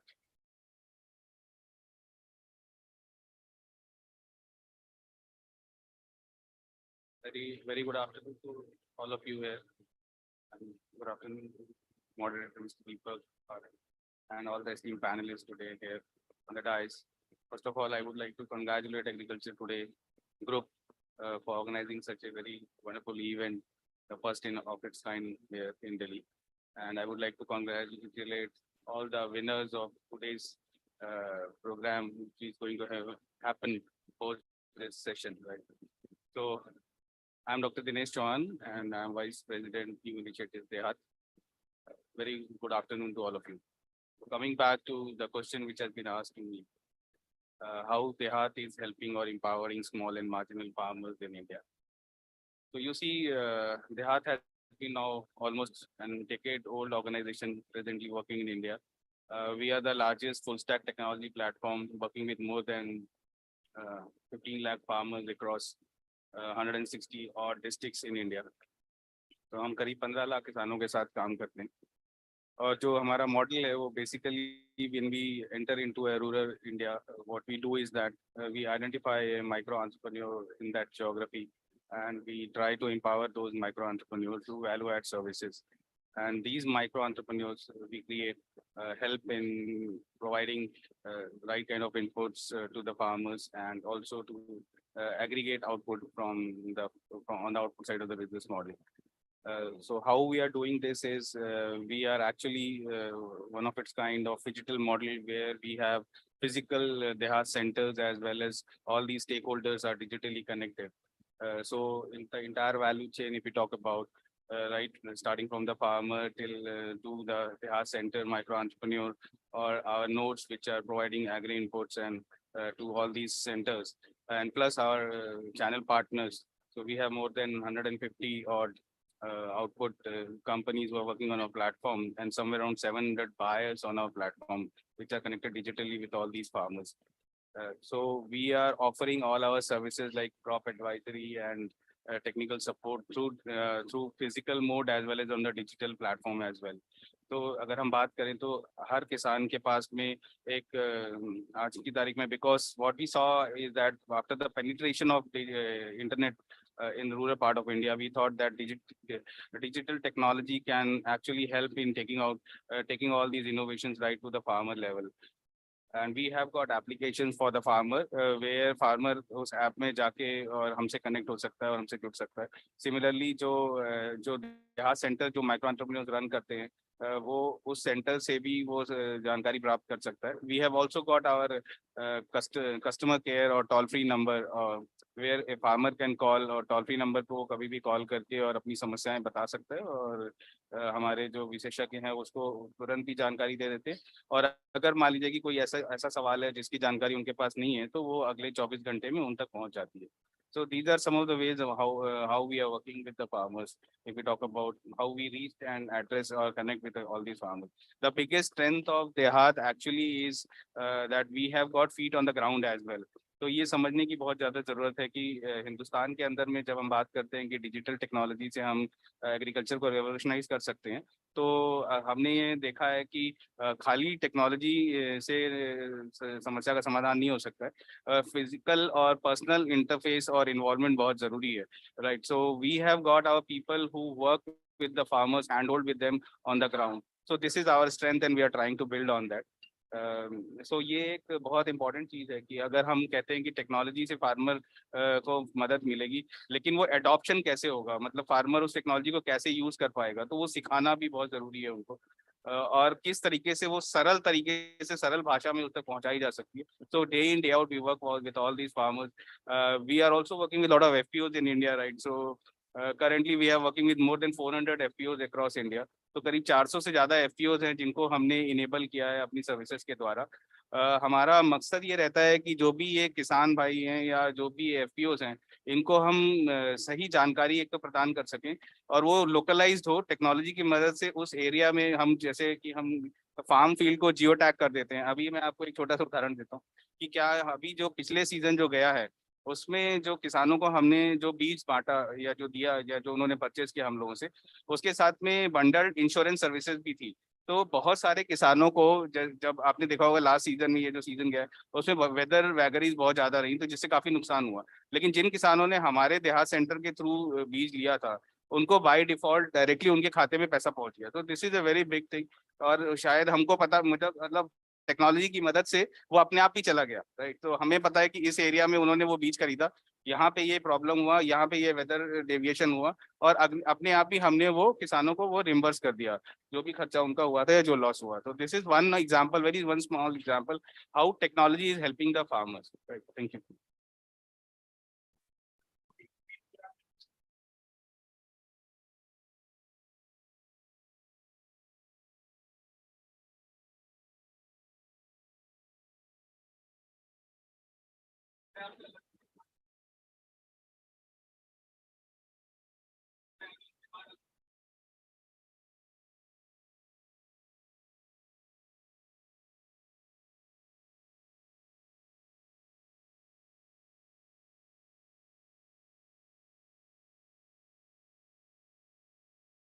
Sir with due respect sir, let's maintain the look. हम सबको आपको number देके जाएंगे. मैं promise sir, सबका number देके जाएंगे और सब आपसे बाद में बात करेंगे.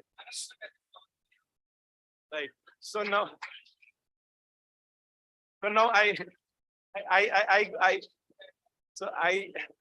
I would now like to go to our next participant. Sachin, actually, like, you know, it has been, Sachin is not there. Okay. Okay. So then I'll like to go to Abhijit. Abhijit, 250-year-old company, working excellently well in Europe. What made you come to India? And specifically when you say Asia Pacific, right? You know, these countries are very different, but all have the challenges of smallholder farmers. How you are addressing for different countries, and especially in India, the challenge of making your equipment reach to these farmers. And is affordability a real challenge? Thanks, Mr. Deepak. It's a very nice question. And gentlemen, good evening. I'll just take 5 minutes, not more than that. So please bear with me. Already we had got intimation that we have to wind up. So coming towards Lemken journey in India, like as you mentioned, we are 24 years old company, and we started our business in Alpen, Germany, with a small shop of Old Smith, and we started our journey.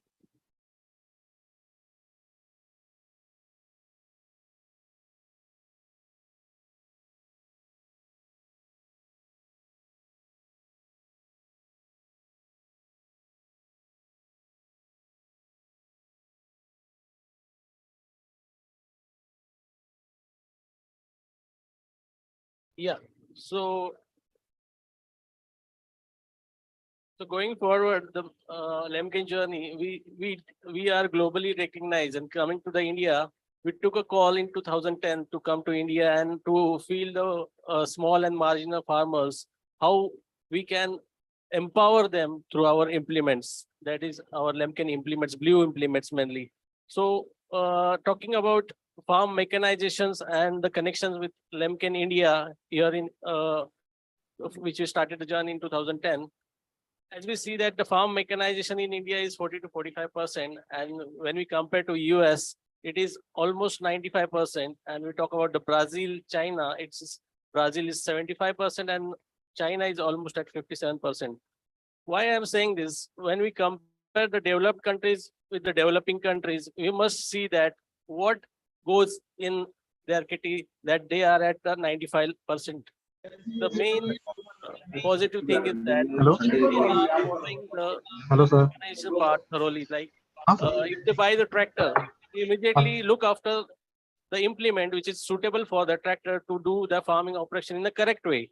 But when we go to our Indian farmers, there are the tractors in each and every villages, but none of them are equipped with the knowledge that which implement is matched to the tractor, which HP tractors they should drive the implement, which implement they should drive.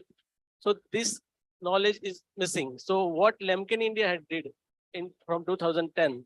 So Lemken India has empowered our Indian farmers through means of education by demos, then empowering them through the knowledge sharing about the technology, German technologies, and sharing the technology part. The farmers of India, they are now so equipped that they are on the stand that they need the German technology implements for their farming operation. And the second part, like 86% of our farmers are small and marginal farmers. Just they are having the small scattered land. But the thing is that when already all of us has said that where there are the challenges, there opportunity lies.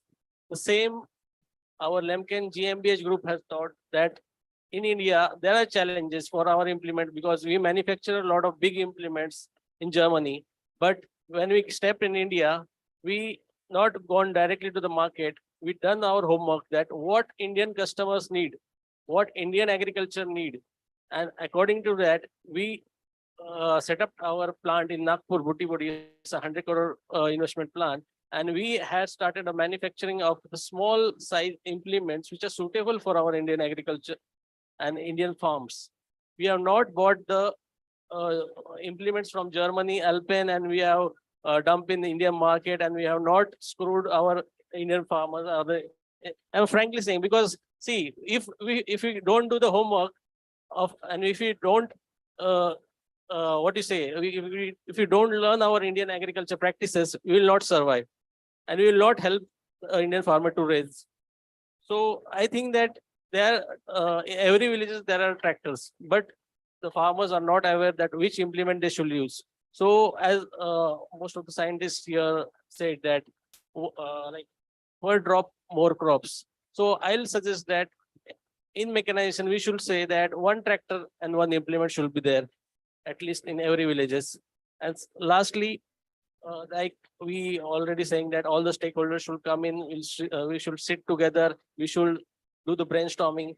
But I'll like to thank Agriculture Today Group, Dr. MJ Khan, Ms. Mamta, and all these dignitaries present here, that they have done this. They have brought us under one roof, and they have made the brainstorm. And this process, I think, this should go on. Yeah. Thanks a lot, Abhijit. Very, very appropriate answer that the respect is due to Agriculture Today for connecting all of us. Little bit heated also, but that's fine. Family में सब झगड़ते भी हैं और साथ में रह के देश को आगे भी लेके जाते हैं. Now I go to Mr. Bhim. Actually, like, you know, affordability has been discussed so much, and your equipments actually are, I'll say that, the best example of how to make equipments affordable for the farmer. We would like to understand your perspective that a 100-year-old group which created a company, I think 55 years back in India. Yeah. And then having this beautiful journey, starting with the Japanese technology and now innovating on your own. So how do you see going forward that the small and marginal farmers can leverage the value of automation and mechanization? First of all, good afternoon to all of you. I think you all know, before any company forayed into the agri sector, there was one company, stood firm on the ground, that was VST, way back 1960s. Company started with a small machine with even it's not machine, you can call it as a flow. Okay, and since then, I think I'm proudly must say that we have been associated and we would like to continue that association with small and marginal farmers. So when I say small and marginal farmers, basically a land holding of basically is less than 4 or 5 acres. So for those farmers, what kind of machineries were required? So basically we were into that kind of segmentation. Now coming to this today's topic, empowering small and marginal farmers. I think first of all, we all need to introspect why we need to empower small and marginal farmers. So I will just touch upon the few areas. Whenever things go wrong in this world, entire world looks towards India for feeding, be it a grain, be it anything, you name anything. Recently, Russia and Ukraine war, when wheat crisis has arrived, India was the first one to go and support them. So all these things, I'm just giving one example, but behind this, who is standing firmly in the field? They are the 86% of small and marginal farmers. Now, empowering small and marginal farmers, why it is so important is because India lives in the villages, as you all know that. But suppose if we empower small and marginal farmers, the farm output is going to be 10x, maybe 20x. I think in the previous panel discussion, I could hear that power output per hectare is right now maybe around 2 or 2.5. But you want to increase the yield to the developed countries, minimum we need 5 kilowatt per hectare is required. And for that is the only way is to focus on the small and marginal farmers, because 86% is small and marginal farmers. But the focus is like, there was a lot of debate, which I always say that in India, tractorization has happened, not mechanization. So the word mechanization has to improve. That means we have to focus on small and marginal farmers. That is the charity begins at home. Our entire exercise has to begin from the small and marginal farmers. There are a lot of questions here. Because of the time constraint, we will not be able to have a longer discussion. But yes, as I know, members of the panel, I think we need to introspect what else we need to do empower. So now I'll touch upon the empowerment of the small and marginal farmers. So why the mechanization is not improving is one of them is the affordability. We in the marketing language, we try to say that the concept of called 5A. 5A, first thing is stands at the affordability. Second, we say the awareness. How to use these machineries. Most of the farmers still struggle a lot. Though they buy all these machines, we call it the technology, we call it as an innovation, but most of the technology and innovation is not been put at optimum utilization.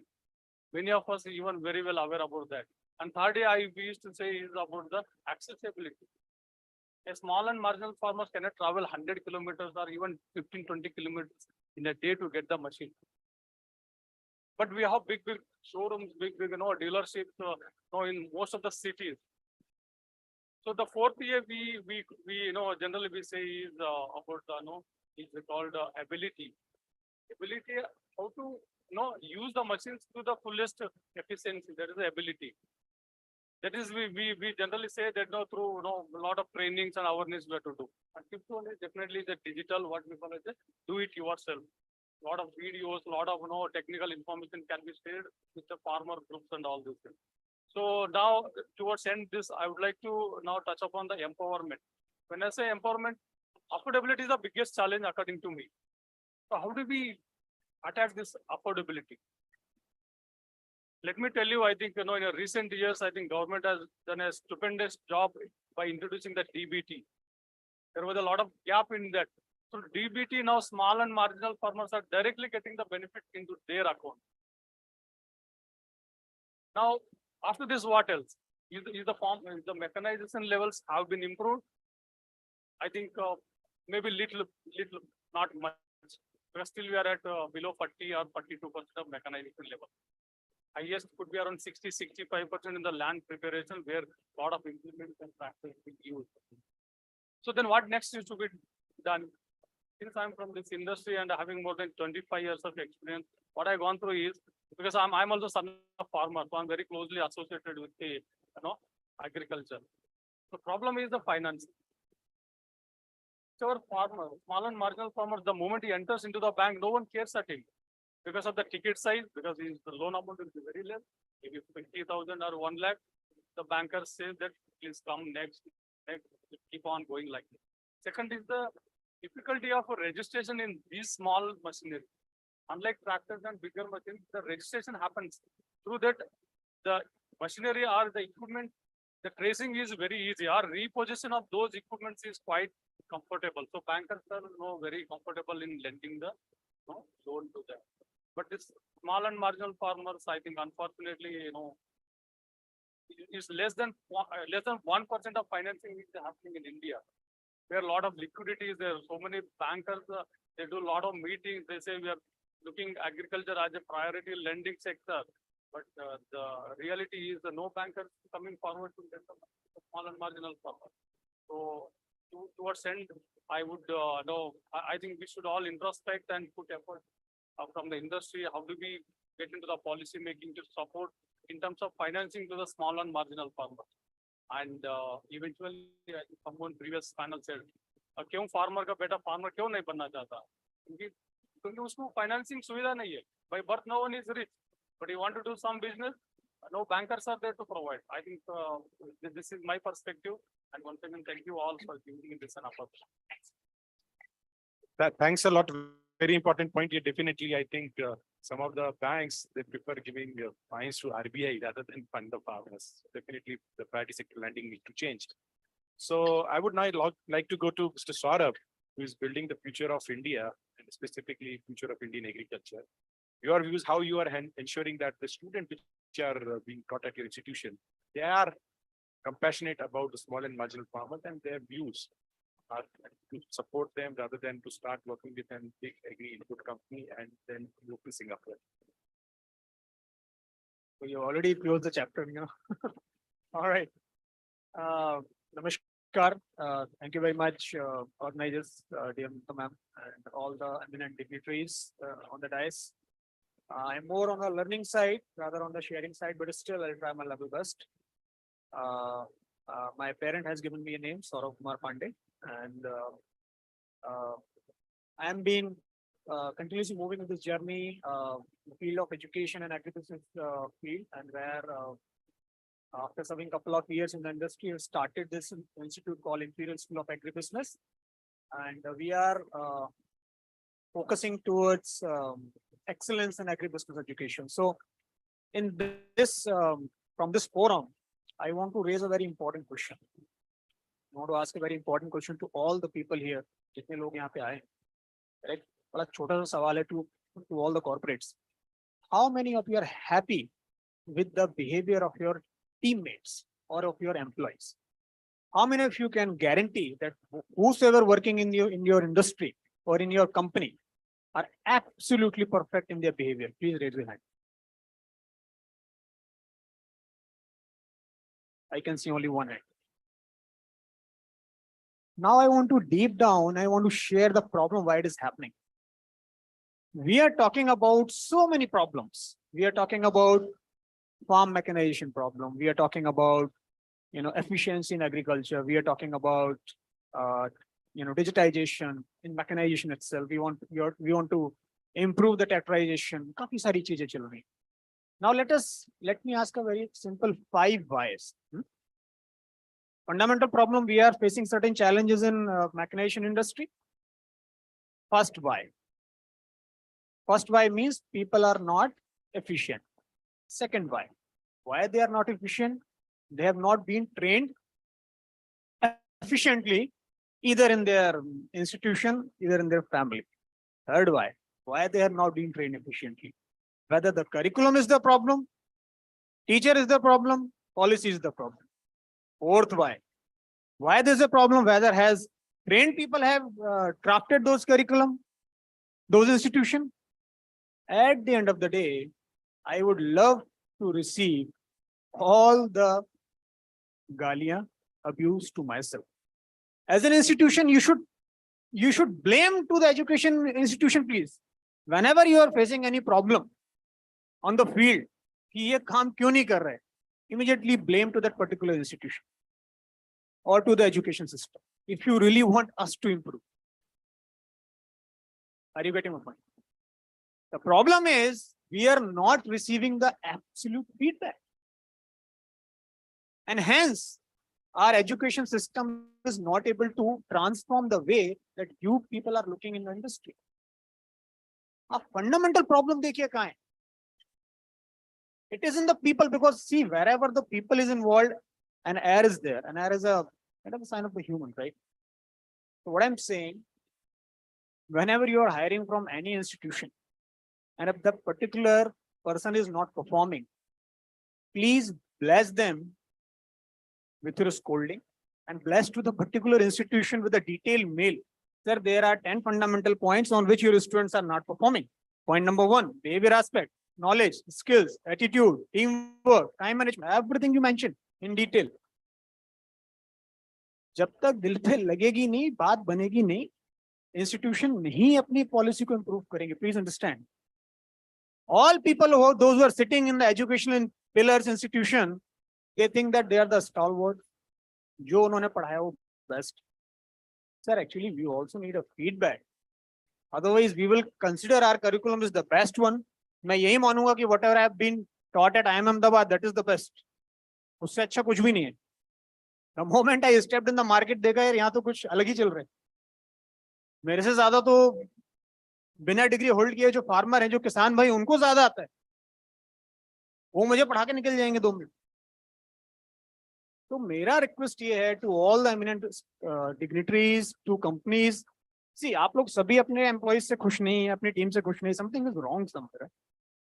That wrong is the fundamental of the problem. One more problem is there. It is scientifically proven. You get matured, emotionally matured by the age of 10. अब होता क्या है, whatever you teach, people develop the tendency of judgment. And if you say you are not doing well, I'll start judging. How can you say so? But at the age of 10, I'll receive it very positively. If I'm not doing well, all right, I'll improve. What I'm saying, until you give a feedback and until we work on those fundamental structure and curriculum, ये generation ही जब improve नहीं होगा तो ये जाके आगे कैसे perform करेगा? How can you expect that? If the doctor is non-trained, operation तो खराब होना है. If the farmer is non-trained, कैसे productivity आएगी? If driver is not trained, accident is liable to be inevitable to be happen.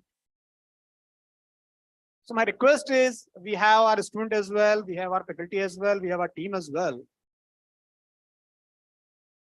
My request is, wherever our students are going, and if you feel like not only to this ISCB institution, but to any institution, if you really want that, and it is for your welfare only, what I'm saying. If you really want that good quality student from the institution, give them a very honest feedback.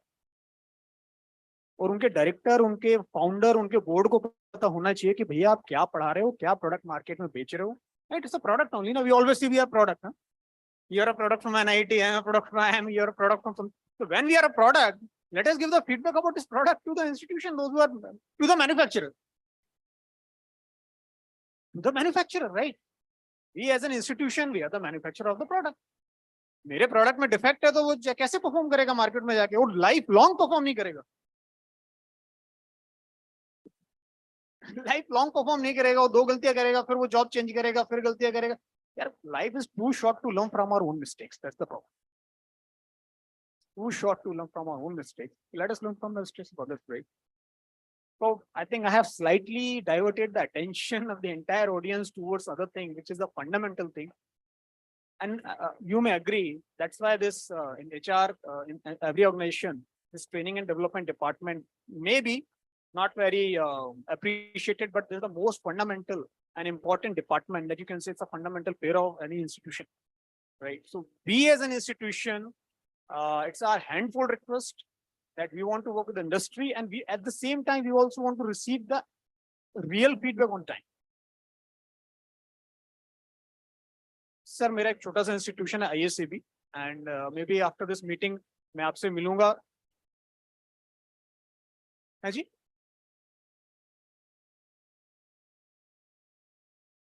Sir मैं एक बहुत generalise बात कह रहा हूँ, वो मुझे comment करने की जरूरत नहीं है because I studied from Pantnagar, I studied from IIM Ahmedabad. मैंने देश के बहुत टॉप मोस्ट इंस्टीट्यूशन से पढ़ के आया हूँ और मैं सबके बारे में बात कर रहा हूँ। मैं सभी के बारे में बात कर रहा हूँ। Sir I have already stated my thing. मैं एक चीज बड़ी छोटी सी नहीं मैं डिबेट से नहीं, मैं एक पॉइंट ऐड करूंगा। When you raise a question once you will be appreciated, when you raise a question 10 times you will become critic, and when you raise a question 100 times you will become activist, and when you raise a question 1000 times you become a matter of a one. So let us decide we want to fall in which category.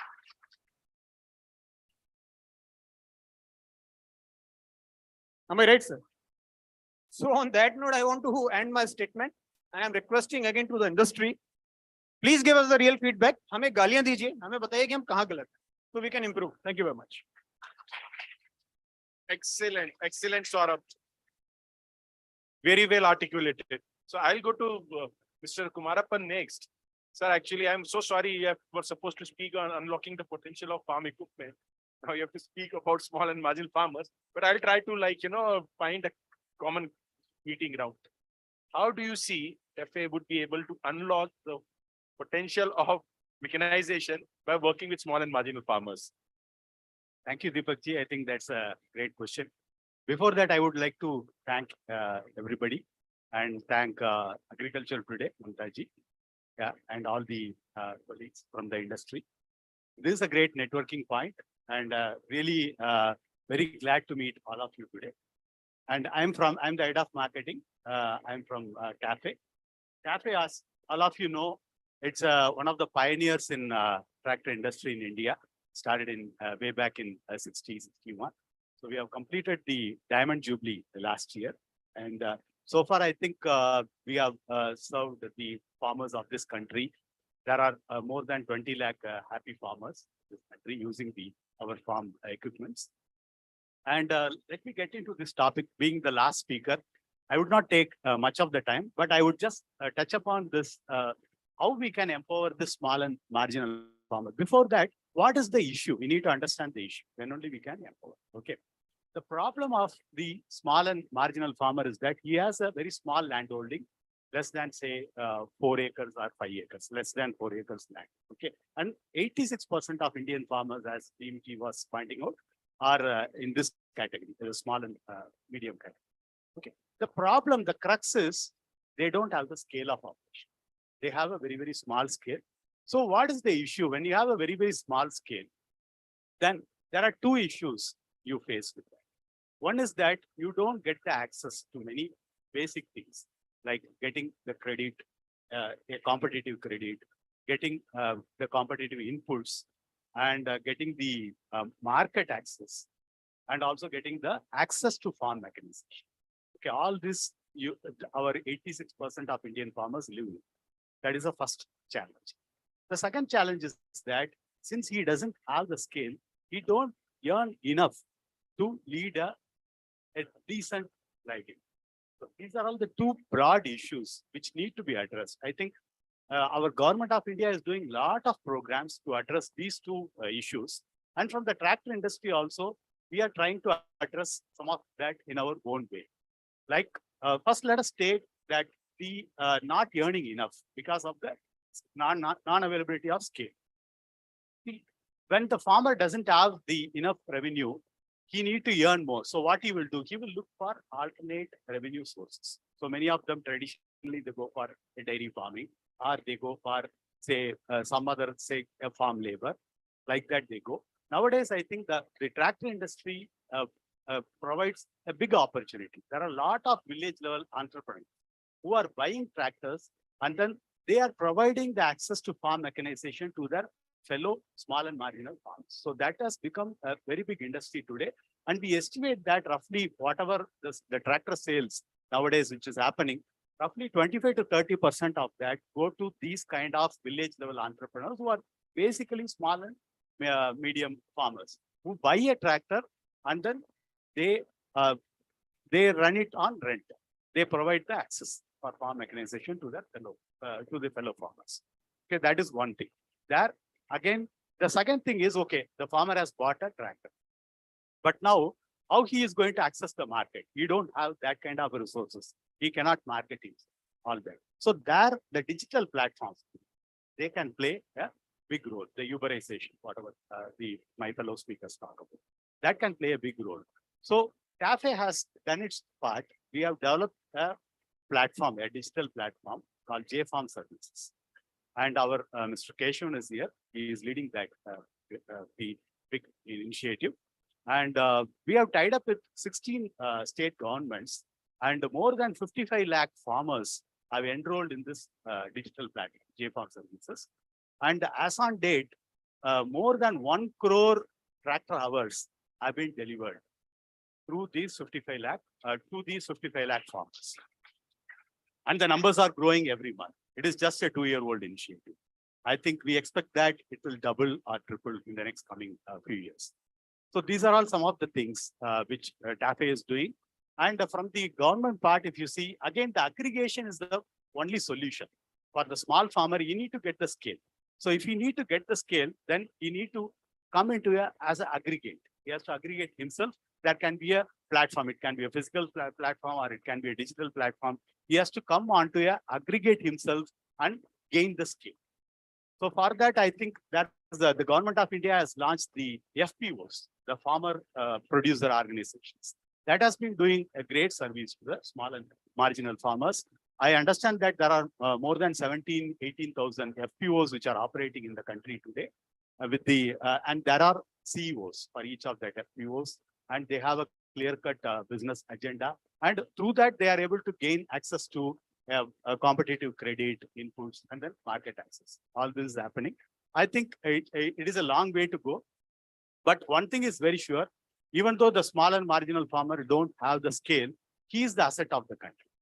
I think today, whatever this country we are talking about, you take any crop, we are either number 1, number 2, or number 3. In majority of the crops, be it rice, be it wheat, be it fruits and vegetables, be it cotton, sugar, anything you take, we are in the top 3 podium position in the world. That is basically because of these small and medium farmers. I think he's contributing a great way in the nation building of Bharat, and we all indebted to him. And every company, including us, TAFE, we will be doing our best to serve the purpose of the small and medium farmers and improve his livelihood, because his progress is going to be our country's progress. Thank you. Very, very well said, sir. Very well said. In fact, you'll be surprised that if you remove the commercial crop, the 80% of the food consumed by us is actually grown by small and marginal farmers. So I would like to all of you to clap for our farmers, and they've done proud to the nation. So I would now like to go to my last participant. So Nitin, unfortunately, because you entered last moment, I am not having much about you. So the same question I'll ask you, like, how your interventions are helping the small and marginal farmers. Thanks to Agriculture Today Group, and especially to Mamta ma'am to give me this wild card entry. So now my question is to the backbenchers. You're still yawning, and I think the tractor part was done. This was the last one. What I'm going to talk about is going to actually touch you, for which I left Canada and came to India in year 2016. I'm a mechanical engineer and a technician by profession. I don't know only how to ride a tractor, but also know how to take it from point A to point B. Chala ke nahi, khol ke bhi. So that is my profession. So I'm a mechanic by profession and a agripreneur by passion now. Turned agripreneur since 2016. My company name is Alpha Planters, and I'm into intervention of changing an 8,000 euros technology, which everybody is using. So by the way, before this question, I want to ask one question to everybody. We are talking about tractors and tires all day. How many of you guys are using tractors at home or anywhere tractors? So quite a few people, but not many. But now I'll ask my second question. How many people you are using planters at home? Gamla. How many? Most likely almost everybody. So coming from all this mechanical side, building these cars in my life, building a lot of good equipment, mechanics and all the structures, I came back and I tried my hands on making a planter, because what I realized that everybody of us is fond of gardening and everybody's doing gardening these days, but nobody has changed that technology till now. The planter has been found. What is found at your house today, it looks exactly the same like how it was found in Mohenjo-daro Harappa excavation. Do I make sense here? Are we on the same page? Thank you very much. So, but the problem is, like, when we are talking about efficiency, cost cuttings and all that stuff, nobody has talked about saving the water, while, we're talking about saving water, more drop per crop. But how about saving water at home when we are doing gardening and when we are putting 600 liters of water every year in each gamla? Normally, nobody has these numbers. I have to put my boots on the ground and find all these numbers, and that's intrigued me. And I develop my own prototype, and formed a startup, and now I'm successfully running this business with the name of Alpha Planters. So basically, the thing is, if you see around, we have all LED bulbs around here. Why we use LED bulbs is because we know it saves what? Energy, time. It provides us better, and actually it's good for our nation as well. Otherwise, there has been a lot of, load on our grid system as well. But still, LED can be run through a solar, and electricity can be generated through solar. But is there any one way we can develop water? We can generate water? I don't think so. There is any way. It's only the nature, how we get water back to our cycles. So saving water became the most, the press thing in my head, and by use of my acquired skill, I was able to develop a technically advanced planter, which is indigenously made planter. I came to India and I developed it here.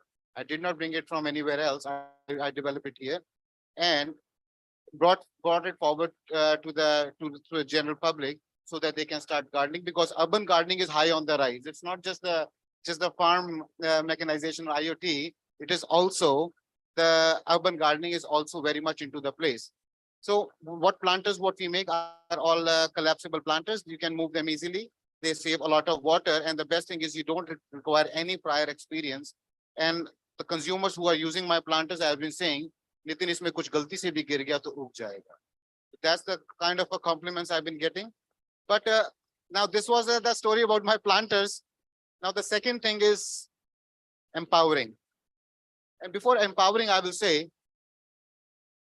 there's something, I have heard from a very long time, and I'm getting the first time to use it, that भूखे भजन ना हो गोपाला, ये लो अपनी कंठी माला. एक simple सी बात है, हम बातें जितनी मर्जी करते रहें, जब तक पैसे नहीं आएंगे जेब में, जब तक एक मॉनेटरी गेन नहीं होगा, तो फार्मर को कोई फायदा नहीं है उस चीज का. हम चाहे जितनी बड़ी बड़ी टेक्नोलॉजीज बनाते रहें. और एम्पावरिंग ऑफ मार्जिनल फार्मर्स के लिए हमें बहुत बड़े बड़े ट्रैक्टर्स बनाने की सोच नहीं है.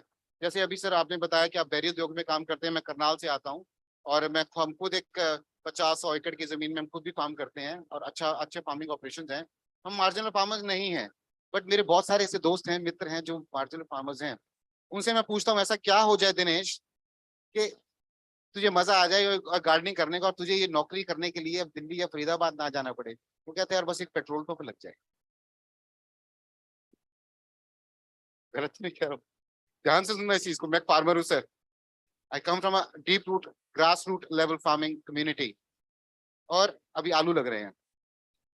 सो द थिंग इज, मैं उनसे पूछा, मैं क्यों लग जाए पेट्रोल पंप? कहते यार कुछ ना कुछ तो रोज आएगा ना.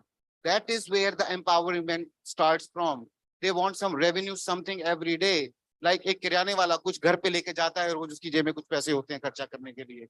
ऐसे हर एक बिजनेस में लेके जाता है. एक फार्मर ही ऐसा इंसान है जो सब कुछ अपनी पूंजी अपनी ओपन ग्राउंड्स में रखता है, कुछ भी हो सकता है उसको. So that is where we are coming into empowering. From this planter, our next step is what we are going is, we are targeting two main aspects where we can actually empower. One, in the desert areas जहाँ पे tractor नहीं चलते. Desert areas में हम वो technology देना चाह रहे हैं जहाँ से आप क्लाइमेटिक कंडीशंस अच्छी हैं, फार्म एड्स बहुत अच्छी हैं, बहुत सारे एनजीओस भी काम कर रहे हैं, बट राइट इक्विपमेंट मिसिंग है. Any one thing missing will not run in your car. Either you have a spark, either you have a fuel, or you have air. If one thing is missing, your car will not run. And similarly, if one thing is missing in all this mumbo jumbo, things will fail. And similarly to the marginal farmers, what we are coming up is a plan which we devised as our team, that a lot of plants are coming from Calcutta to Haryana. Another just 1 minute. I'll be done in 30. So a lot of plants are coming from different states like Pune, Calcutta and all the stuff, which has high logistic cost, high carbon footprint. इतना carbon हम पहले ही बचा देते हैं जितने कि हम actually oxygen generate नहीं करते हैं. So we are tying up with farmers where we will give them our planters which require no prior knowledge, nothing, and they are very easy to maintain. Once a month to twice a month watering is just enough with our planters, and then they can grow a lot of good plants which have good retail value. 50 rupees, 100 rupees, and people in Delhi I have seen buying 300 rupees a snake plant which hardly costs 5 rupees. So there's much more unlocking in this terms as well. So where IoT and tractors are giving one boost to one industry, we think there's another industry which is home beautification and urban gardening, which can really bring big change to this marginal farmers. Thank you very much. My name is Nitin Lalit, founder and of Alpha Planters.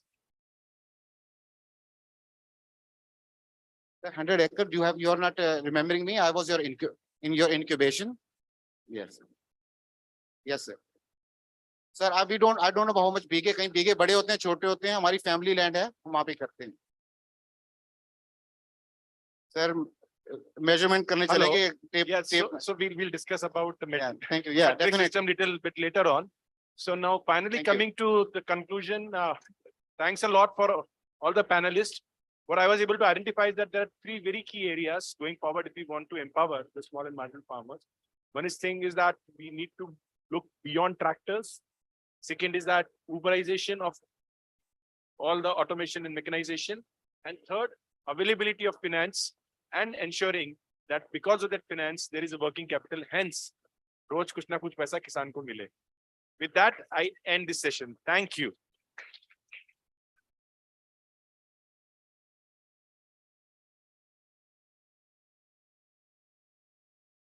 Thank you very much indeed, sir, for kindly concluding the session in time and wonderfully moderated.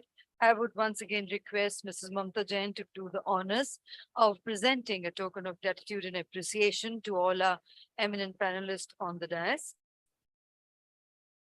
We present to Mr. Deepak Parikh, founder on Rebitech Incubations.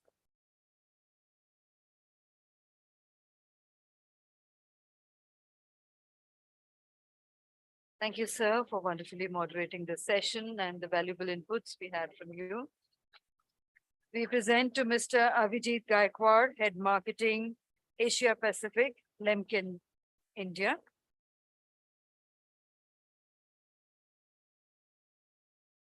Thank you, sir. We present to Mr. Bhim Reddy, Head Marketing, BST Tillers Tractors.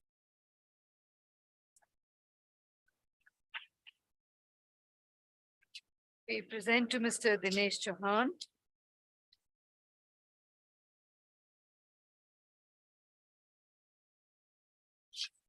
Thank you. We present to Mr. Sachin Ghorpade, Head Product Marketing, SDF India. He's not here. We present to Mr. Saurabh Pandey, Director, Imperial School of Agribusiness. Thank you very much indeed.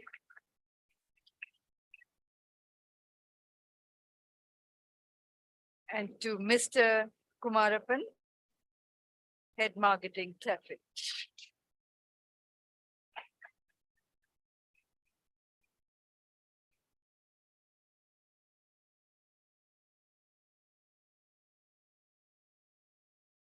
And Mr. Nitin.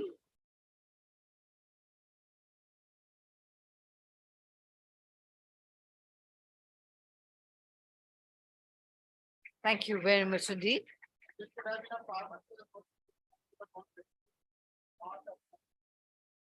Thank you, sir. And can we have a group photograph of the panel?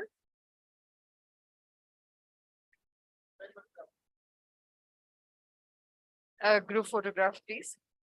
And with that, ladies and gentlemen, I would request everybody to kindly remain seated, as from here we now straight away move into the award presentation ceremony.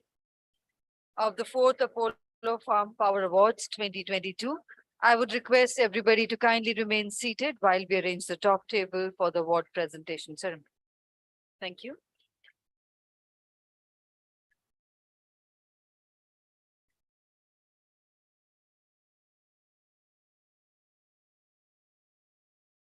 And on behalf of ISAB, inviting Mr. Amit Sahu, they would like to present a token of gratitude to Mrs. Mamta Jain.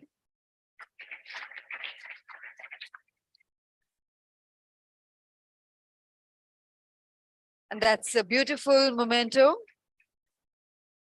which on her table will every day reminder of this day. Thank you very much indeed, the Imperial School.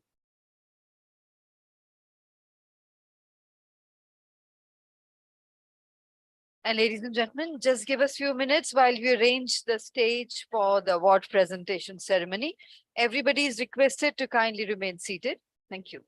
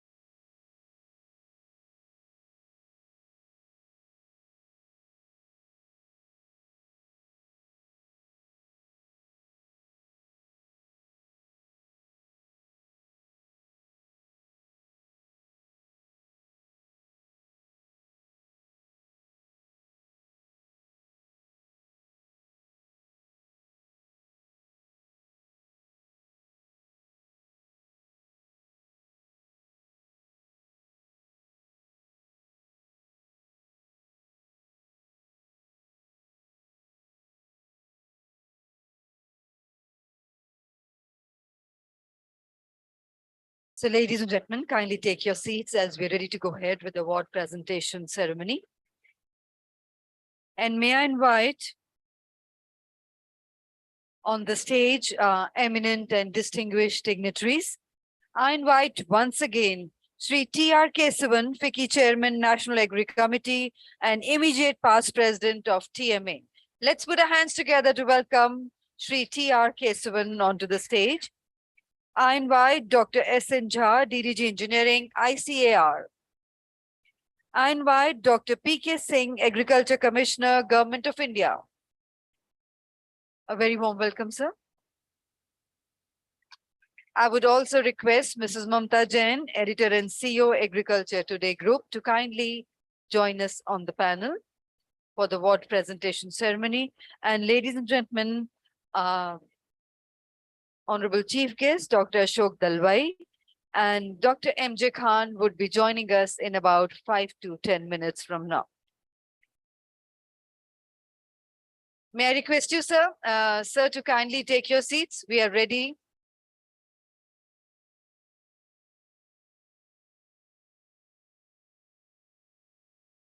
Sir, may I request you to kindly take your seats. We are ready to begin. We have our dignitaries on the stage. May I request some order to be maintained inside the hall in respect, as a mark of respect of our dignitaries on the stage, please.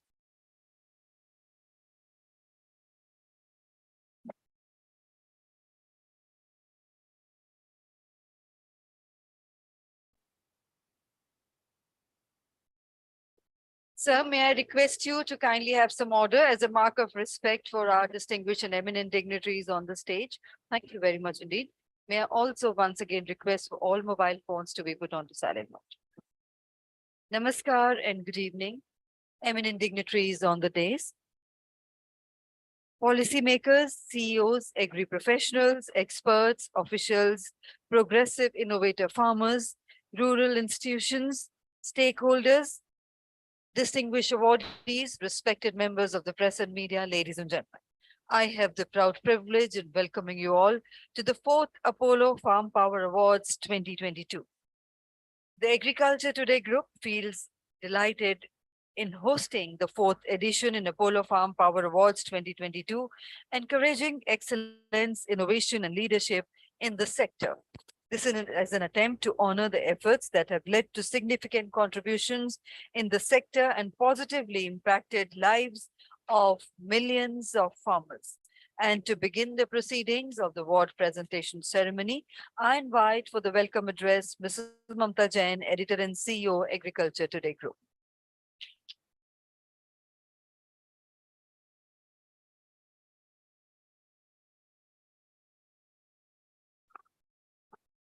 Good evening, ladies and gentlemen. A warm welcome to all of you, especially for all such eminent stalwarts of the sector who have traveled from all across India to join here and be with us today, and of course share their enriching views and thoughts with us.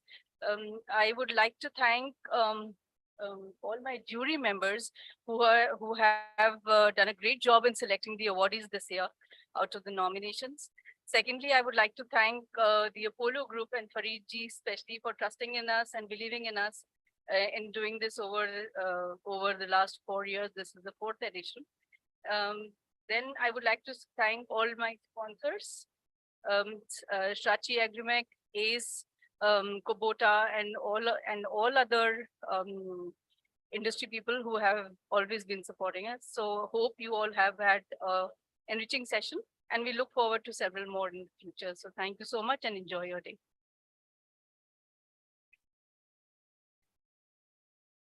Thank you very much indeed. And now, ladies and gentlemen, I have the proud privilege in inviting our distinguished dignitary and guest, Dr. P.K. Singh, Agriculture Commissioner, Government of India. Please put your hands together to welcome him.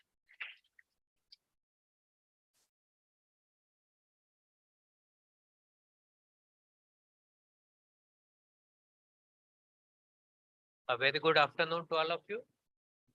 I think it's a privilege for me to see the development in this sector of farm mechanization, how it is going on, and what kind of awards, those who are going to be awarded, what they have developed or how it is being done, I don't know. What is the method of that? Okay. No, this time, what kind of awards? They are innovators or they-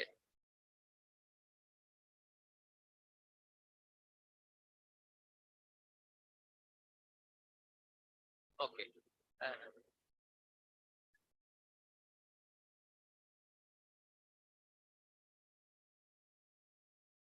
That's all. So because we on the 17th, we organized that agri startup conclave. So very good innovators were there. So I think that kind of category should also be here. So yeah, he's here. He has developed so many equipment. He was showing so many things there. Yeah, I came. Please, please, take it. I have seen. So such kinds of things are to be promoted, and we also trying to on that day itself, our honorable agriculture minister have asked and announced that we will be going to create a 500 crore rupees fund to for hand holding of such kind of agri startups. So a big in a big way we are going to try to map all those. Those startups should be mapped with the industry where they are going to use those things. That should be there. The scaling up of their innovations.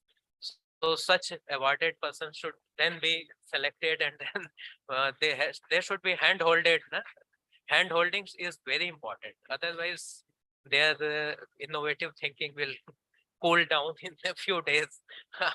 Once they will run from here to here, then that's all. So that's a kind of thing should be there.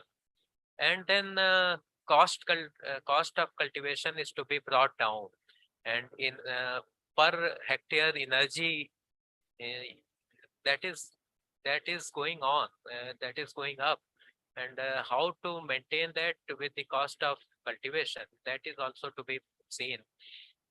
How we are going to reduce the energy consumption in agriculture, and so that's also an important point. Bringing in green energy, solar energy, use of solar energy of small equipments, battery operated, and then on the other hand, we need something like big equipments for harvesting of sugarcane. That is also a very important job. So a lot of work like billet harvesting is going on, and people are asking for whole cane harvesting like that. So big implements need to be brought in. And then in that agri startup, we have seen someone has made very big potato digger, no, just beneath you, that was there. So such kind of things. So that will increase the energy requirement for agriculture. So I don't know where to make a balance kind of thing. Balance has to be maintained somewhere. How much energy we have to put in, and how much output we have to take out from that. That is very important. So as of now, I have not much to say, because this is the award function. All those who have been awarded, a very good best wishes for them, so they can do something much better in future also. And those who were not awarded, they should work. That is also a encouragement that they can work again so hard that they will work again more and more, so they will get award next year, I think. So thank you. Enjoy. Thank you.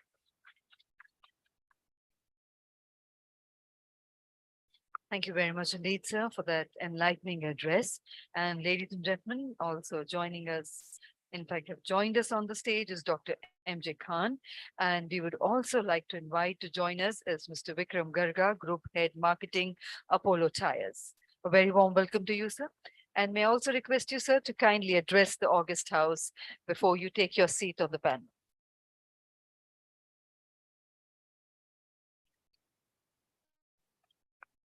Good evening, everyone. I think it's been a real inspiring day for me, for sure, in terms of the energy that is there in the room. Do you agree with me? Yeah. Usually we see, post the lunch session, the energy level going down. But I think it just went to the next level.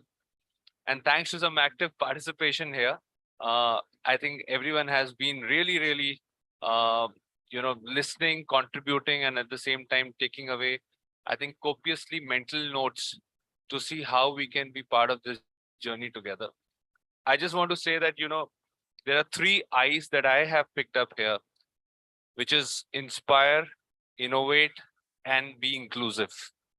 And I think that's the theme that I'm picking up here, that we all have a lot of technology and a lot of new initiatives coming here.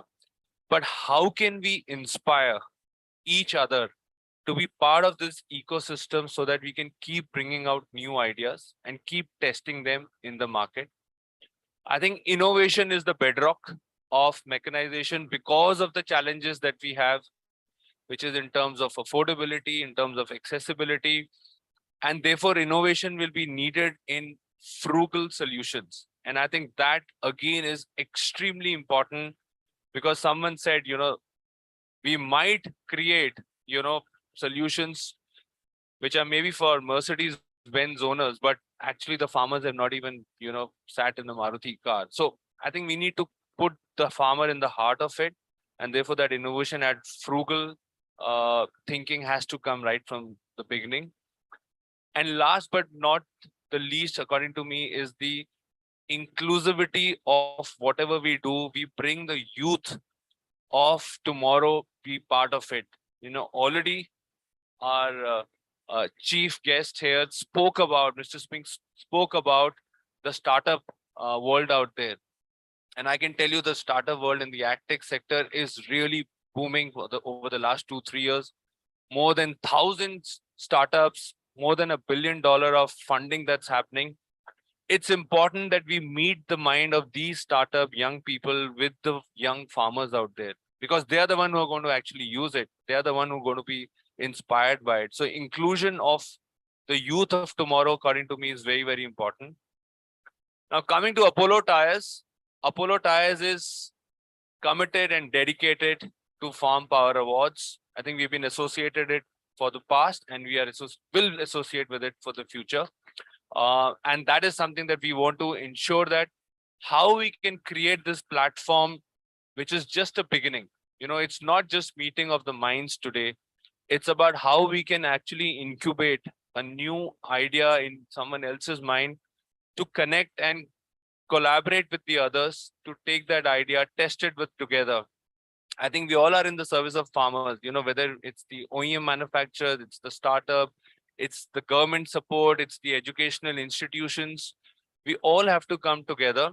And Apollo Tyres is giving you this commitment that we will continue to give that platform, and we will continue to innovate and bring affordable technology so that together we can partner to the progress of the farmers.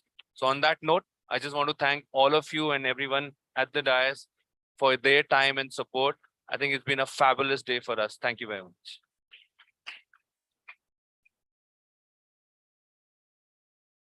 Thank you very much indeed. And now, ladies and gentlemen, I have the privilege in requesting Dr. S.N. Jha, DDG Engineering, ICAR, to kindly say a few words and address the August House present here. Let's put our hands together to welcome him, ladies and gentlemen.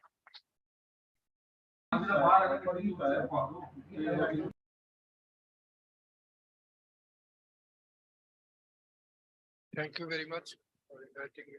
Good afternoon to all of you. Morning, I have spoken at length, but present session is just to give the appreciation awards. And Dr. P.K. Singh has told that the person who has not been given the award this time, he is actually the biggest winner in my view. Why I tell you that in academic circles, in research circles, what I find that more than 80% or 90% of the scientists, professors don't have courage to apply. So at least the person who has been nominated or applied for the award, they have crossed that barrier. That barrier is confidence in his or her technology, either it is machinery or design or drawings or whatever. So they have a confidence. What actually we see our innovators many times are not having the confidence in his or her innovations, development. So that barrier once they have crossed, so surely they will be in future at the top. Very, very near future. I personally believe in that. Another important things I would like to tell, I was also in the jury. In many categories, it was very difficult to decide who is the best. All are actually, all are the best. But sometimes, in the Prajatantra, we say all are equal, but sometimes some become more equal. So that is the thing. So just morning, he was just now, a few minutes back, he was telling that he has 20-25 innovation or more than that. I was asking him, tell me 2-3 best that we can promote. Then he said that all are my son, all are equal. So that is true. That is true, but we have to start from somewhere. And once you identify that where from you have a start, means you have reached the point which actually prohibit the person to go ahead. So with these words, I thank you all. One more thing I want to tell, that whatever awards have been instituted by the Agriculture Today groups or ICFA, I request if possible also introduce one more category, farmers innovator, who does not know the research methodology, who does not know how to manufacture, but really many people have innovated many things which are useful. So if possible from next time include that one category also, and don't ask them for what is your total revenue, what is your total sale, because they are farmer, they are just innovator, they are using for themselves or some their locality. So based on that, we can appreciate, and if some awardee will come in that category, some industry can come and take up that and go for a high level marketing. So this is my session. I thank you all very much and all the best wishes for everyone.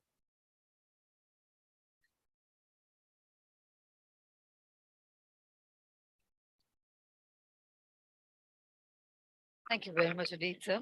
And ladies and gentlemen, please join me in welcoming Sri T.R. Keswanji, FICCI Chairman, National Agri Committee, and immediate past president of TMA for his address.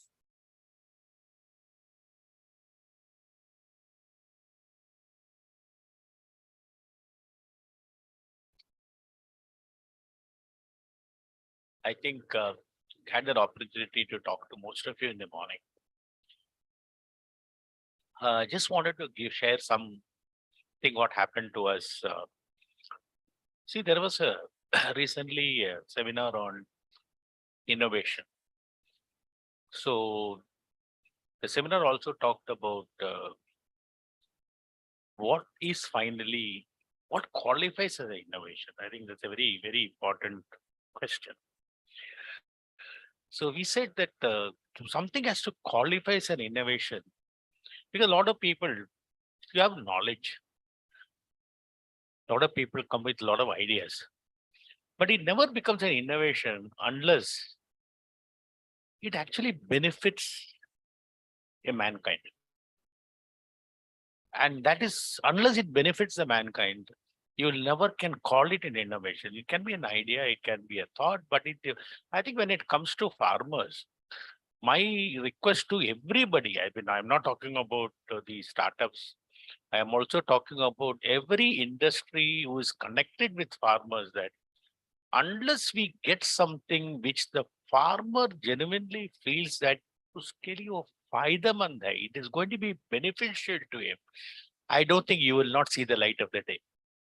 And this has been my discussion with every single startup. Every startup में मैं ही बात करता हूँ. देखो भैया, if you think that you can give that farmer that benefit, I think that is where you are going to have the big win. I'll tell you why I'm talking about it. It's very important. I mean, you know, as a farmer, see, one of the areas where many of the startups who do not do well in India is, and this is a problem I also noticed with, because I just know, I ran at 11 o'clock because for one of the discussions on a very large startup platform.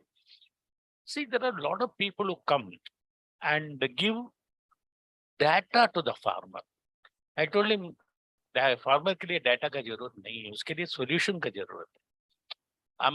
मैं तो doctor पास जाएगा, वो बोलेगा तेरे लिए ये problem है, ये बीमारी है, सो छोड़ो डॉक्टर, क्या दवा क्या देने वाले हो तो ना.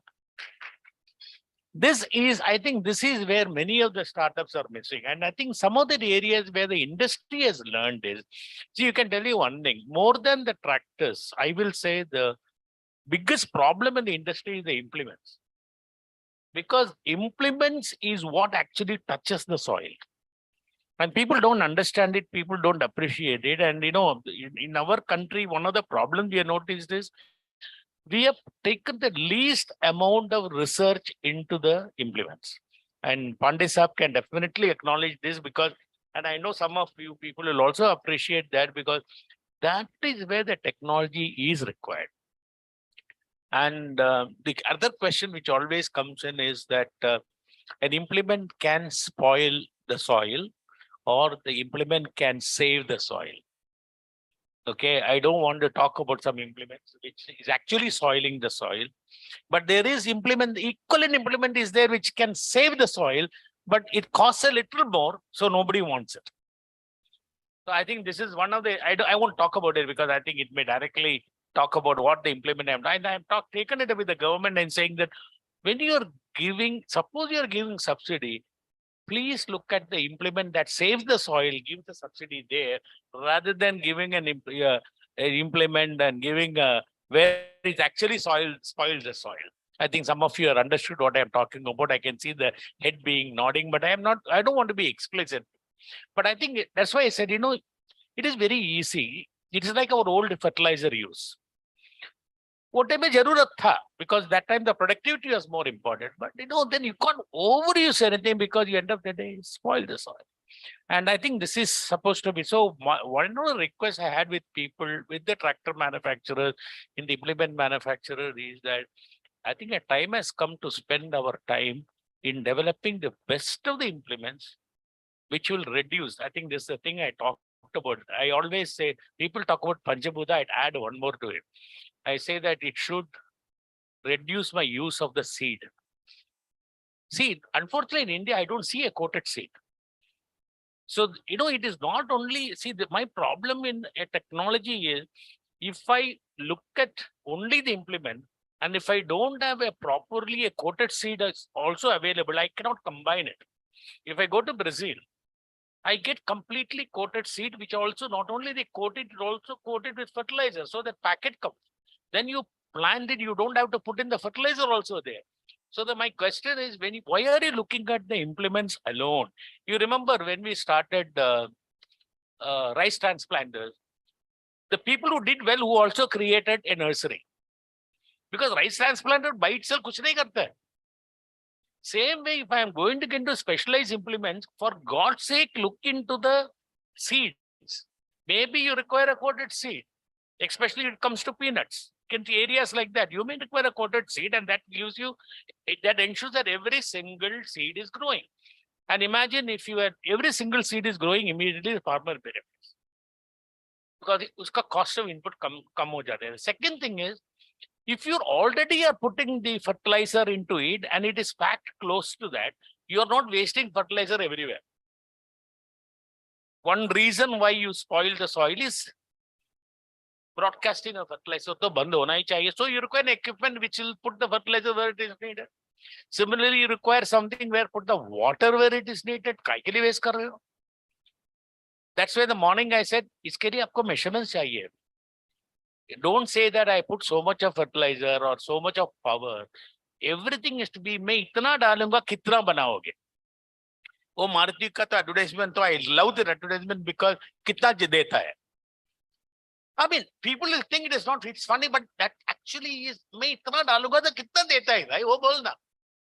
Because I may be a rich farmer, I may put anything I want, but afterward I'm spoiling the soil. The same problem with water. I mean, people don't appreciate it. What is the idea of drilling 1,000 feet and taking water and trying to cultivate here? Finally. Because After that, you're again broadcasting it. You're not actually putting where it is needed. Baad mein to pani fek dete ho. So I think every implement today, tomorrow we have to do has to look at how do I save, say the water, how do I save seed, how do I save fertilizer, how do I save pesticide, and how do not waste soil. And also how much less I can consume on the power. Because I think there was another discussion. Today, tomorrow, you may have small equipments. It may be able to run it on a solar power. Imagine if that is possible, and that is only possible when you don't require a drawbar. When you are a drawbar, you cannot do it because that power is not sufficient. Then you are really talking about the entire agriculture is changing into green. But my concern is this kind of research I don't see happening because neither the universities, that's another sad thing which I've been always talking about, NHAIT also I talked about it. You know, there is no sense in creating syllabi looking at a rear view mirror. You need to look forward and create a syllabi, and you need to appreciate that things are changing every 2 years. पहले हम लोग कुछ करते थे 10 साल 15 साल 20 साल वही चलता था. अभी that era is gone completely. So आगे क्या होगा पता नहीं. So that unless you have a system in which we are willing to look at it, that I think I really appreciated, I think when Saurabh talked about, start questioning that colleges who teach and demand, are they teaching right? I mean, I did appreciate that statement, but that demand need to come from industry. If you don't, that demand does not come from industry. I have a few colleges who actually work closely with the industry now. I've seen that happening. And the last 2 years, sir, the curriculum is tuned to the industry. So when a boy comes out, let's say he does in robotics, a boy comes out, he's ready to fit in. You don't waste time. And today there is nothing like an individual, you know, you'll look at an agricultural engineer, usko sab kuch malum hona padta hai. Because you must know about sensor, you must know about robotics, you must know about, abhi kya usko nahi malum hai, you must be a mechanical engineer. How are you going to make such a people ready? I think that is why the curriculum is also equally important. So for me, for God's sake, concentrate on ground engaging implements. I think this, I have been consistently telling this everywhere, and ensure that everything you do saves money for the farmer, because वो क्या save करेगा उसको pocket में जाता है, उसका आगे पता नहीं है किसका पॉकेट में जाता है, but whatever he says goes into his pocket. So that is something important. And I think if we really start trusting that, I think it's going to be an extremely, I want to share something with you. I think it may come in papers also. We were in Australia. It's a very interesting concept. You know, what they have done is, they have taken a pipe. The pipe is made with something like a composite material. It is not, they are not willing to tell what it is. And pipe beaching under the thing they buried. And then it is fed only by, understand, only fed by normal gravity feed. That means वो pipe नीचे जाता है, एक tank इधर होता है, इतना ऊपर होता है. There's no other power in it. But the best thing what happens there is, when the root signal of a plant, and I mean, this is something I didn't understand. They said every plant, when it wants water, when it's thirsty for water, it releases electrical impulses. मुझे मालूम नहीं था, अभी तक मालूम नहीं. And they say, when the electric impulse comes, that time, there is a reverse osmosis takes place in the membrane, and only then the water gets released. And they say their saving is what used to be 100, now they only need 10. Now the question is, we know such technologies exist. I know we went and saw it, but I don't see that getting converted. So I said, I'm going to try it to see whether it is hota hai kya nahi. But imagine if the ho jata hai. We are going to change the word way you do, especially when you are talking about vegetables and plants and long, plantation. The whole ball game is going to change. See, we went up to extent of giving coconuts with only on drip irrigation. It is doing extremely well. But there also we are doing drip irrigation. because we are putting water. We don't, it's not asking for water. Now, what are you trying to do? The plant is asking for water and then it gets released. It's technologically very, very, so this is what I'm requesting all of you sitting here. I mean, I know a lot of students are also sitting there. Please look at things which is going to completely change the input cost for the dealers, for the farmers, and automatically things will change for you. And he will happily welcome you. He will say that you are the best available. And if you don't have that in mind, whatever you do, वो लोग को समझ जाते हैं ये बंदा आता है खाली बेचने के लिए. And that is one of the problems we always have with farmer in the past also. The best way to sell something to the farmer is show him, usko pasand aaya, he understand is going to be beneficial, khud kharid ke chale jata hai. Anyway, I don't want to go further on it because it's a big topic, it's a very interesting topic for me. But please concentrate on implements, ground engaging tools so that it can help farmers. And I think my request to every single tractor manufacturer has been that that's an area now that technologically we need to start working. And you will see the world is changing, otherwise we will be left out. Thank you. Yes.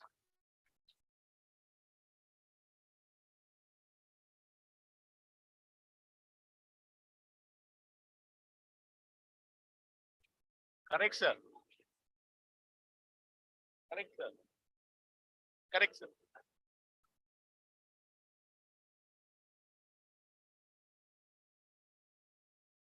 I think the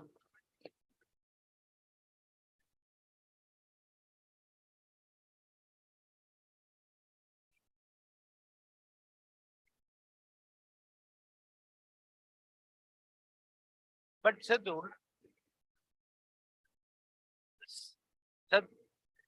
आपको तो मालूम है, the only way to make this happen is show people.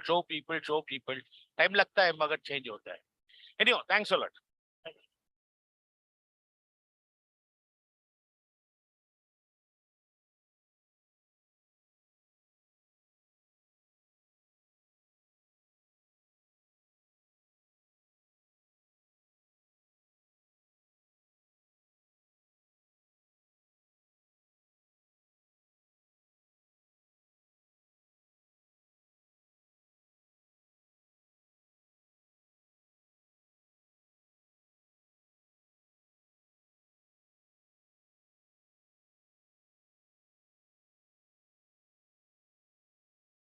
So ladies and gentlemen, thank you. We thank Keswan sir, and ladies and gentlemen, we have about few minutes while Honorable Chief Guest Dr. Ashok Dalwai is joining us. So we can, since morning we've been having this request to have an open house. So we can have it now since we have few minutes with us. You may kindly raise your hand if you have a question or a suggestion. Yes, sir. Please, sir. He'll join so we can Okay, perfect. So now, yes, sir. I'm so sorry, sir. And so we'll go ahead with the award presentation ceremony now. And I would request all our dignitaries on the dais to kindly step forward and do the honors of presenting the awards. So ladies and gentlemen, we are now going to present.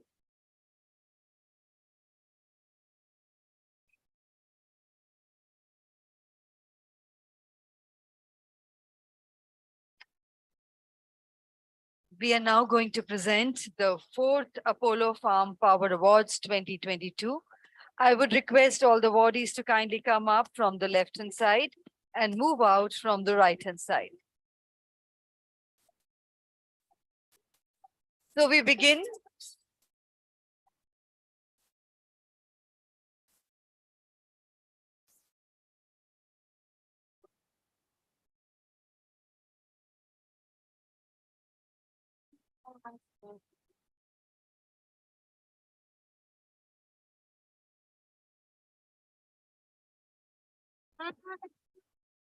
So ladies and gentlemen, we now begin, and the first award is for the best CSR initiative, which goes for farm services to TAFE. And I would invite Mr. A.R. Kumarapan Head Marketing to kindly receive the award. And we also have Mr. Singh here. Please put your hands together for them.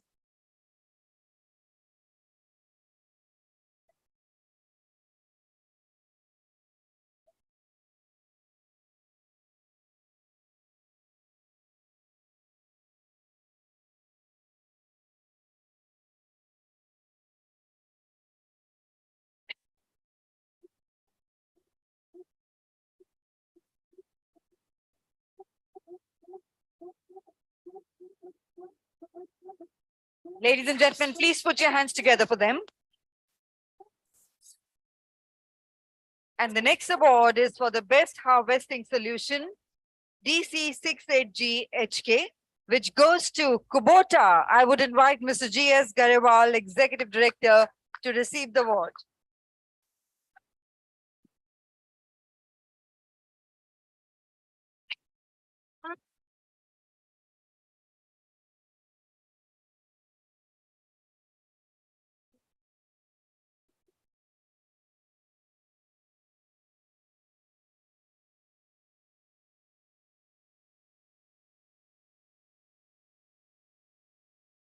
And the next award, which is for the best harvesting solution for ACE Ultra Plus, goes to ACE, and receiving the award, Mr. Ashok Anantraman, COO.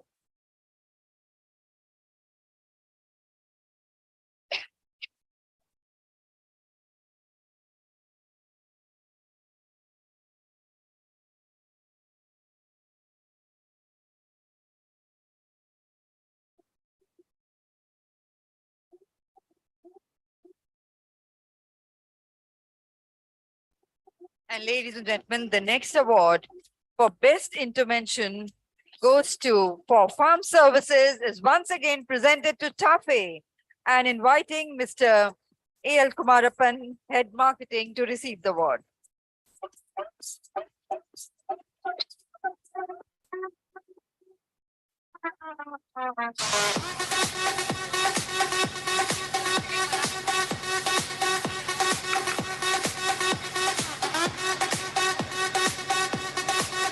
And the award for the best launch of the year implement for round baler roller bar 125 is presented to CNH Industrial. Receiving the award, Mr. Amit Arora, Marketing and Brand Management Head. Strategic Marketing and Brand Management Head, to kindly receive the award.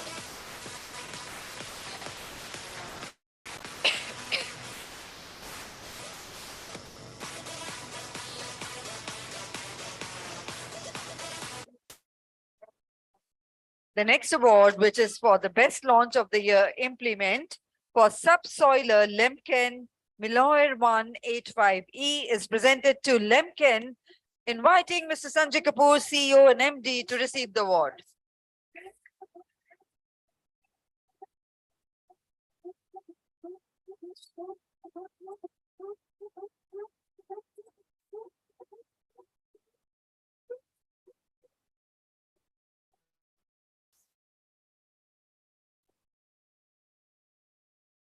And ladies and gentlemen, the next award, which is for the best launch of the year tractor for Eicher 280 4WD, Narrow and Orchid, is presented to Eicher Tractors, inviting Mr. Pavan Tuteja, Head Product Management, to receive the award.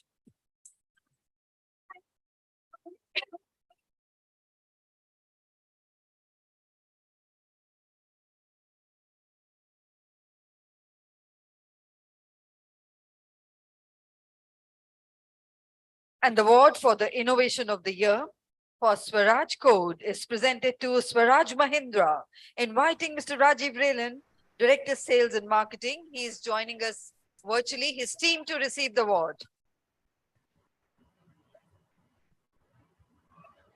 Good evening, everyone.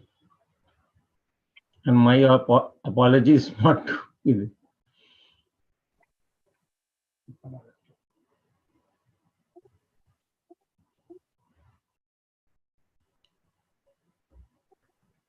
And the next award is for IoT application and mechanization, which is presented for Shrachi Farm Meter to Shrachi Agritech, receiving the award, Mr. Sumit Jalan, CEO. Congratulations.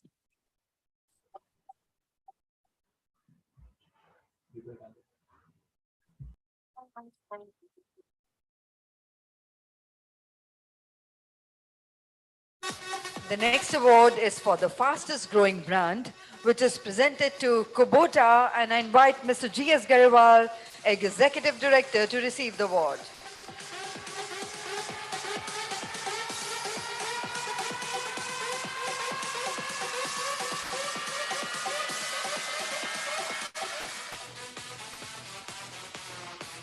The next award is for the most stylish tractor, and it is awarded for Agromax 4050E to SDF India. Inviting Mr. Sachin Ghorpare, Head Product Marketing, to receive the award.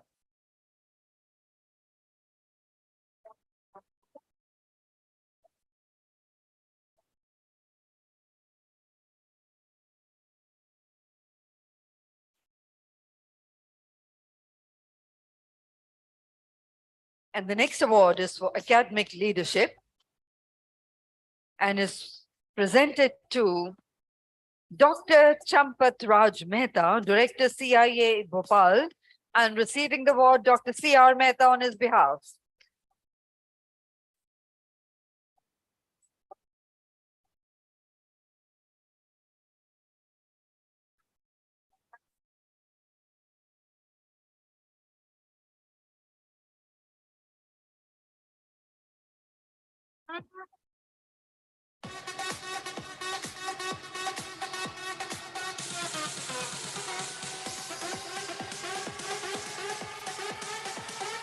And the next award, ladies and gentlemen, is for the CEO of the Year Award, which is presented to Mr. Ashok Ananthuraman, CEO ACE.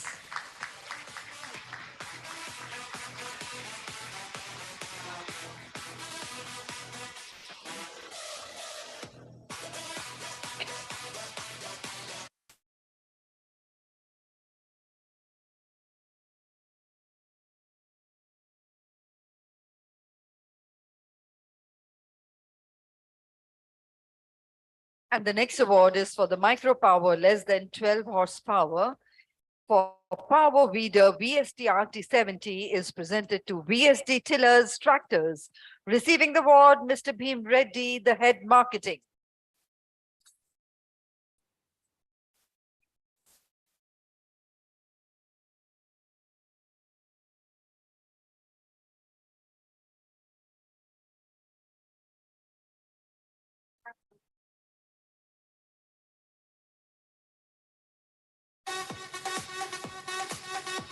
And the next award is for the Tractor of the Year, less than 30 horsepower, for Captain 283 4WD is presented to Captain Tractors. Receiving the award, Mr. Kailash Movalia, son of Mr. G.T. Patel.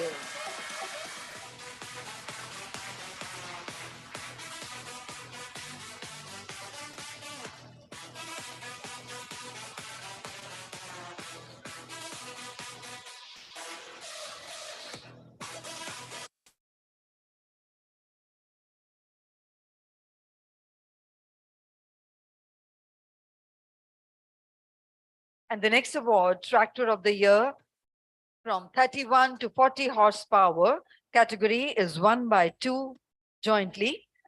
We present to MF for MF7235 Tafe, and once again inviting Mr. A.L. Kumarapan, Head Marketing, to receive the award.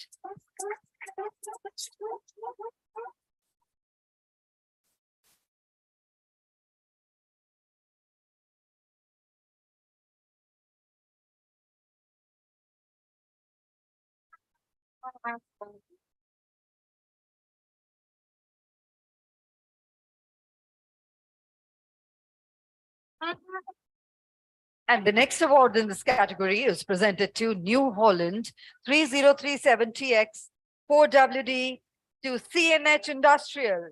Once again inviting Mr. Amit Arora to receive the award.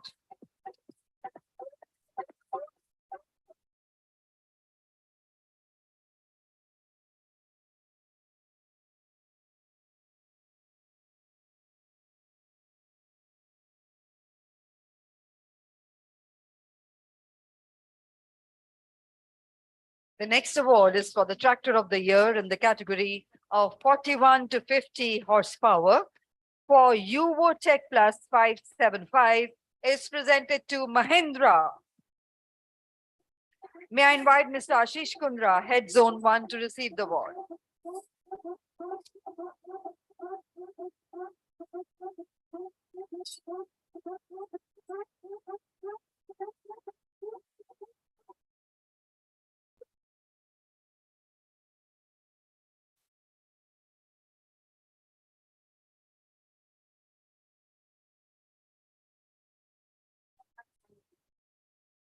And the next award, ladies and gentlemen, for Tractor of the Year, more than 50 horsepower for Sonalika Tiger DI 75 4WD CRDS is presented to Sonalika, inviting Mr. Ankur Garg, Assistant Vice President R&D, to receive the award.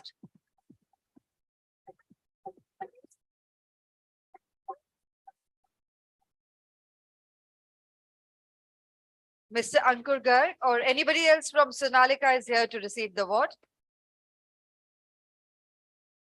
So we move on to the next award, which is the Special Recognition Award for Central Farm Machinery Farming and Test CFMTTI Budni goes to Dr. P.K. Pandey, Director. Ladies and gentlemen, please put your hands together for the special recognition.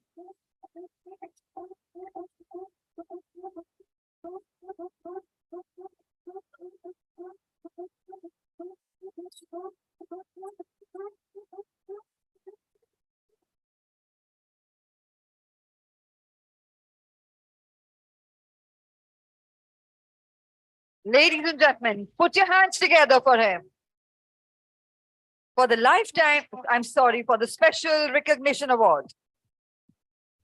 Next, we move on to is the last, but not the one of the most important awards of this section is the Lifetime Achievement Award, and it is presented to Shri G.T. Patel and Shri M.T. Patel, Chairman and Vice Chairman, and receiving the award on their behalf is Mr. Kailash Movalia, son of Mr. G.T. Patel. Let's put our hands together for them.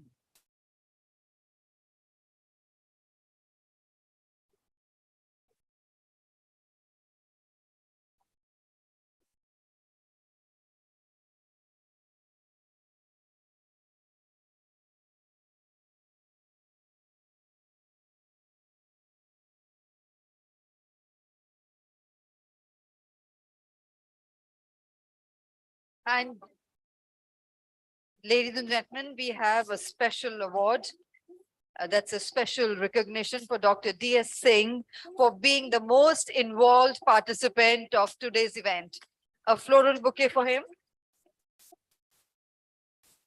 Ladies and gentlemen, please put your hands together. We must say, we're very sorry, sir. We could not give you enough time as we wanted to, but he has been the most involved participant for today.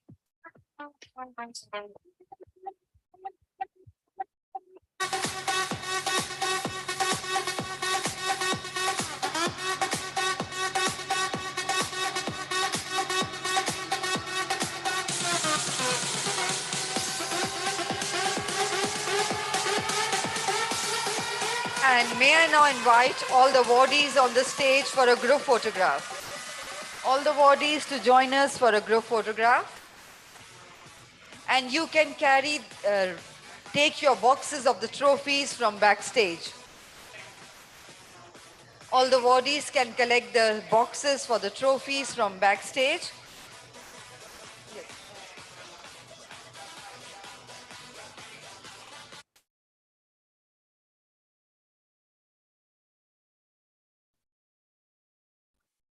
Can all the awardees line up in front of the stage?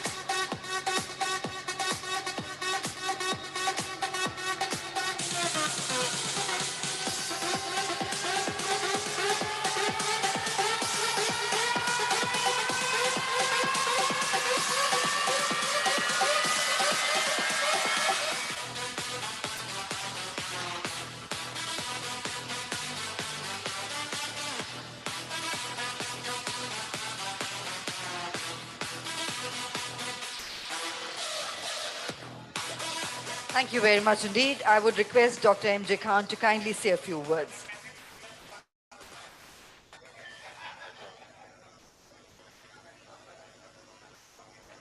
Thank you very much. Let me congratulate all the awardees for this prestigious award presented this evening. And let me also share a few words about how the journey of transformation from what, ship to mouth, now to go down so overflowing with food grains. And so goes the story for horticulture and livestock and fisheries. Surely that for farm efficiency and synergy of operations, the farm mechanization, it has played a very critical role. And going by the numbers as well, we all know that how Indian tractor industry is contributing to the global, mechanization, growth of mechanization sector. Almost 1/3 of the world's production of tractors takes place in India. And I was in the morning telling the example of my own village that how from one tractor when I was in class 8 to now 10 or 11 tractors. This has also been driven by the need for improving the cost and quality. And now that the agriculture system is moving towards precision agriculture, and more so that we need to compete at the world marketplace, we need to significantly improve our quality of production as well as improve upon the cost, because we about 8.5% of the world's agricultural production in terms of value, but our share in the trade is slightly improved to about 2.25, 2.3% now. We need to go half of that level, which is 4.5%, which means we need to double our exports from where these are. I think this year it will be about 58 or $59 billion, because just 50 crossed. So a lot more need to be done on the quality improvement of what the world market demands, and also improving the cost of production. And that is possible only by the operational, much higher level of operational efficiencies, and that without the concept of mechanization. And now the digital farming system, digital technologies in agriculture, many things have been made possible by the AI now that we see in working at the farm level, whether the drones or other systems. I'm sure that next 10 years agriculture is set to be quite machine driven, and already we have seen from what bullock power to now the machine power at the farms. This award, certainly in this journey of transformation, a lot of stakeholders played very important roles, and they needed to be recognized, and they are being recognized today. So thank you, Mamta ji, for your team, and Keswan Saab for chairing that jury. We have other awards also under the group agriculture today. The most important among all is the Agriculture Leadership Conclave that is set to be in December, is 17, 18, 18, 19, 13, 14 December. So very, very prestigious award that last since 2008, that first time they were instituted Agriculture Leadership Awards. I still recall the Governor of Haryana used to chair the jury. And the last jury in 2019 was chaired by the Governor of Kerala, who was also the Chief Justice of the Supreme Court of India. So very, very high powered committee, and these awards were that recognized and respected and received that way. So many more events that are lined up under agriculture today, and I'm sure a small role that we are playing and we can play in the agriculture system with the support of you all. Thank you very much. And let me thank especially the Apollo Tyres for powering the event. Thank you very much. Thank you.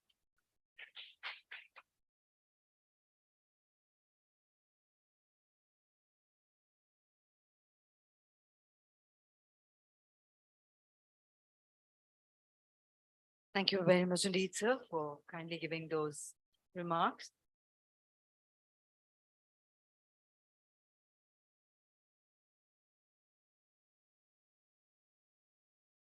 In that case, we can have an open house till the time we have Dr. Dalwai joining us.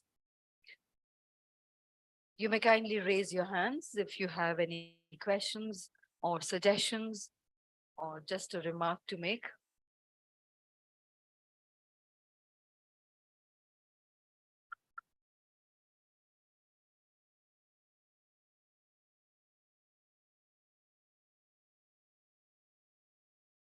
And there's a request for all our distinguished awardees. Before you leave the venue, you're requested to give your video bites outside that we have made a counter for that. So you may kindly give your video bites before you leave the venue.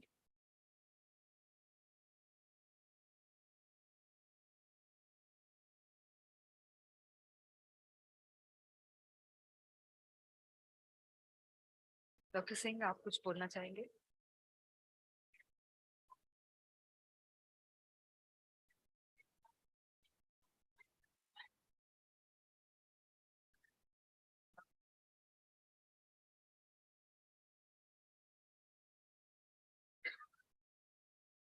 Yes, sir.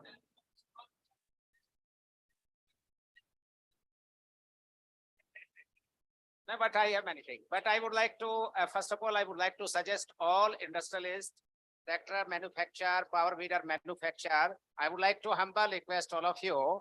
You innovate such kind of technology. You innovate such kind of agricultural equipment, which may be cost effective and which may be very useful. More than 86% small and marginal farmers. This is my one suggestion. Do you agree? अगर Thank you. सहमत है तो have a big hand, नहीं तो छोड़ दीजिएगा. Thank you very much indeed, sir. This is And my ladies suggestion. and gentlemen, please put your hands together to And- welcome Dr. Ashok Dalwai, Chairman PM's Task Force on Doubling Farmers' Income. And I would request Mrs. Mamta Jain, Editor and CEO Agriculture Today Group, to welcome Dr. Ashok Dalwai with a floral bouquet. Thank you very much indeed, sir. And may I invite you, sir, to kindly say a few words and address the August House present here. Yes, sir. Good evening. Do you recognize me? Very well. Okay. Okay. But only he is the एक अधिकारी है जिन्होंने मेरे innovation को use करके देखा है. And I'm so happy, so glad, so much impressed. And the second thing I would like to share one thing with you.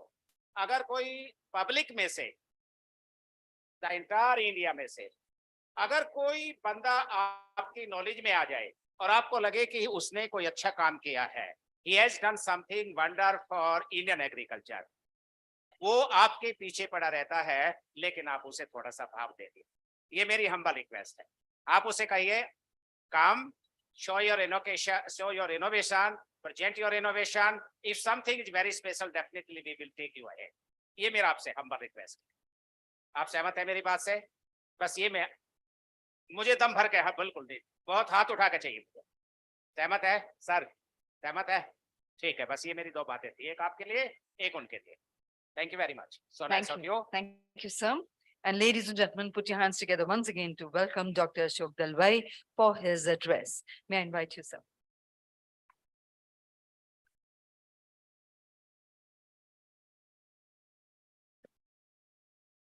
Good evening, everyone.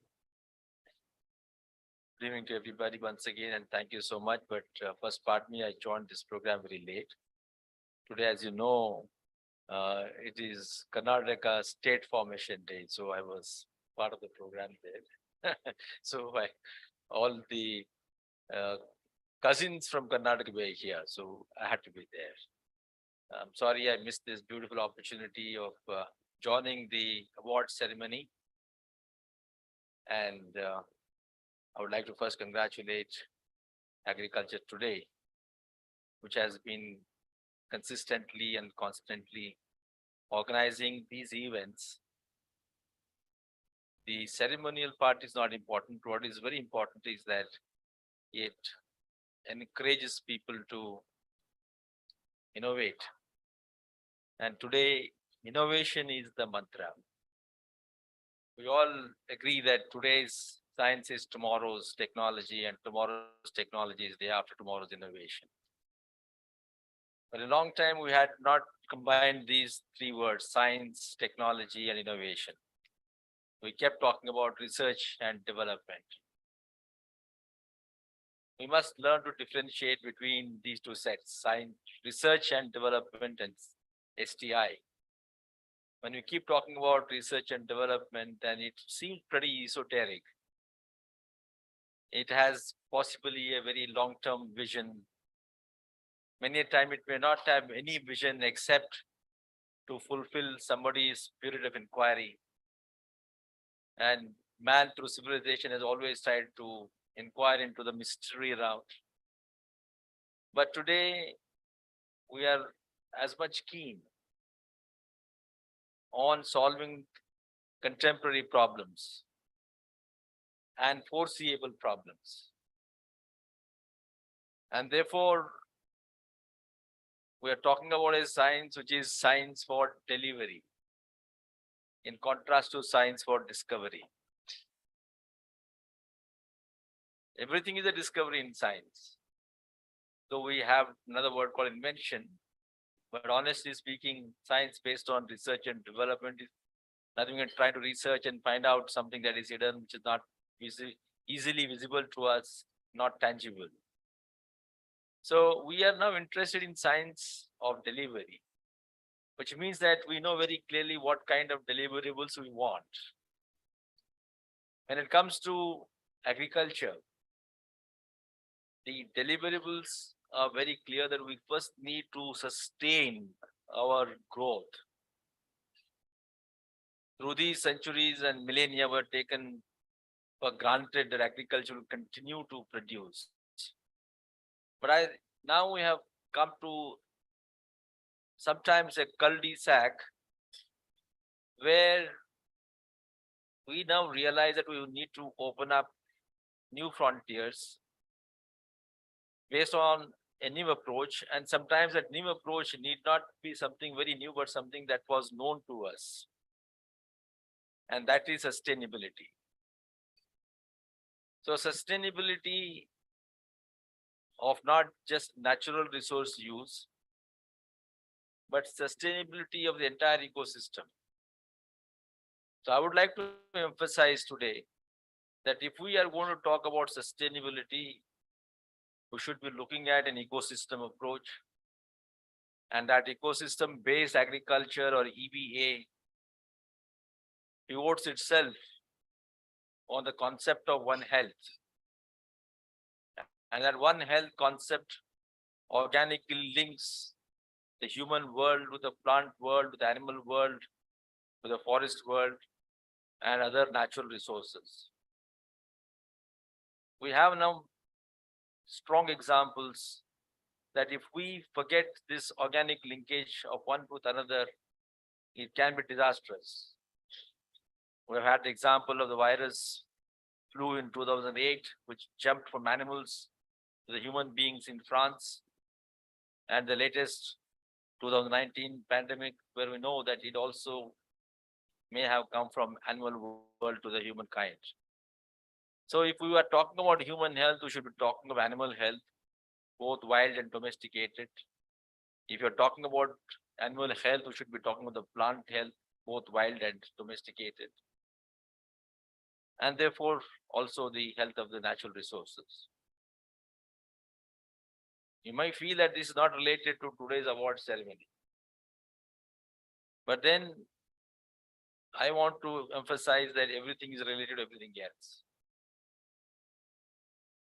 Since we're talking today about the award ceremony relating to farm machineries, the first thing that I may like to suggest is that we need to substitute the word farm by agriculture. Because farm and farming bring too much of focus on crop husbandry at the neglect of other important subsectors of our agriculture. And once again, within the crop domain, it brings too much of emphasis only on agronomic crops at the neglect of the horticultural band. So maybe we should be talking about agriculture machinery so that we encompass within our science, technology, and innovation related to machinery across all these domains. Today, mechanization has become important. 30 years back, we were in a way Luddites. That means we were hating the technology. We thought that technology is going to substitute manpower. And therefore, in a country like India with so much of huge population in need of jobs, it may not be right to go on the path of machinery. But then various disruptions that have happened in this world, including India, show that if one disruption happens and leads to substitution, possibly we should be able to generate new kinds of jobs as it does. Of course, there are also challenges to that today with the digital technology, that whether we will be able to generate as many jobs as the earlier disruptions have done. Notwithstanding that, the today demand is that we want to get over drudgery. And more importantly, we want to cultivate those areas which have very difficult access on the mountains, hilltops, in the valleys. Those are the areas which have been neglected so far still in agriculture. We have been concerned only with those areas, those arable lands which are very easy to access, fertile, good endowment in terms of soil and water. But if we are looking at non-crop sector, they grow in those topographies, which are rolling topographies, hilly areas, lands beyond class 4, where the natural endowment is not very good. The movement itself is very difficult. And therefore, we will require machinery, including, of course, digital technology that encompasses the emerging technologies, including sensors, etc. So, mechanization becomes very critical. And the last 10 years data shows that the cost of production is increasing, and one of the important component is labor charges. So if we want to sustain cultivation based on market return incentives for the farmers, we certainly need to rationalize the cost of production. And among the various factors that influence cost of production, one very important one is labor component. Therefore, the substitution has become very critical by the machinery. And simultaneously, we make efforts to find gainful employment for that labor substituted in other ways. But the mechanization in our country has to be approached from a very different perspective. Because we are not talking about machinery in terms of equivalence of very large scale. We're talking about machinery that will address issues of small and fragmented nature of holdings. For example, Kashmir, one of the most fertile, one of the most well-endowed regions, which is capable of giving us the niche crops, but the holding size is as small as 0.6 hectares. So how do we harvest the advantages of that particular natural endowment with small pieces of land? And there we need machinery. Our biggest problem has been harvesting, not production. And harvesting is where the quality is getting compromised. The way we handle it, the way we harvest it is a major problem. So whether it is possible for us to deploy appropriate machinery to see that our harvesting is compromised less of the quality, including physical damage. So there are many challenges to machinery. And then we need to broad base that entire thing called machinery. It need not be just harrow, or it need not be just tractor. Today, I think within the ambit of machinery, we should bring in anything and everything that will be able to connect the produce from the farm gate to the final consumer. So it will also include all kinds of agri-logistics. So how do we therefore enhance the ambit of this so that we are able to achieve seamless integration from one system to another, and number of handlings become as few as possible? Because as we move the value chain, we will have intermediaries because they are providing specialized services. So there will be more than one handling, but whether that also can be non-human interface. And therefore the mechanization obviously has to be supplemented by sensors, by robotics, and other kind of devices that will give us an opportunity to sit far away and then handle these things. So I think there's a lot that we can do, and the way forward is immense. The window is just opening up, and people like you who are into this, who have been serving this, will continue to serve. But my advice would be, or suggestion would be, that we should keep in mind the inability, the financial inability of our small and marginal farmers to access these machineries. And therefore, as much as designing and providing a machinery, equally important would be building a revenue model where we're able to enable the people to access these things. So whether it is custom hiring center or whatever other model that we have, the approach has to be farming as a service. So that means goods and device, etc., are combined necessarily with service. And that service is made available at a very rational cost to the consumers. And I think that's where the bottom of the pyramid approach of Bhagavati comes in. That if we are able to look at rationalizing the way we provide the services, then the volumes of business will increase. And therefore, notwithstanding the narrow margin of profit that you may have from each transaction, cumulatively, you'll start to benefit.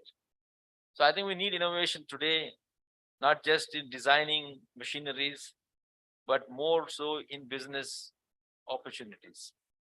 And that's how I think the youngsters in particular have to really come forth to play around with large number of startups. And India is really picking up in the startup domain. We have been able to not just have a few unicorns nearing 100 now, and we rank third, I understand, in the world. But more importantly, you may not be a unicorn, but the number of startups that are coming up in the agriculture sector is really very, very impressive, which we never heard a few years back. So startup is the future, but the two essential ingredients of the startup, innovation and digital technology. These are the two pillars. Otherwise, it will become another enterprise, another traditional round the corner business. We are calling it a startup only because it will be harvesting the advantages of digital technology and innovation. So marrying these two, we shall all look forward to the youth in particular to come up with large number of startups and then over a period of time upgrade themselves into enterprises. And then of course, let's hope that they will also get into multinational corporation status. So I would like to thank Agriculture Today, Dr. Mamta and Mamta for having been patient with me. Thank you so much, and all of you too. And once again to all of you, thank you very much, and congratulations to all the award winners. And may you keep winning the awards, and may you keep incentivizing, motivating, encouraging everybody else to win the awards, and we reach excellence. Thank you.